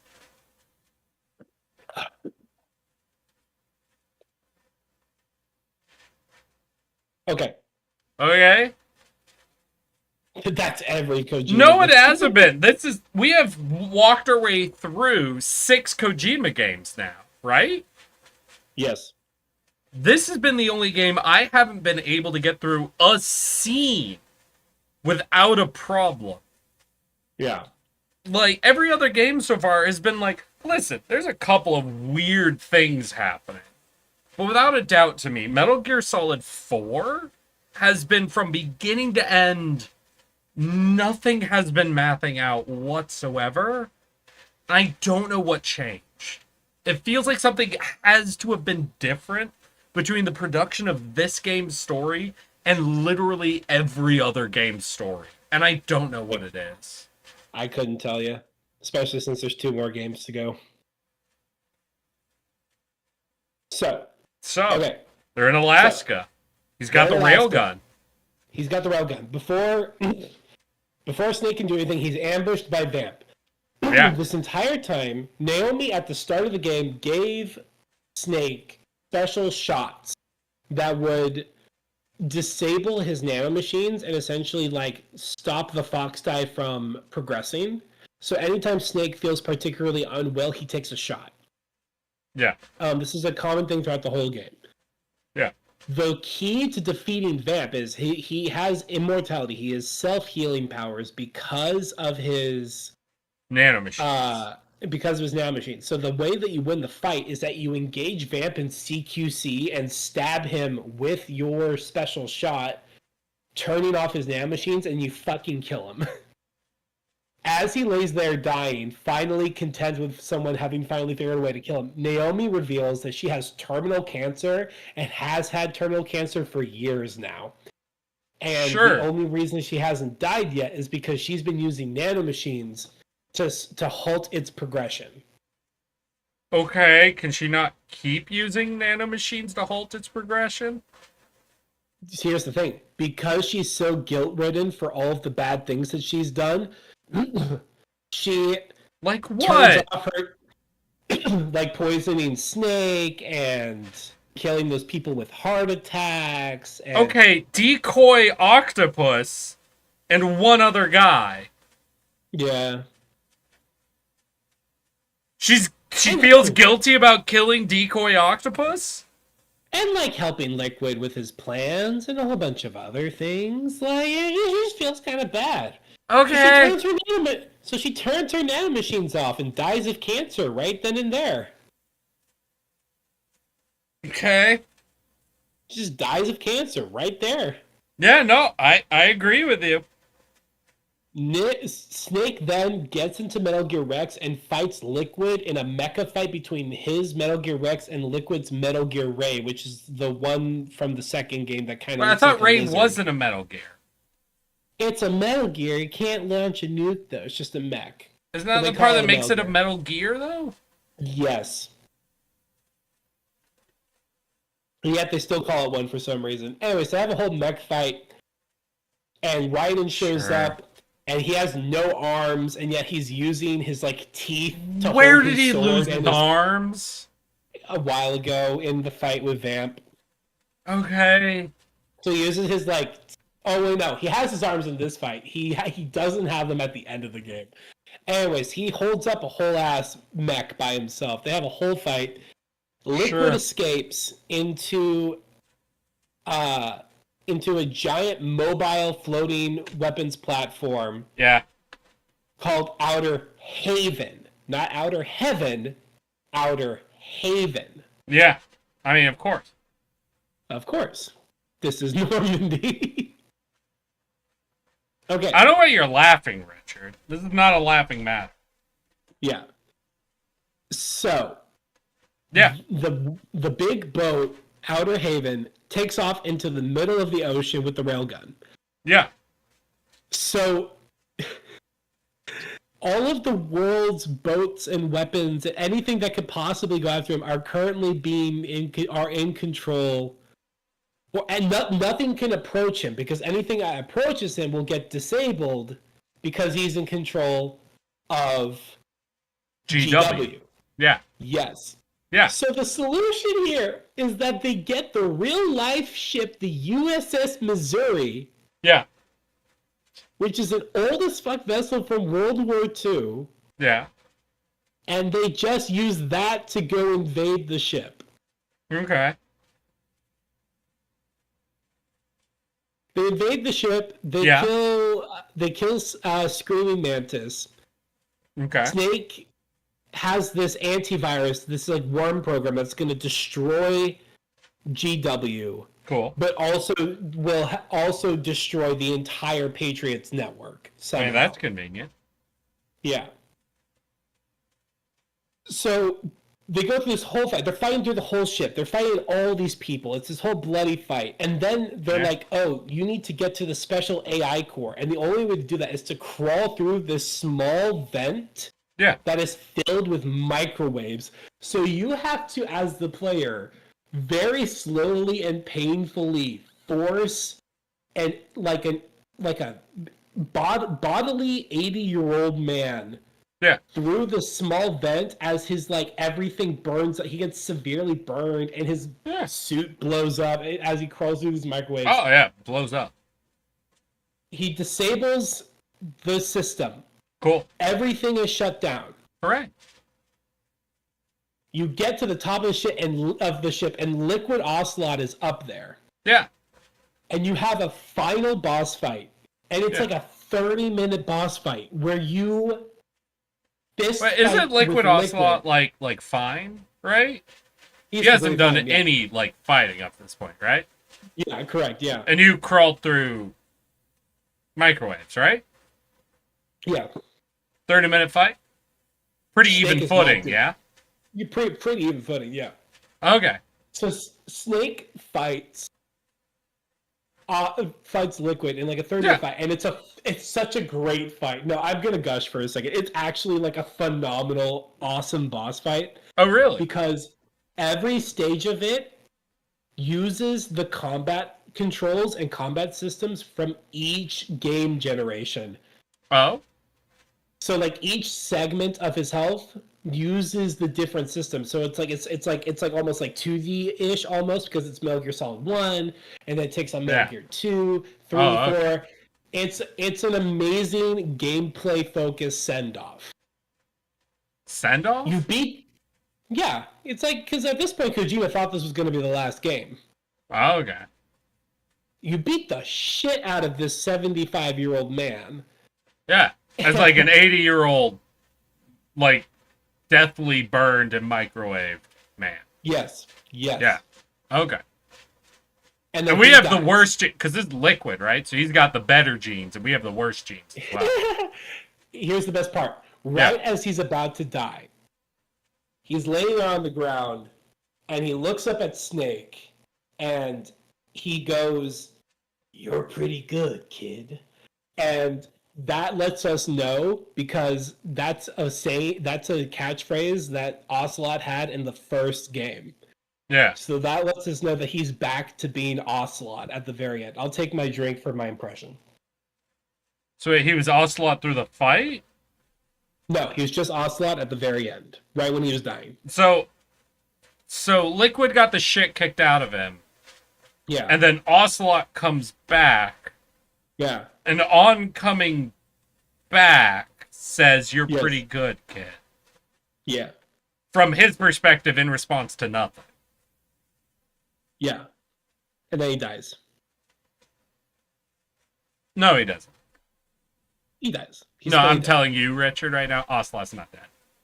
So this is the I want you to final be in aware terms that, Richard, it's really important for me that you understand, okay?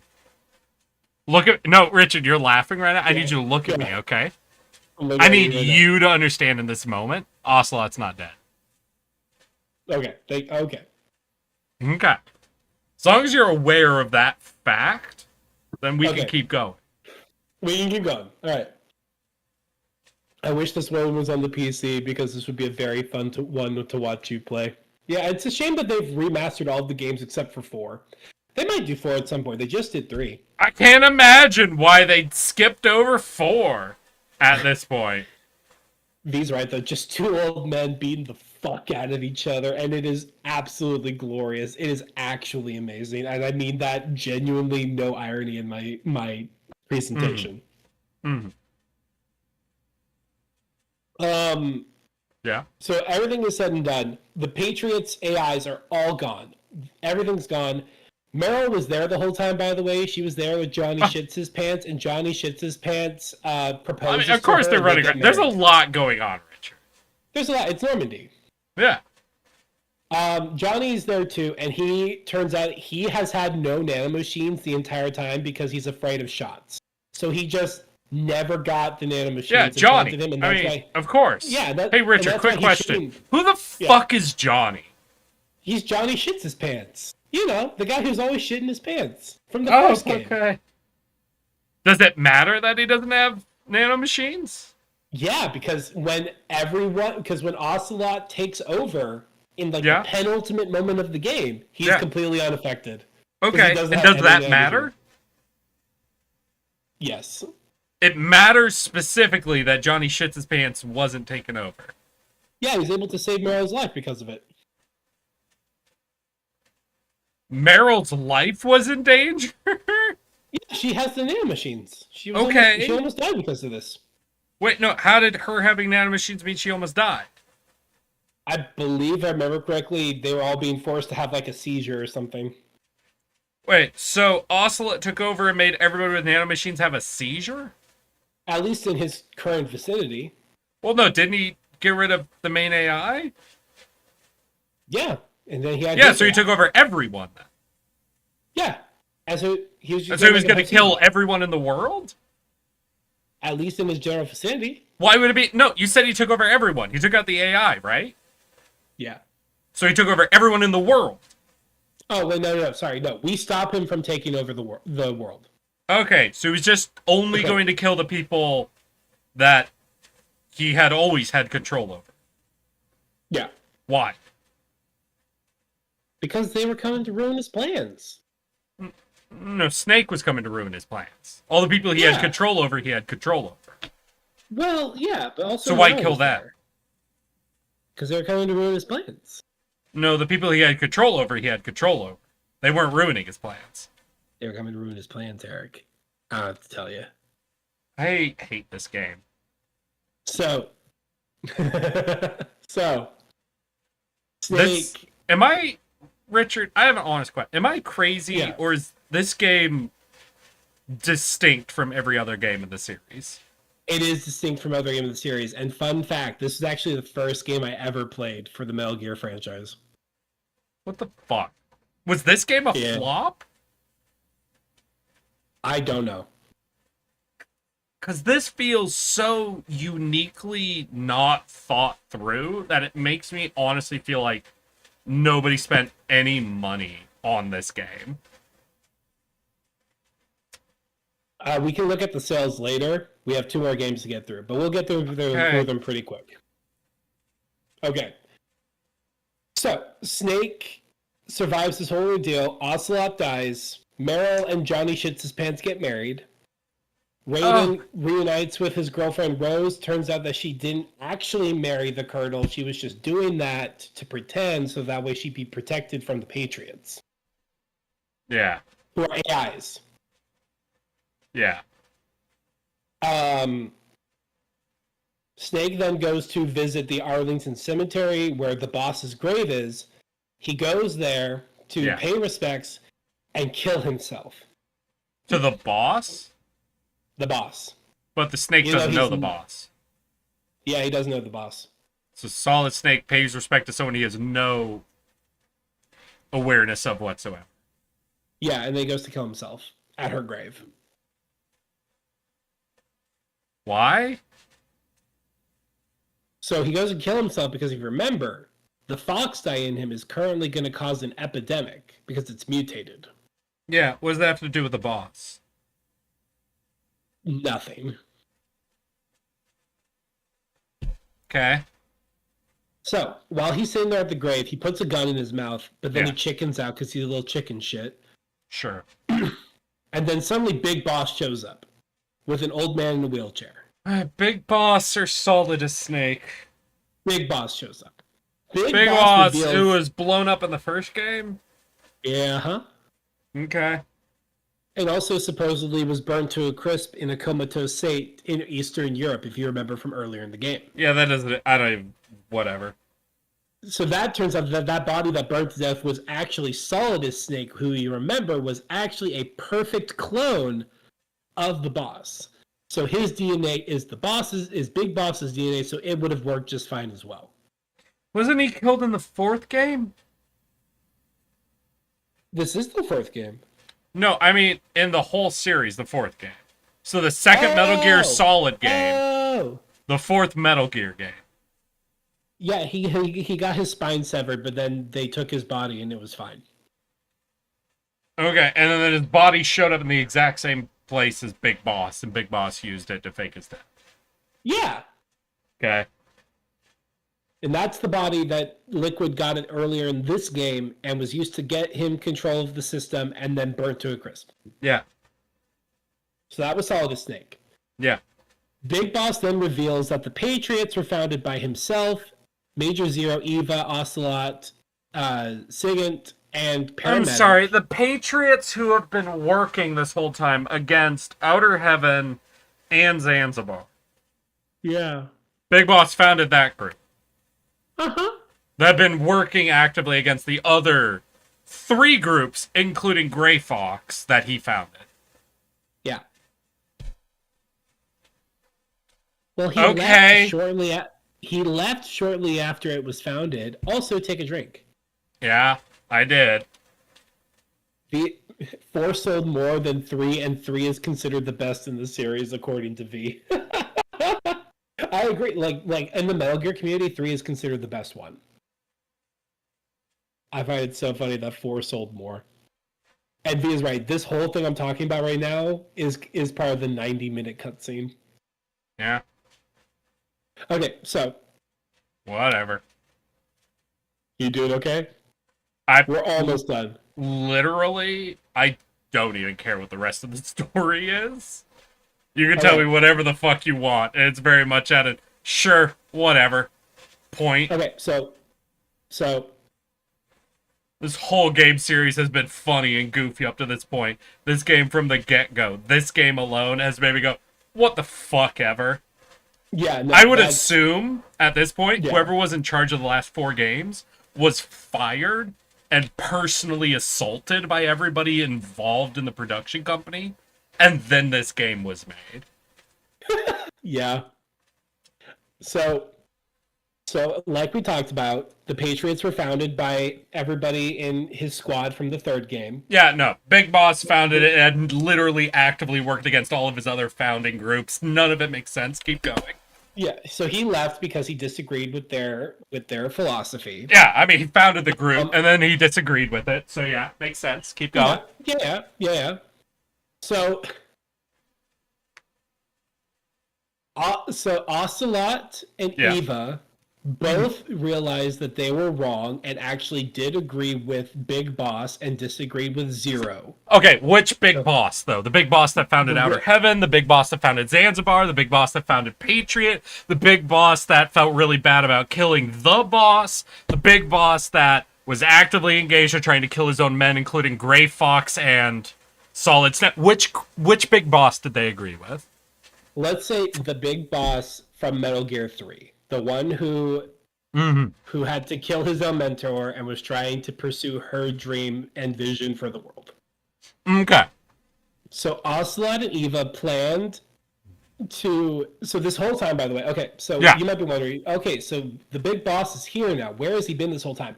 He was being held hostage by the Patriots in a medically induced coma. The group he found. Basically, yes. Basically, since Zanzibar land. So for like 20 plus years. Yeah. So Ocelot and Eva planned to help bring him back and destroy the Patriots. So Ocelot, using hypnotic therapy, tricked himself into believing that he was possessed by Liquid to trick the Patriots into focusing on him, luring them out so that they could then be destroyed. So at no point was he possessed by the arm of Liquid. No, it was all The whole psychotherapy. time he had tricked himself into thinking that himself was possessed by Liquid. Correct. Cool. Sure. Take I mean, there's a lot going on. It is Normandy, after all. So, I'm surprised that we still have 5 people watching this. You guys are fucking troopers. I hope this has been entertaining for you guys. None of this makes fucking sense. Okay. So, Yeah. Big Boss then wheels out Major Zero, who is in a vegetative state, and he's like, yeah, this old dude is the dude who started all of this. Wait, Watches, wasn't cut Zero off one his of the op- two guys that had a fucking heart attack? No. That was Sigint, also known as Donald Anderson. Okay. Major Zero is the dude with the headset. Yeah. Remember? Now he's an old decrepit man in a vegetative state in a wheelchair, and so Cool. Big Boss turns off his life support. Yeah, I mean, that'll teach that vegetative man for doing whatever the fuck he did in his vegetative state. But that's the thing, though, is that Big Boss then tells Snake that Yeah? that the fox that had his body mutated to only kill Eva, which is why she died earlier, not from her injuries, but Only actually from the Eva? long sleeve. And Big Boss, who also dies there in Snake's arms. Cool. Sure. Whatever. So Snake's fox that is not actually going to cause an epidemic. It was mutated to kill. So, Big and Boss Eva. was not dead just long enough to explain that his thing mutated to kill him. Yes. So Big Boss was not dead long enough to explain that he was gonna die. Yeah. Why? What To tell the him. fuck? Yeah. Take a drink, buddy. You having fun? I'm having No. fun. I'm having a great time. I'm having a great time. I need you to know that this game has actively ruined every other game. Yeah. Don't worry, the next 2 are fun. I'm gonna say, if I was playing through the series and I got to this game, I'd be like, so I don't know if I've ever told you this. So I played through the entire BioShock series as a fan, you know, as the games came out. And I fucking loved the first BioShock game. I felt like the second BioShock game wasn't as good as the first BioShock game, but I still honestly enjoyed it, even though it's considered like the worst of the BioShock games. And then I was playing through BioShock Infinite, right? And there was something about BioShock Infinite that felt a little off the whole time, and I couldn't put my finger on it. I was still mostly enjoying it. And then I got to the end of BioShock Infinite. Did you play the BioShock series? I did, yes. Do you remember what the big thing at the end of BioShock Infinite was? The reveal that everything's all connected through multiverse. Yeah, the reveal that everything was connected. So there's the moment where you're drowning the old man, and the girl comes up to you and is like, "Don't you see? it's the same story. A man Yeah. comes into a city to find his daughter or a girl. He encounters someone controlling it all, and he kills them. Yeah. And I know a lot of people saw that scene and were like, whoa, that's fucking epic. Do you know what my literal reaction in that moment was? This stupid. I turned the game off and didn't play it anymore. Because I felt like, literally, my thought in my head is, oh, the designers just literally made fun of me. It Yeah. felt like the designer saying, yeah, we just made the same game 3 times in a row and you played it all 3 times, you fucking idiot. And I was like, oh, well, fuck you. So I turned it off during that monologue, and I've not played a Bioshock game since, as that felt like Yeah. the most insulted I've ever been playing a game. And right now, Metal Gear 4 is making me feel worse than that. Yeah. I'll be right back. I have to pee. I hate this. I hate this from the bottom of my fucking heart. This is honestly worse than Bioshock Infinite made me feel. Like, I don't know if we have any Bioshock fans out there, but literally, the moment that monologue came out, I'm sure there was a desire like, oh, hell yeah. This would make people go like, whoa, that was the... No, it to me felt like someone literally making fun of me. Felt like, ha, you fucking idiot. We just did the same game 3 times in a fucking row. Go fuck yourself. I was like, I'm never playing a Bioshock game again. I'm never playing any game from this studio again.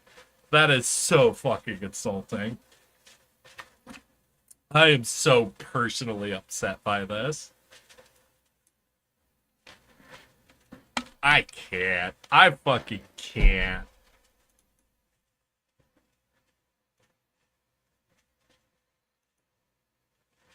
Need to get you to play some Drakengard 3.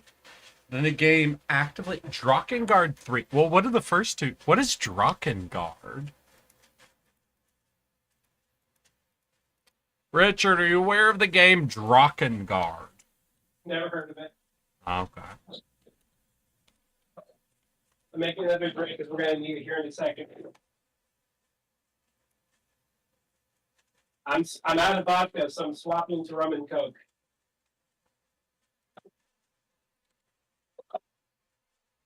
Drakengard 3 is the most vile game I've ever played.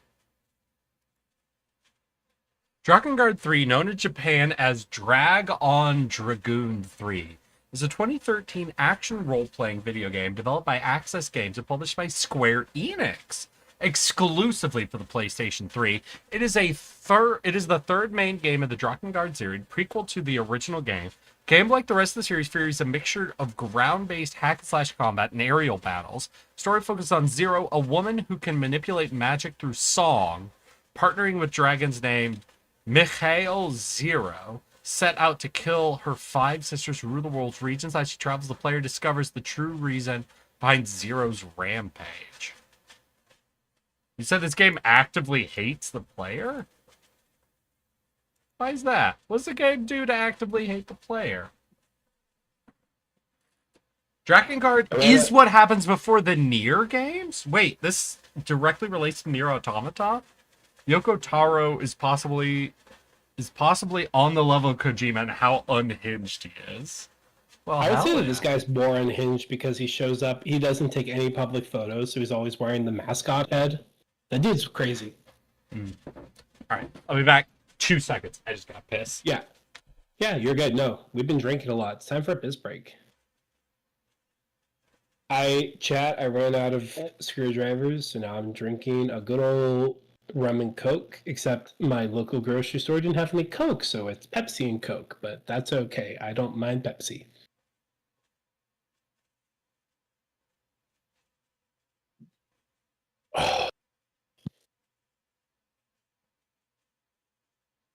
I do love a good spiced rum.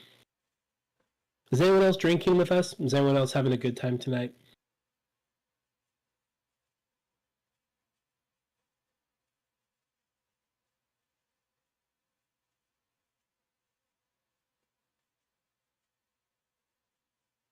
Stuck watching ads. It goes from action game to rhythm game with no warning, no explanation, and it will kill you if you don't know beforehand. And then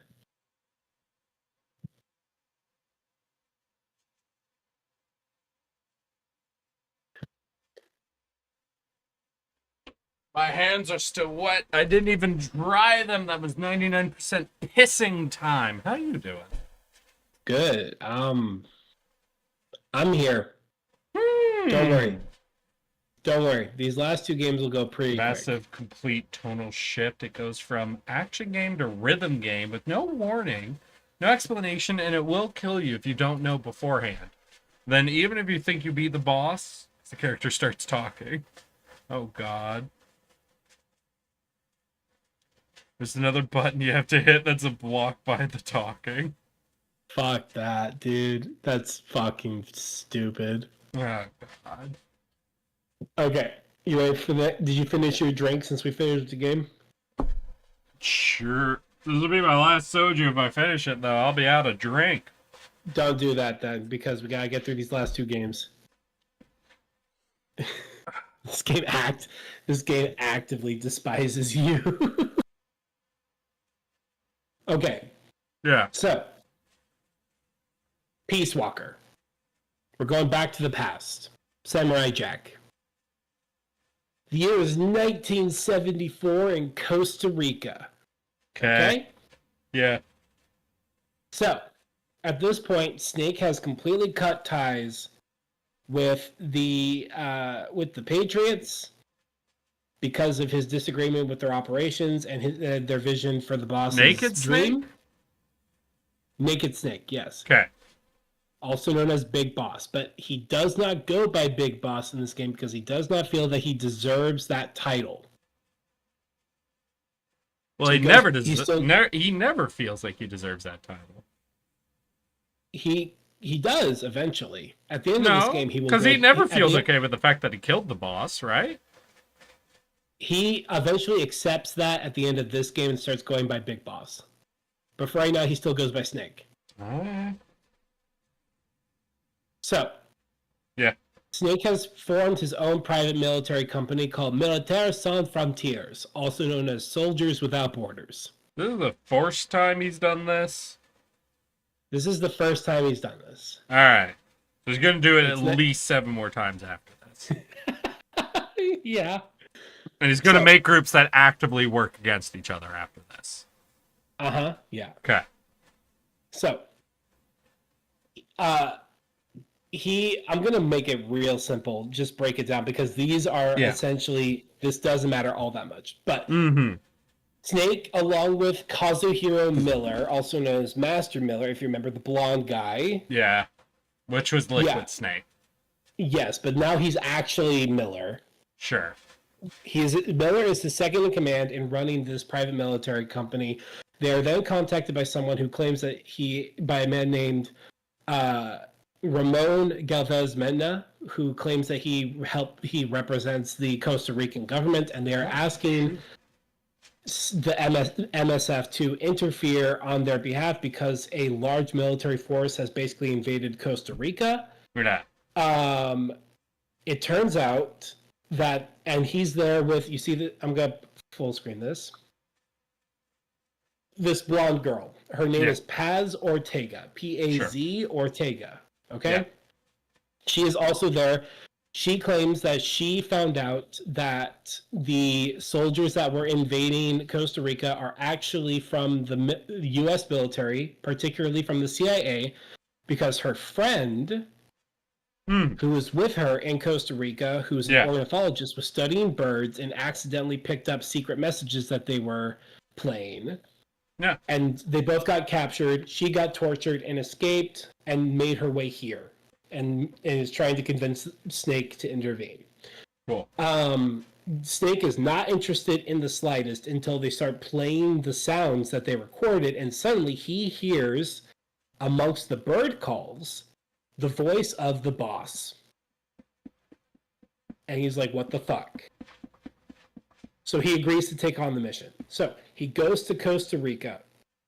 And I'm skipping a bunch of shit that does not matter. But essentially, he sneaks around and he comes in contact with the local resistance group because at this point, historically, Costa Rica's constitution did not allow for a military. So there was a resistance force called the, oh my God, it was like the Sandanine, something like that. Hold on. Yeah. Whatever. Yeah, it probably doesn't matter. It doesn't matter. The most important part is that there's two main characters that you need to understand that lead this resistance group. The one who leads his name is Amanda, and her brother Chico. Yeah. They both join up with Snake to help fight off the country. Fight off the invaders. It doesn't matter. They're both gonna die by the end. No, just one of them.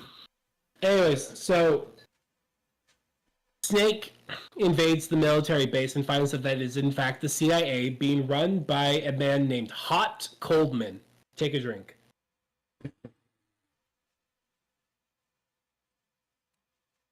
That's right. His name is Hot Coldman. Yeah. Yeah. And he was the former director of the intelligence or something like that in Washington, D.C., and he was in charge of the Operation Snake Eater, which is the whole operation where Snake went to go kill the big boss. Yeah. I mean, the boss. After that whole incident, he was kind of shoved to the side, and so now he's here in Costa Rica trying to reclaim his former glory by creating what he calls the perfect nuclear deterrent, also known as the Peace Walker incident. Yeah. To help accomplish this, he has hired Dr. Huey Emmerich. Yeah. Huey Long. Gotcha. Hold on, I gotta pull up the picture. This man is Otacon's dad. Ah, And he's Otacon's dad. Yes, and he is in a wheelchair. That's not super important, but I thought I'd mention. I'm pulling up a picture of him right now. Yeah. There he is. Oh, look at him. He looks exactly like Otaku Pissy Pants. Yeah. So he was hired by Hot Coldman to build a unmanned Yeah. nuclear weapon system, essentially a Metal Gear. But Well, he I don't know. only Did it built have legs? It did have legs. Oh, okay. When I edit this video, I'll pull up a picture of Peace Walker, but it did have legs. Ah, I see. Cool. Yeah. So Might as well. here's the thing: he only built the robot body part. He didn't build the AI part. That was done by Dr. Strangelove. Take a drink. That's not a goofy name. That's a literal reference to a movie. I would call that good. I'll let chat decide. on I whether or mean, not I we don't know. bring If you to had that. Dr. Die Hard, you'd be like, that's a goofy name? Or would you be like, oh, why are we referencing Die Hard? Yeah, fair enough. We have Dr. The Avengers Endgame over here. Okay, fair enough. Fine. It's not that goofy of a name. Here she is. I mean, unless that's like her biological name. Like, is that a code Yeah, name? that's her actual name. Okay. Dr. Strangelove is a AI expert who was part of the mission that launched the boss into space, and Yeah. she fell in love with her, and Sure. is really mad at Snake for killing the boss. And because because only like 6 people know about the real reason why the boss was killed, Yeah. she hates Snake because she Okay, has but no not idea the why U.S. she- government. No. Okay, because she's like an Specifically idiot, just- or Yeah, kind of. okay, So she blames him and built an AI that Yeah. is in her mind a almost perfect replication of the boss. okay, Snake encounters this AI and she straight counters up an AI. yeah, it's like a pod. It's like a big cylinder attached to a robot. And he crawls inside and it talks to him. Oh, okay. And she's like basically Hot Coleman's plan is that if they use the Metal Gear, aka Peace Walker, and launch a nuke, they can prove that they have the perfect deterrent because Hot Coleman believes that, you know how like during the Cuban Missile Crisis, the only reason that we didn't go nuclear war is because one Soviet soldier went, "No, I'm not going to launch a nuke right now." Well, I know that's why a nuke wasn't launched. Yeah, exactly. Hot Coleman believes that that guy was weak as shit and that we need robots in control so that way they can unemotionally launch a nuke. And that'll prevent war. Exactly. So his brilliant idea is that he'll use this to prove that he's got the perfect deterrent system and then get US funding to build a shit ton of these and basically line the coast with them. Okay. And they're all going to have AIs that are replications of the boss. And the Strange boss wouldn't hesitate to launch a nuke. In their brain, yeah. In reality, no. So, Okay. Strangelove tortures Snake to get the last Naked of the information she wants out of him. Yeah, Naked Snake. He refuses, and then Yeah. Hot Coleman is then killed by the professor that hired Snake in the first place because it turns out he's not actually Costa Rican. He's a KGB agent who helped spawn this whole project to lure the U.S. into nuking Cuba I mean, why wouldn't you? to start an international incident. Makes sense. Perfect sense. So he kills Hot Coleman, but in his final moments, Hot Coleman goes, "Yeah, you know what? Nuking Cuba sounds like a great idea," and puts the nuclear Agreed. codes in anyways. Yeah. So Snake has to. So they're like, "Okay, we got to stop this from happening." So Yeah. they go course. and they beat the shit out of Peace Walker, the robot. Mm-hmm. And they're like, "Okay, great." It's Cool. still transmitting a signal to the U.S. that a nuke has been launched, though. So now the U.S. thinks that they're under nuclear fire and they're about to launch a retaliatory strike. So Snake Yeah. gets on the phone and calls the U.S. government, specifically the nuclear response division, and Yeah. he's like, "Don't believe it. It's fake. It's not real. It's just a bait." And they're like, "Who are you?" And he's like, "I'm Big Boss." And they're like, "How can you prove that you're really Big Boss?" And he's like, "Were you there in the room with me when I got named Big Boss?" And he's like, "Yes, actually, I was." And he's like, "Okay, great. I didn't shake Lyndon B. Johnson's hand and left without a word." And he's like, "Everybody, this is the real Big Boss. Those nukes are fake. Don't launch any nukes." Cool. And then Snake destroys the last of the AI within Peace Walker. Yeah. But then it gets possessed by the ghost of the boss, who then walks it. Because they're What? like, "We No, fuck you. Take a step No. back. What do you mean it So- gets possessed by so the ghost of the boss? He completely destroys the AI. Yeah. There should be no AI left in there.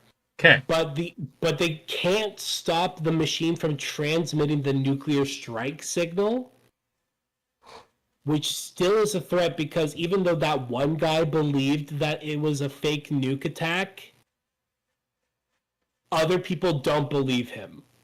So Uh-huh. there's still so they won't believe until the signal stops transmitting, but they can't make it stop transmitting. Yeah, So so they're like like, after how- an hour, they're like, oh, yeah, no, this is fake. A nuke would have hit before now.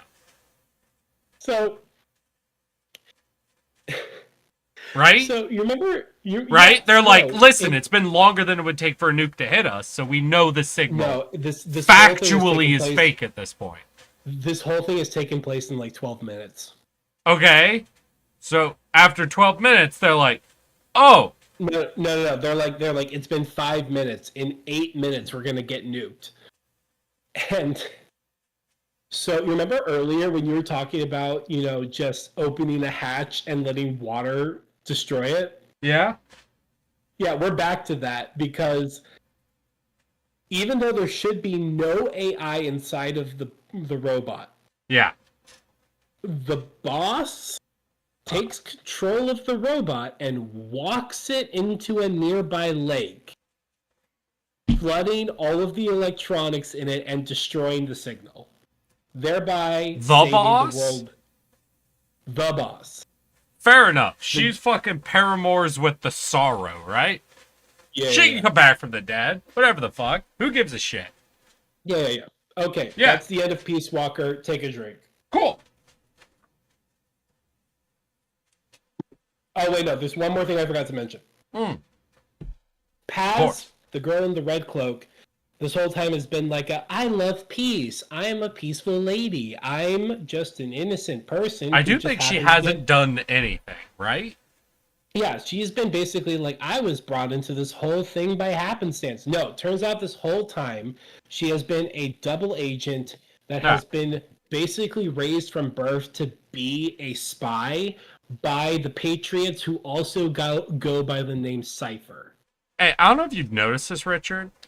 Yes. Literally every blonde character Yes. has been effectively a double agent from whatever perspective they entered on. Correct. You are right. Okay. And that will not stop. Okay. So she's actually a double agent that's been working for Cypher, aka the Patriots, aka Major Zero, this whole time. The wheelchair guy? The comatose wheelchair guy. Yeah, but he's not comatose yet. So this whole time, by the way, okay, Cool. so while this whole thing's been going on, Yeah. Huey Emmerich has been building our own Metal Gear called Metal Gear Zeke. I And we mean, come why into would- possession of a nuke. Yeah. I mean, Even though obviously they're she private just mil- has the nuke, right? Yes. So Cool. we get in possession of a nuke and we have our own Metal Gear. Getting the nuke is the She- easy part, really, if you think Yes. about it. Yeah, really, it is. So she basically goes, okay, either you rejoin the Patriots, aka Cypher, or Yeah. I steal the Metal Gear and launch a nuke, blaming your whole private military organization for it. Oh, And Snake goes, third option, I kill you. yeah. And he does. Cool. And that ends Peace Walker. Next game. So wait, did nothing happen? Nothing happened. Once again, I'm going back to Metal Gear Solid 4, and it really feels like something happened production-wise, right? Doesn't it feel I like don't know. something happened between Metal Gear Solid 3 and 4? And now Metal Gear Solid 4 and Metal Gear Solid 5 have been so far off from what every other game up to this point has been. But, like, obviously something happened. Something, I don't know, man. Okay, so technically, Because there wasn't even, our- like, a team of enemies we worked through one by one that all had unique personalities in that one. Nope. There were various giant robots that you have to defeat, but no. Fuck. So No- was no Kojima characters. involved with that one? I believe so. I've forgotten so much about the most recent two games. I need to play them again. I don't know, man. Last two games felt like nothing to do with the rest of the Metal Gear series to me. Oh shit, Ocelot looks terrible. Yeah. Hold on. I'm making these slides as we go along. What happened to Ocelot? Why does it look like a corpse? That's not Ocelot. Sure. He is in this game, but that's not him.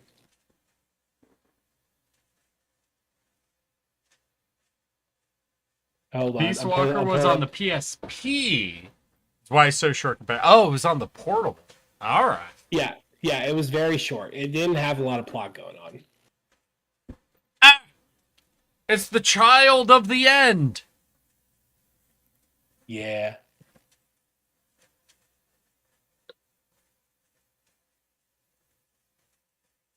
So we have Revolver Ocelot, Child of the End. What else do we need? If we get another Psycho Mantis. No. Because I maintained for the moment Psycho Mantis showed up, that should have been the dude we were cloning instead of Big Boss. You're like, no, they don't really care about Psycho Mantis. Then I find out during 4, they in fact copied Psycho Mantis's brain and put him into Screaming Octopus or whatever the fuck their name was. Chat, he can't keep predicting the plot. I'm sorry, did I not say from the moment Psycho Mantis showed up, oh, this is objectively the strongest character that has been in this game series? Oh god, he keeps predicting shit. You can't throw literally a person who can control everyone's mind and has telekinetic abilities at me and be like, but really, it's the good soldier guy who's the most powerful character. Ah! Is that the child of Mantis? Oh, I'm just throwing all the characters on the screen. Hi, I'm daughter of Psycho Mantis. Okay. I'm Psycho Fungi. Okay. Okay, we're on the final game. Okay. Bear with me. Okay, so it's technically 2 games, but we're condensing into one because before Metal Gear Solid 5 was released, there was another one called fuck,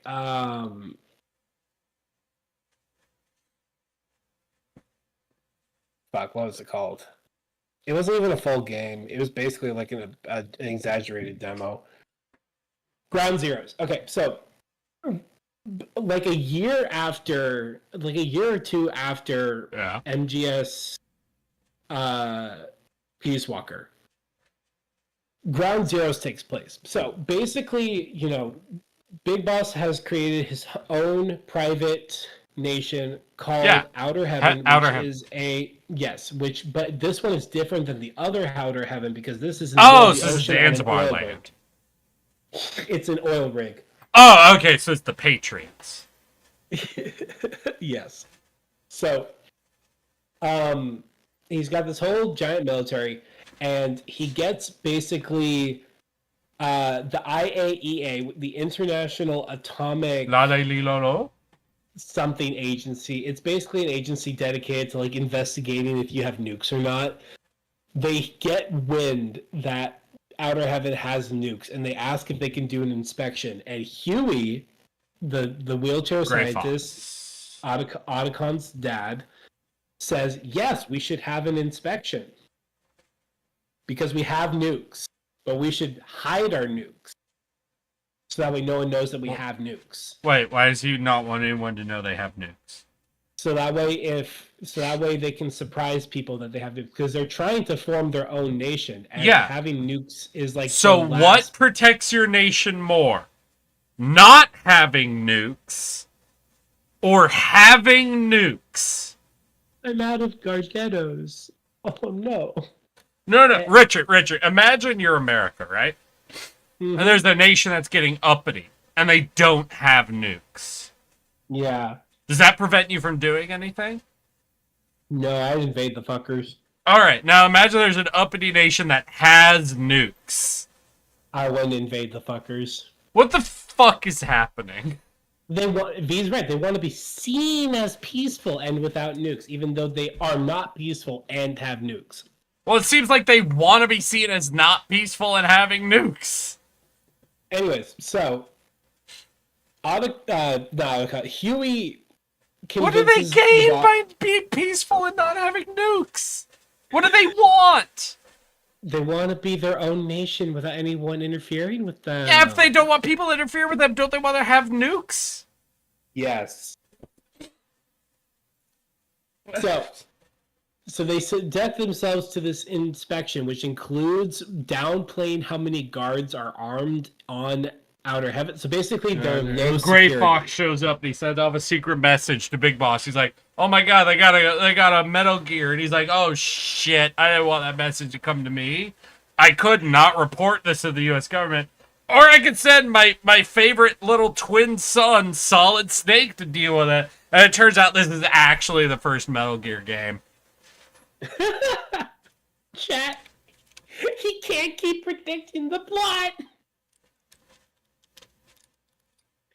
Okay, so Snake, at the same time that this inspection is happening, also finds out that Paz, Naked Snake or Solid Snake? Naked Snake, who also at this point he is going by Big Boss, so he's just Big Boss at this point. Okay. Okay. So Big Boss learns that Paz, after their fight with her trying to steal Metal Gear Zeke, survived and is currently being held at a prison camp in Guantanamo Bay by an organization known as XOF. Now, XOF is the dark mirror of Fox. And if you remember, when he was going by Naked Snake, he worked for Fox as an agent. XOF was essentially like, would handle all the dirty stuff. So they would do like the killing families and cleanup stuff like that. That organization was run by a man called Skullface. Drink for that.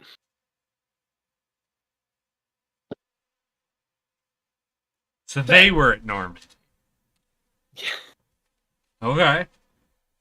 So, for some reason, XOF is currently holding Paz hostage and is torturing her at Guantanamo Bay. At the same time, it turns out that Chico, who was the one of the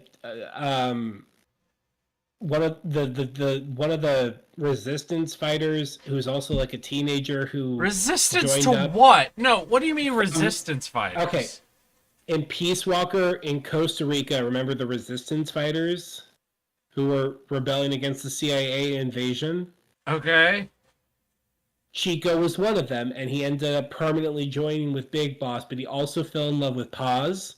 Wait, Blonde Big Boss girl. who was working for the United States government. No, he was a private military organization, unaffiliated. Wait, no, but Big Boss runs Gray Fox. Or not Gray Not yet. Fox, but Not Fox. yet. Not yet. How? Not yet. Fox. Not yet. Not yet. Okay. Then he It's was part of the 1970 U.S. government that was sent in to take care of the boss, right? Yes, but after that, he left the U.S. government.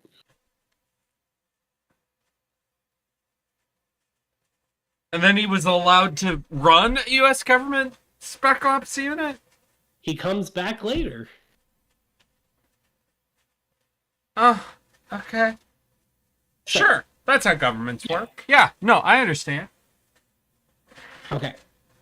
The first Metal Gear game takes place 9 years after Phantom Pain. Yes, you are correct, V. Thank you. Okay. So, in I- 9 well- years, he will take over for Foxhound, but not yet. Sure. Listen, So- listen. He actively worked against the U.S. government and tried to start his own private military. Yeah, he can run Spec Ops unit, though. I got you. Yeah, you get it. No, I'm yeah, keeping you up. get it. Yeah, awesome. Thank you. So, okay, so Chico goes AWOL to go rescue Paz from Guantanamo Bay. Yeah. And Boss is like, shit, I gotta go rescue Chico and Paz. This is bad. That's ground zero. So you infiltrate Guantanamo Bay and you go to rescue Paz and Chico from Skullface. Yeah. You get them both and you load them into a helicopter, only for the medic on your chopper who's doing an examination of Paz to realize, oh, they put a bomb in her tummy. She's got Yeah. a whole ass bomb in her tummy. Sure. So they take it out Yeah. and they throw it away. Easy. Then she wakes up and she goes, I have a second bomb in Oh, my tummy. shit. I should have known. She jumps out of the helicopter to save everyone, but Reasonable. it's too late, and then she explodes, and the explosion hits the helicopter, and everything goes to shit. Yeah. Okay, I mean, Big Boss obviously doesn't die. no. So, 9 years later, Ah, I see. Big Boss wakes up Yeah. in a British military base in Cyprus Yeah. after having been in a coma. He Yeah. has lost his left arm, and he has a giant spike of, if you look here, he's got a giant spike of debris of shrapnel stuck in his head. Yeah. Right? Okay. Okay, great. While he is there recovering in the hospital, Yeah. he suddenly gets attacked by a Cypher, aka Patriot soldier who's come to assassinate him. The group he started. Yes. Okay. But suddenly another man who's And the been group that watching let him over- start up the Foxhound group. Yes. Okay. Oh, I forgot to mention actually. Okay, so before they blew up, they came back to Mother Base, aka Outer Heaven. But You see not it like completely- the Outer Heaven from the first game. No, the Outer Heaven that's before that one. Yeah. Because this one got destroyed, completely blown up by Yeah. XOF. Completely destroyed. Because remember, they were expecting a international community nuclear weapons inspection. Yeah. So they got rid of all of their weapons for the inspection, and then they got attacked, and so everything got destroyed. Huh. And then they blew up. And now it's Yeah. 9 years later. He's been in a coma for 9 years. He lost his left arm, and he's got a big spike of metal in his head. Yeah. An enemy assassin hired by Cypher comes to assassinate him, but he gets saved by a man named Ishmael, who saves his life. And as they're escaping, you've played this section, you know, he's sneaking through the hospital, all that shit. When suddenly Psycho Mantis as a baby and a man on fire attack, they summon a giant whale made out of fire. They somehow escape, and then Revolver Ocelot comes in and saves them. But how old is Revolver at this point? He's like, I think he's like 30s. Something like Wait, that. this is what year? 1984. He's like 40. Yeah, he's in his 40s. Yeah, wouldn't he be in his late 40s? Yeah, he's in his 40s. Okay. Yeah. Why is Ocelot here? He's here because he got hired by someone to help Big Boss with his new operations. And Wait, they doesn't found he a new work for organi- He worked for the Prophets. the Then they were philosophers. dropped, then the Patriots existed. Yeah. So he doesn't work for anyone. He works for himself. He technically works for the Patriots at this point, but right now he's working for himself. Yeah. So he's here for himself? Yeah. What? Uh-huh. Yeah.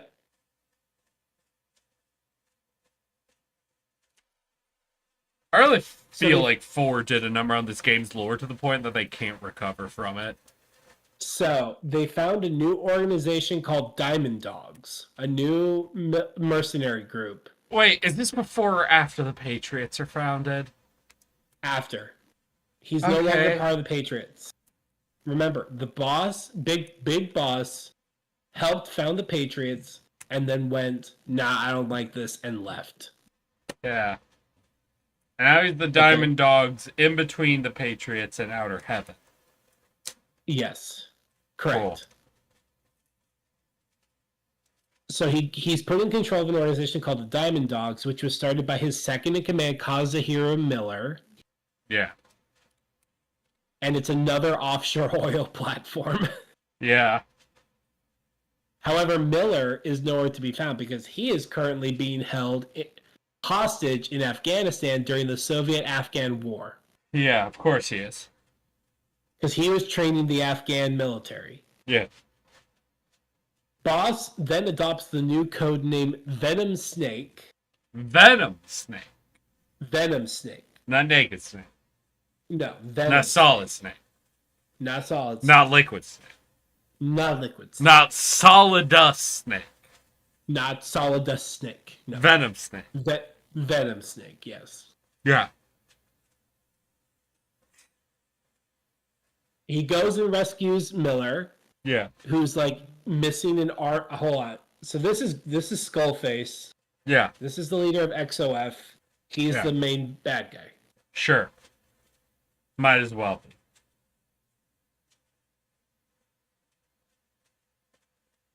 So, all right. Miller is now missing an arm and a leg because Skullface beat the fuck out of him and took him.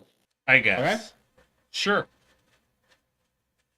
So Does it matter? First Snake.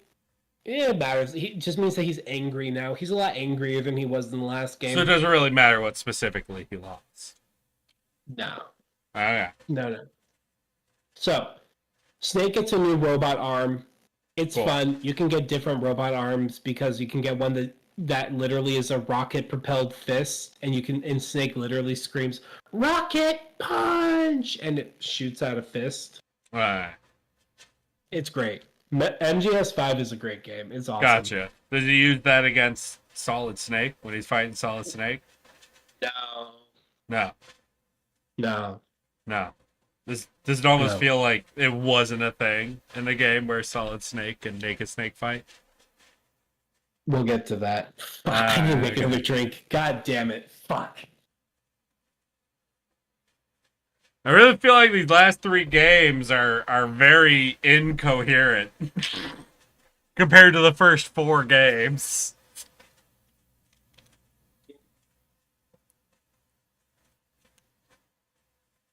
It really feels like no one was controlling anyone's ideas at this point.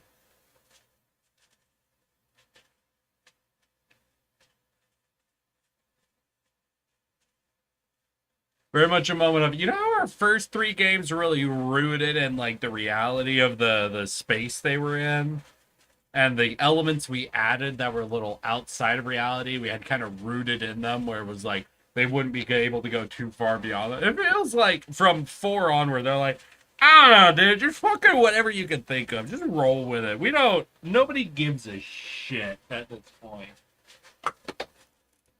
Yeah, it kind of feels like that. But I love 5.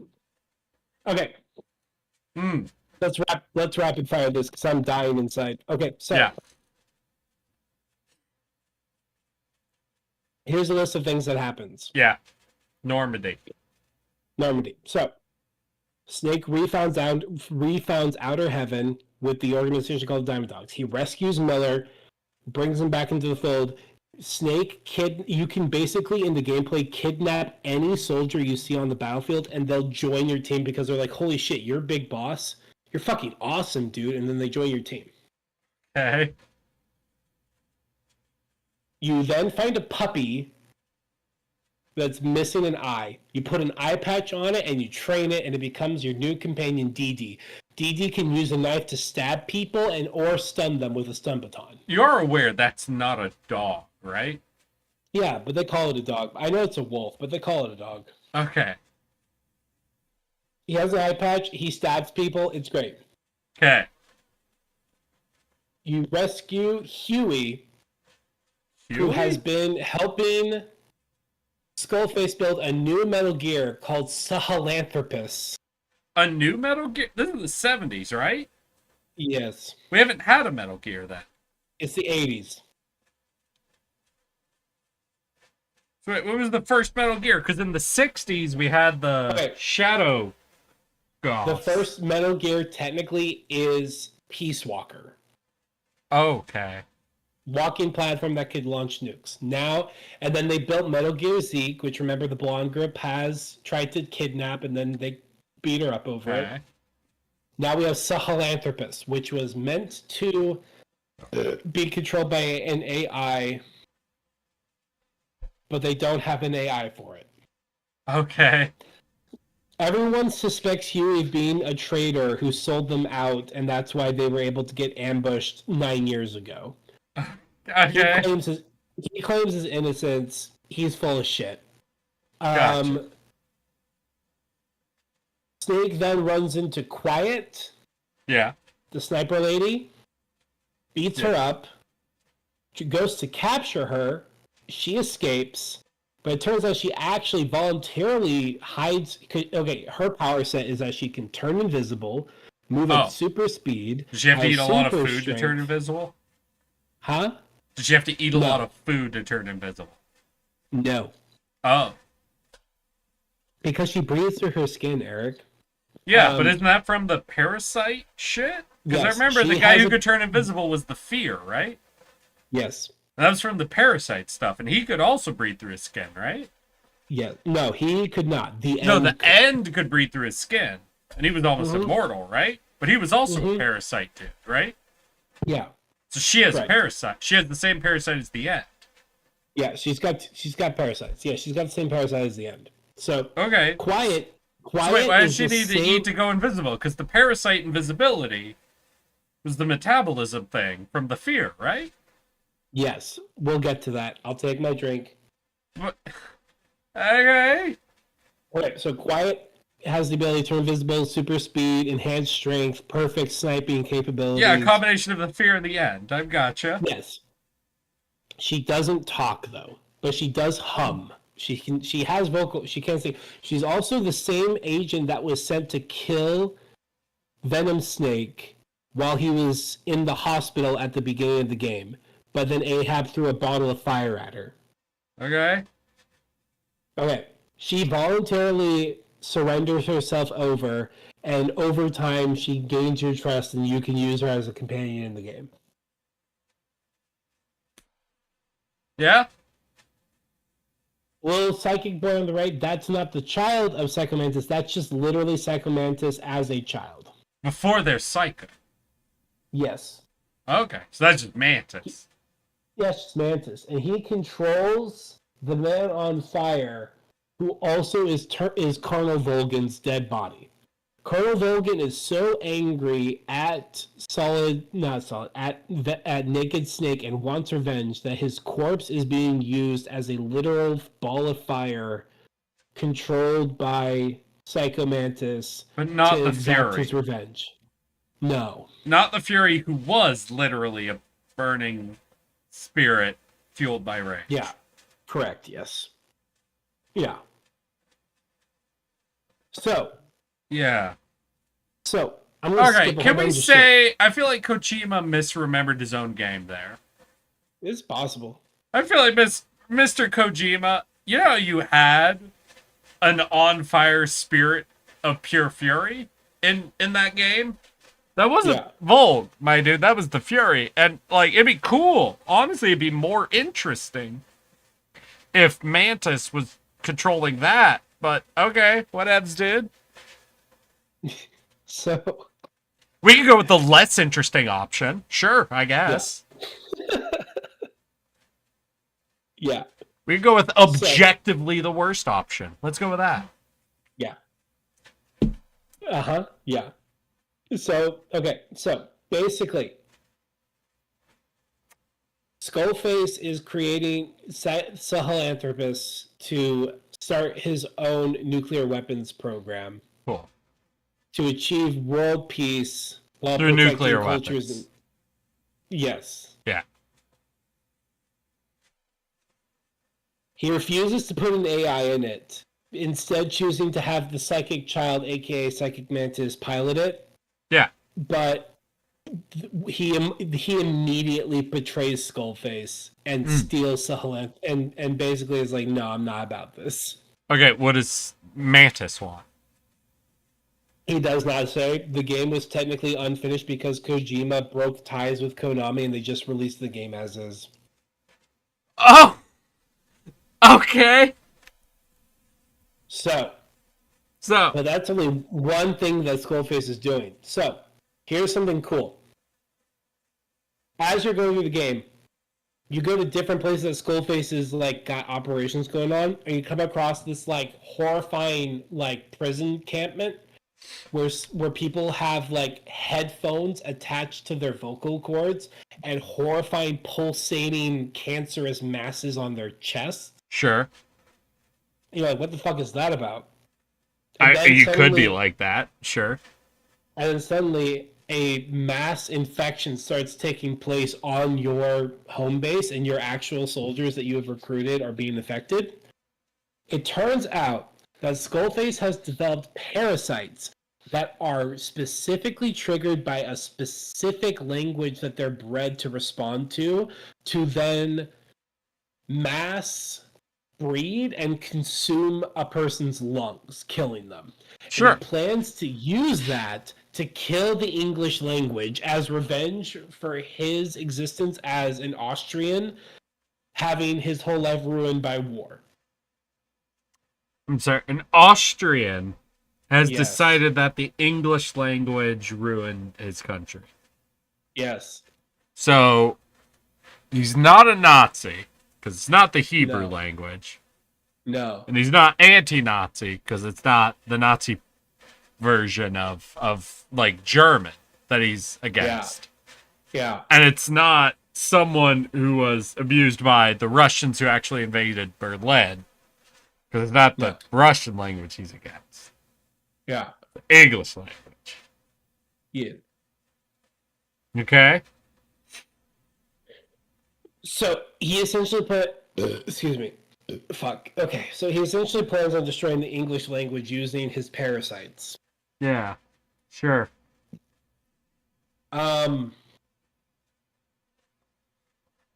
You find a Native American man called Code Talker, and this is actually a cool reference to The Wind World War Talkers. II. To World War II, where they used Native American. Yeah, the people Wind to- Talkers.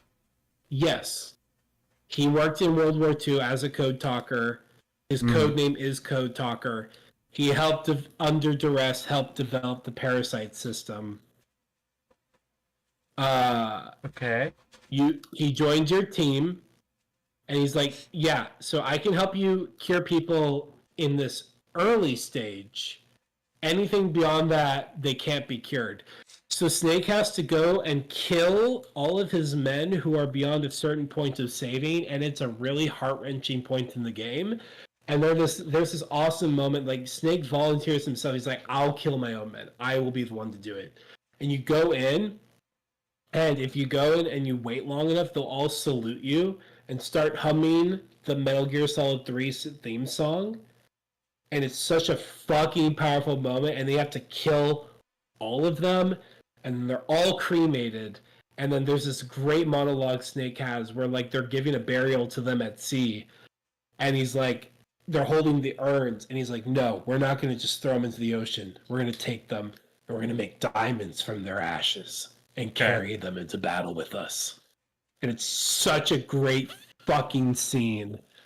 Oh, it's so good. I'm Okay. joking. Is it gonna make him into diamonds? Like carry the diamonds into battle? Yeah, he's gonna take their ashes and crush them into diamonds Yeah. Well, couldn't he use the carbon to make like dog tags or something that wasn't diamonds? diamonds, because they're What? diamond dogs. They're diamond dogs. They're Okay. diamond dogs. But like, just as an example, say we use their carbon, right? To make Yeah. like iron dog tags, and we could actually write their names on those. And then it'd be like soldier dog tags, like for the fallen. Uh-huh. Yeah. Wouldn't that would be make more sense. symbolic to take in a battle than like just a diamond? Sure. Yeah, absolutely. But diamonds, Eric, they're diamond dogs. Diamonds. Yeah, into but they're battle. dogs, like dog tags. You're really harshing my vibe, dude. Yeah, chill.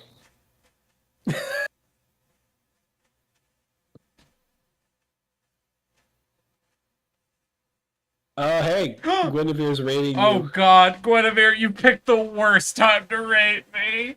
Hi, Gwen. We are multiple drinks in. Richard is trying to explain the leer of the Metal Gear games to me, and we're on the... I've been upset for the past 2 games now. Hi, Guinevere, how you doing? We're fucked. Yo, that dude is We're drunk as abs- fuck. I'm surprised you're able to pick that up that quickly. I feel like that was more so me sounding very upset and less me sounding drunk. But I appreciate you were able to pick that up that quickly, Guinevere. We're I- fine. Nice. I'm so nice to- angry. Nothing from Metal Gear Solid 5 to this point has made any sense to me whatsoever. And I need someone to free me from this because I'm gonna be honest, like, these games have been objectively, to my opinion, bad since Metal Gear Solid 5. And I don't know where we could go from here. How you doing, Gwen? What were you up to?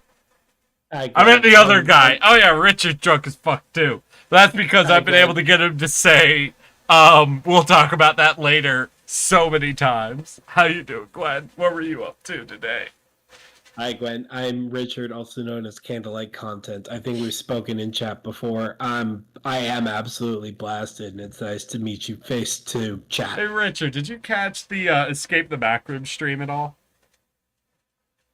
Yeah, I caught. So I caught a little Guinevere bit. showed up and started explaining to me and Kitty how Escape the Backrooms together works, and is the only Yeah. reason we survived at all.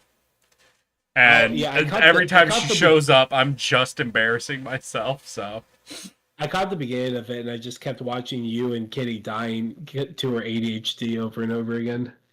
yeah, to be fair, level 1 was pretty rough with Kitty's ADHD. We did a lot better after level 1. Level 1 feels like the most punishing to ADHD. Oh yeah, do you want to collab on that next week? Yeah, I haven't set up the plan yet. I've got one person I have to reach out to as well. But Gwen, if you want to... Hey Gwen, if you want to reach out to me, I'd be more than happy to set something up. I don't know if we'd You continue should. where me and Kitty left off or we'd fully reset. But now that I know how the game works, I imagine level 1 and 2 would be like a lightning quick run throughs. What? We did 1, 2, 3 was the parking lot. And then we didn't beat 4. We almost beat 4. So I imagine it'd be really quick to get back to where we were.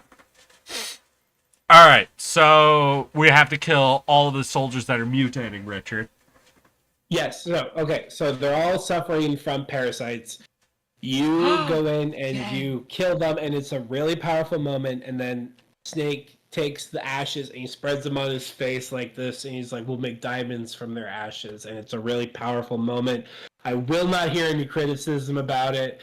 It's so powerful. It's so good. I refuse to hear any criticism about it.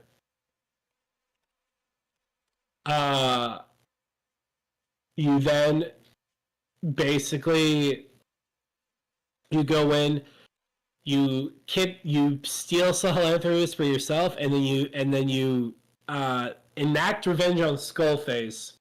I have to point this out too. Okay, so Skullface basically explains his entire plan in like a 20-minute car ride where your character is literally just forced to sit there in a car as Skullface monologues at you for 20 minutes, and it's probably the most awkward thing in all of Metal Gear. Oh? Why is that? Because it's literally, it's not even like an animated cutscene. It's literally just your character model sits in a car and you just sit there as the car drives, and and Skullface just monologues at you. It has no cinematic fluff. It has no substance to it. It's just, you're just sat there, and it's got no agency. It's very bad.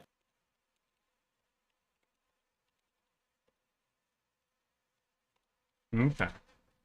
And then you enact revenge on him by shooting off his right arm and his left leg to get revenge on him for what he did to Miller. And then Huey shows up and shoots him in the chest. And he's like, "Yeah, I'm one of you guys." And then we're like, "Hold on a second. So, time out, Huey. We actually recovered an AI pod." Excuse me, everybody. We recovered an AI pod that has the dead body of Dr. Strangelove in it. And we have a recording of her being like, "Huey, please let me out of this pod. So you killed her." And he's like, "Well, no, I didn't kill her." And they're like, "But you killed her." And he's like, "Okay, maybe I killed her." And they're like, "But you killed her." He's like, "Okay, well, we had a child together, and that child is now Otacon.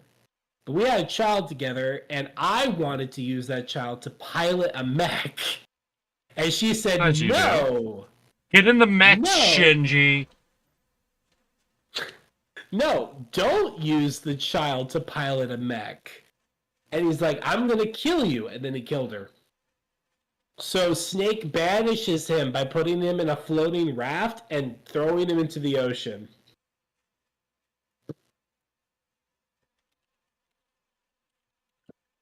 Okay. After all of that, through circumstances, Snake goes to go do another mission, and he's about to die. He gets like poisoned or some shit. Yeah. And the only one who can rescue him is Quiet, who this whole time has not said any words. And she has no means to save Snake. So she picks up a radio and she calls for help. And she's speaking, I don't remember which language, but one of the Native American languages. And the people are like, I don't know what you mean by that. And she finally speaks in English for the first time, and it's revealed that she has a parasite in her too. She has the English parasite. So once she spoke English, she basically doomed herself to die. So she leaves Snake a message being like, hey, here's my whole backstory. I'm going to go die in the desert now. Okay. End of Quiet. End of Quiet. End of Wait, Quiet. doesn't he get melted by acid or some shit? What?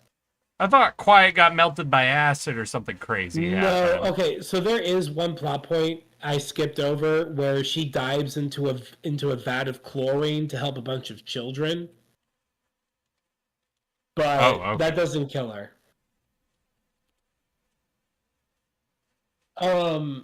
After that,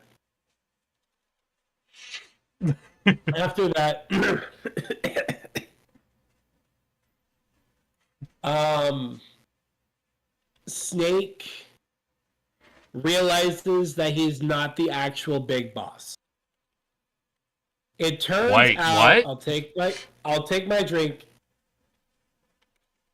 It turns out that this entire time. So you remember back at the beginning when I said they were in the helicopter and there was a medic who checked the one girl's body and he's like, there's a bomb in here. And then everyone exploded. Turns out that the medic who was on that helicopter also exploded and survived.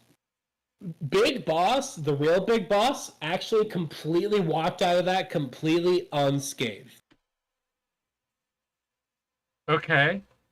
The medic, however, lost his arm and got the shrapnel in his head, and so they spent the 9 years that he was comatose psychologically tricking him into thinking that he was Big Boss. So that way the real Big Boss could go underground. Okay. And he could run all of the operations. So wait, is Big Boss actually Solidus Snake? No, Solidus Snake is the president of the United States who will not be born for several years. Okay. I'm sorry. I'm ridiculous for thinking that because of this fourth version of Big Boss that is cropped up. So the fourth version is a psycho-indoctrinated regular man who has been surgically altered to look like Big Boss. Yes, Gwen, I am gonna die once we're done here. I have drank half a bottle of vodka and a quarter bottle of rum. So over the course of the 9 years that the medic was unconscious, they psycho-indoctrinated him to make him believe that he was the real Big Boss. Uh-huh. And he was supposed to essentially run Big Boss's operations. Of course. While Big Boss of the Patriots? Big Boss went underground to hide from the Patriots. So and they indoctrinated a medic to run the Patriot. Did the Patriots already rebel for Big Boss? No one is associated with the Patriots. Were the Patriots aren't made yet? No, the Patriots have been made. They're just not part of them.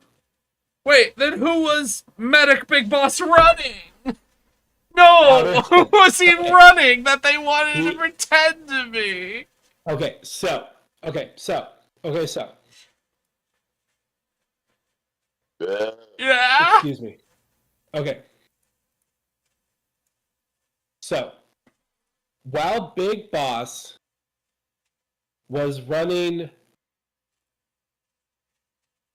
Outer Heaven, Outer Heaven 1 or Outer Heaven 2? the second one, the one from the first Metal Gear game, Okay.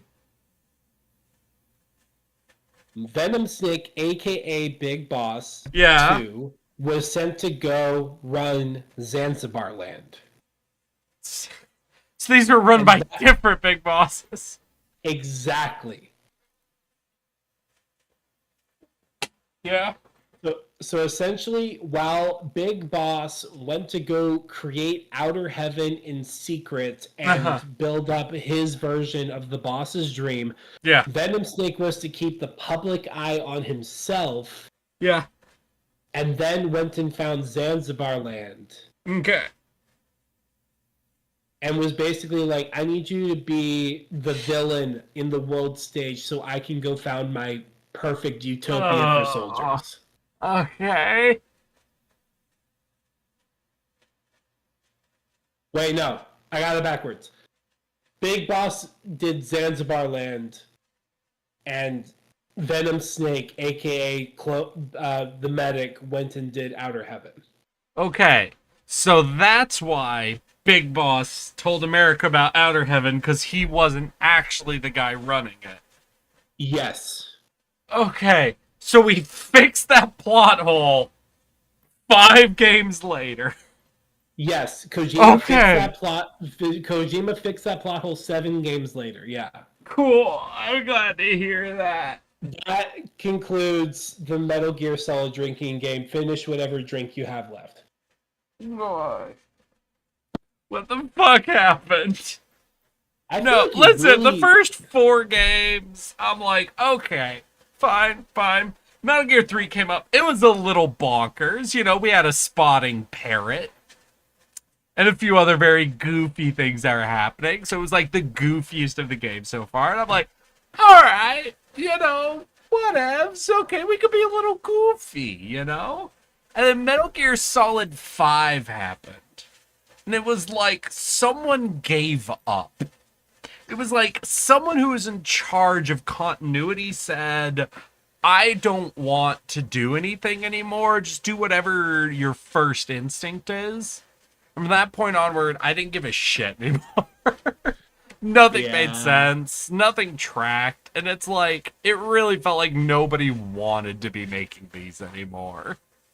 Yeah, but like Kojima definitely still has a soft spot for Metal Gear because V pointed this out like forever ago, but they definitely put Snake in Yeah, someone in chat Death said he Stranding. was in the Death Stranding game. What does that mean? like he made like a little canon. They had a character in it that was basically Snake. 5 wasn't really finished. Yeah, there's the thing. It's like Kojima basically got kicked out of Konami before he fully finished 5, so the plot's pretty. Okay, yeah, it was bullshit. 4 that it felt like someone gave up on then. But yeah, four broke you. 4 broke you, so I couldn't get through 2 sentences. I couldn't. I'm get sorry, through because 2 nothing in sentences. 4 made sense. Nothing in Metal Gear Solid 4 made any sense whatsoever. No, it It doesn't. was like, listen, if this had been the start of a game series, Yeah. if you'd been like, all right, here's our starting world here's the universe we're building, I'd be like, okay, sure. None of this has anything to do with any of the previous games. This is its own universe. Everything's insane. Whatever. But the fact that they tried to tie in all this banana shit only 4 years after the previous game is like, none of this makes sense with any of the lore you've established up to this point. What is happening? Yeah, There's an awesome clip. Wait, did you clip me, Gwen? I want to see the clip. If you clip me, let me know. Because I don't know if I'll be able to rewatch this. Because this is, what, 5-hour long stream. This is almost a 6-hour long stream. It'll take me at minimum 3 hours to rewatch this looking for shorts. I'm did sorry, maybe. they help. Alright, wait. I gotta go see. So beep, boop, I want. content, it. videos, clips, clips of my channel. One drunk dude tries to explain Metal Gear to another drunk dude by Gwen. What is this fucking short? So, here's the thing, right? I do on one hand feel bad for holding Eric hostage for almost 6 hours, but on the other hand, this has been so fun for me. Here's the way people in chat to understand. This is one of my best I'm sorry. friends. Do you know what's No, funny about this clip, Richard? No, what is Is it? this is at the point where I'm not fighting anymore? Is what's funny about this clip. This is where you're like, so this happens, yeah, and then this happens, okay, and then that causes this to happen, sure, and then finally this resolves. Cool. It's just the most. You've beaten me. I don't care. Let me out. I don't. Thanks, Gwen. I appreciate that. I'll have to rewatch this when I'm sober, but that's so fucking funny. Oh my god, no, V, I'm looking at the chat at the Discord right now. That is just Snake, dude, because I haven't played this Stranding. That's literally just Snake, bandana and all. I don't know. I was enjoying my way through Metal Gear 1 and 2. Yeah. Metal Gear Solid 1 and 2. Things Yeah. got really goofy, but still sort of fun on Metal Gear Solid 3. Yeah. Something happened on Metal Gear Solid 4. And I'm at the point where I literally don't believe anyone who tries to tell me nothing production-wise changed between Metal Gear Solid 3 and 4. Because there is such a vibe difference that it's like literally... I don't know if someone like... I don't know if Kojima got divorced, or if was mugged violently in the streets, or if one of the producers told him he wasn't going to be making any future games, or what trauma was imposed on Kojima between Metal Gear Solid 3 and 4, but something horrific, violent, and unforgettable happened to him to fundamentally change his creative process between those two games. And I refuse anybody who tries to explain anything other than that. Have a good night, Gwen. I appreciate you rating. It was a good time. I'm sorry, I'm so out of it. So here's the thing, right? Is that I can tell you, I don't know anything about the background production of it, but it does feel completely different than any of the Metal Gear games. Because a lot of the Metal Gear games do have dark stuff that take place in them, Yeah. but the vibe is still haha goofy. Okay. Even in Metal Gear Solid 5, where it's like you've been in a coma for 9 years and you have shrapnel in your head, your arm is gone. You're not who you think you are. You know who you think you are. There's still, rocket punch and a bunch of goofy shit that happens in the game. There's a whole cutscene where it's an optional cutscene that you can see where you come back to your base and Ocelot is training the soldiers, and one of the soldiers is like doing like little pistol tricks. He's like shooting from the hip. He's like doing a bunch of shit, and Ocelot comes up and is like, "You're being stupid." And he would know. He would know because he was doing that shit when he was like 20 years old, right? And he gives him shit. It's like a whole growth moment, but it's a little goofy and it's a lot of fun. Metal Gear 4 is not fun. It is not fun. I literally am like sitting here thinking like, what's the goofiest part of the game? And I can think of two moments. Okay. Yeah. One is Johnny shits his pants. Is dead ass just you literally have a whole cutscene where Snake sneaks up on him and he's just sitting there being like, "I'm shitting my pants. It's me, Johnny shits his pants." And he's just shitting his pants the whole time for like a solid like 2 minutes. Okay. And the other one is after you defeat Screaming Mantis, her like body gets possessed by the ghost of Psycho Mantis.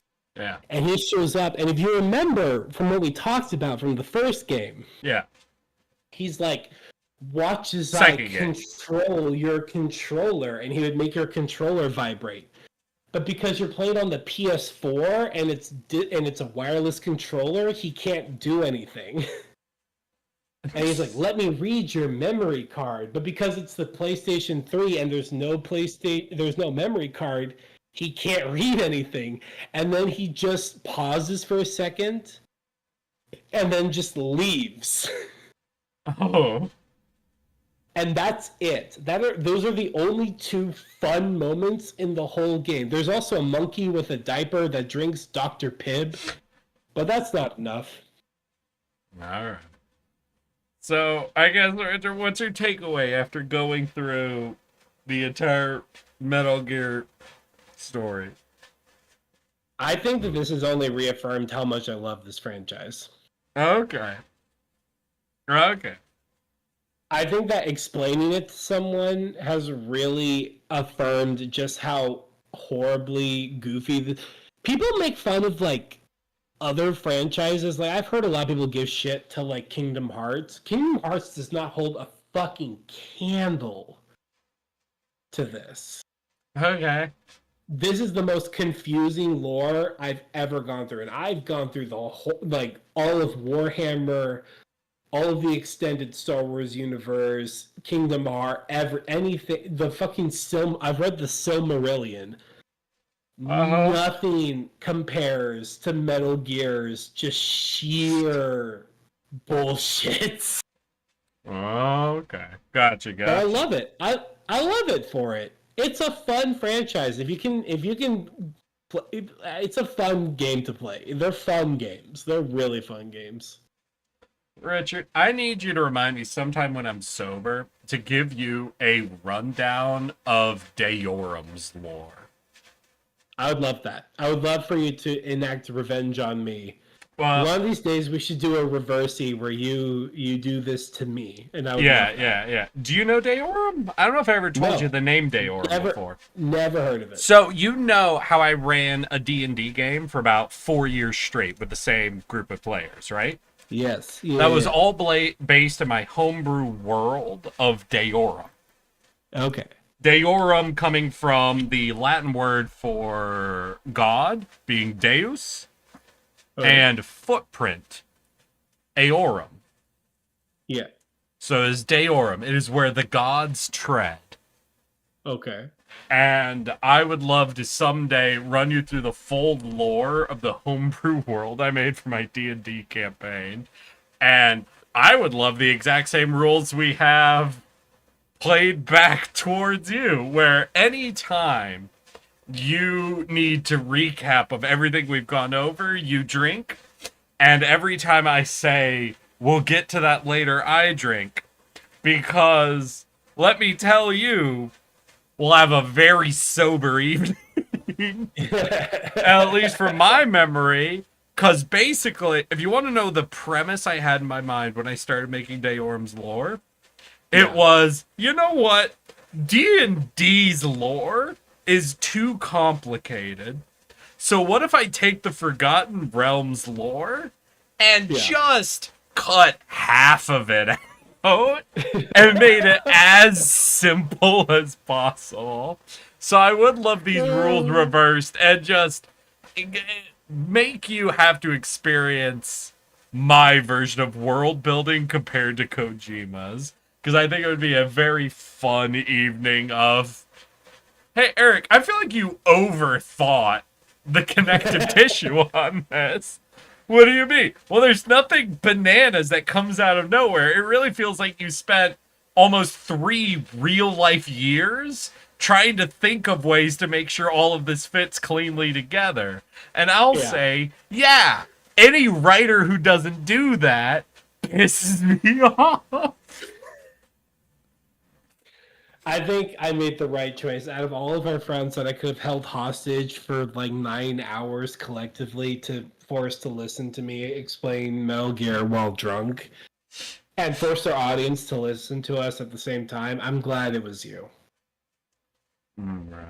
Well, anything you want to say to my chat before we say good evening, a good night, a good weekend to everybody? I want to genuinely thank everybody who stuck with us to watch this. This is Y'all something are I wanted to do for a insane. while. You all are insane. But this is something I've genuinely wanted to do for a long time. I've wanted to do this kind of project. And now that I finally have the second part filmed, I have like a 9-hour video I need to put together, which I'm really excited about. But this has been something I've always wanted to do. And there are so many things that I want to do similar projects of, because as someone who just spends all their time consuming lore of deep, complicated, and stupid The lore bullshit, of the worlds. yeah, I Yeah. love expunging onto people. And so it's been great to be given out to do that. Getting to hang out with one of my best friends in the world doing it too has been amazing. So I want to thank everyone here for allowing me to do that journey as I hold all of you hostage. It's been really fun for me, and I hope you had fun with me too. Mm. All right. Well then, Richard. I wish you a good rest of your weekend. And I hope you have a good night, my dude. I appreciate coming and hanging out, and you absolutely forcing me to down multiple of sojus like 2 weekends in a row. This has been the drunkest I've been in 2 weeks for this entire year. I need you to know that. For the year of 2025, you have given me my 2 drunkest evenings. So just be aware of that, yeah? I'm proud of that fact. That's what I was aiming for. I knew full well when we put this list together that both of us were going to be fucked. God damn it. I have so many videos I need to edit tomorrow. Fuck me. Alright. Hit me up. I have got free time tomorrow. I can help you edit. Alright. Well, I want to wish you a good evening, good night, good rest of your weekend, Richard. Any last words? Or are you good to go? That's it. Thank you so much, everyone, for sticking through it. All right. Well, then. I think with that, I'll let Richard go. And wish each and every one of you a good evening, a good night, a good rest of your weekends. I appreciate all of y'all who managed to survive our absolute insanity, because that has been, without a doubt, an absolute evening and one of my longest streams in a while. Oh my god, we'll definitely not be streaming tomorrow. I'll work on finishing up some video editing so we can get a short out to you guys Monday. I don't know if I'll be streaming Monday. If I do, it'll probably be something light. Like maybe I'll do a Deep Rock Galactic Survivor run. But if nothing else, I'll probably get something out to you guys on Wednesday. But for now, I want to wish you all a good evening, a good night. Good weekends. And I love each and every one of you. So I'll see you all just as soon as possible. I'm Aaron. Yes, that one. A pudgy little tardigrade who likes to play video games. Take care of yourselves. I think I gotta go for a walk. It's so late. Have a good night, Ultima.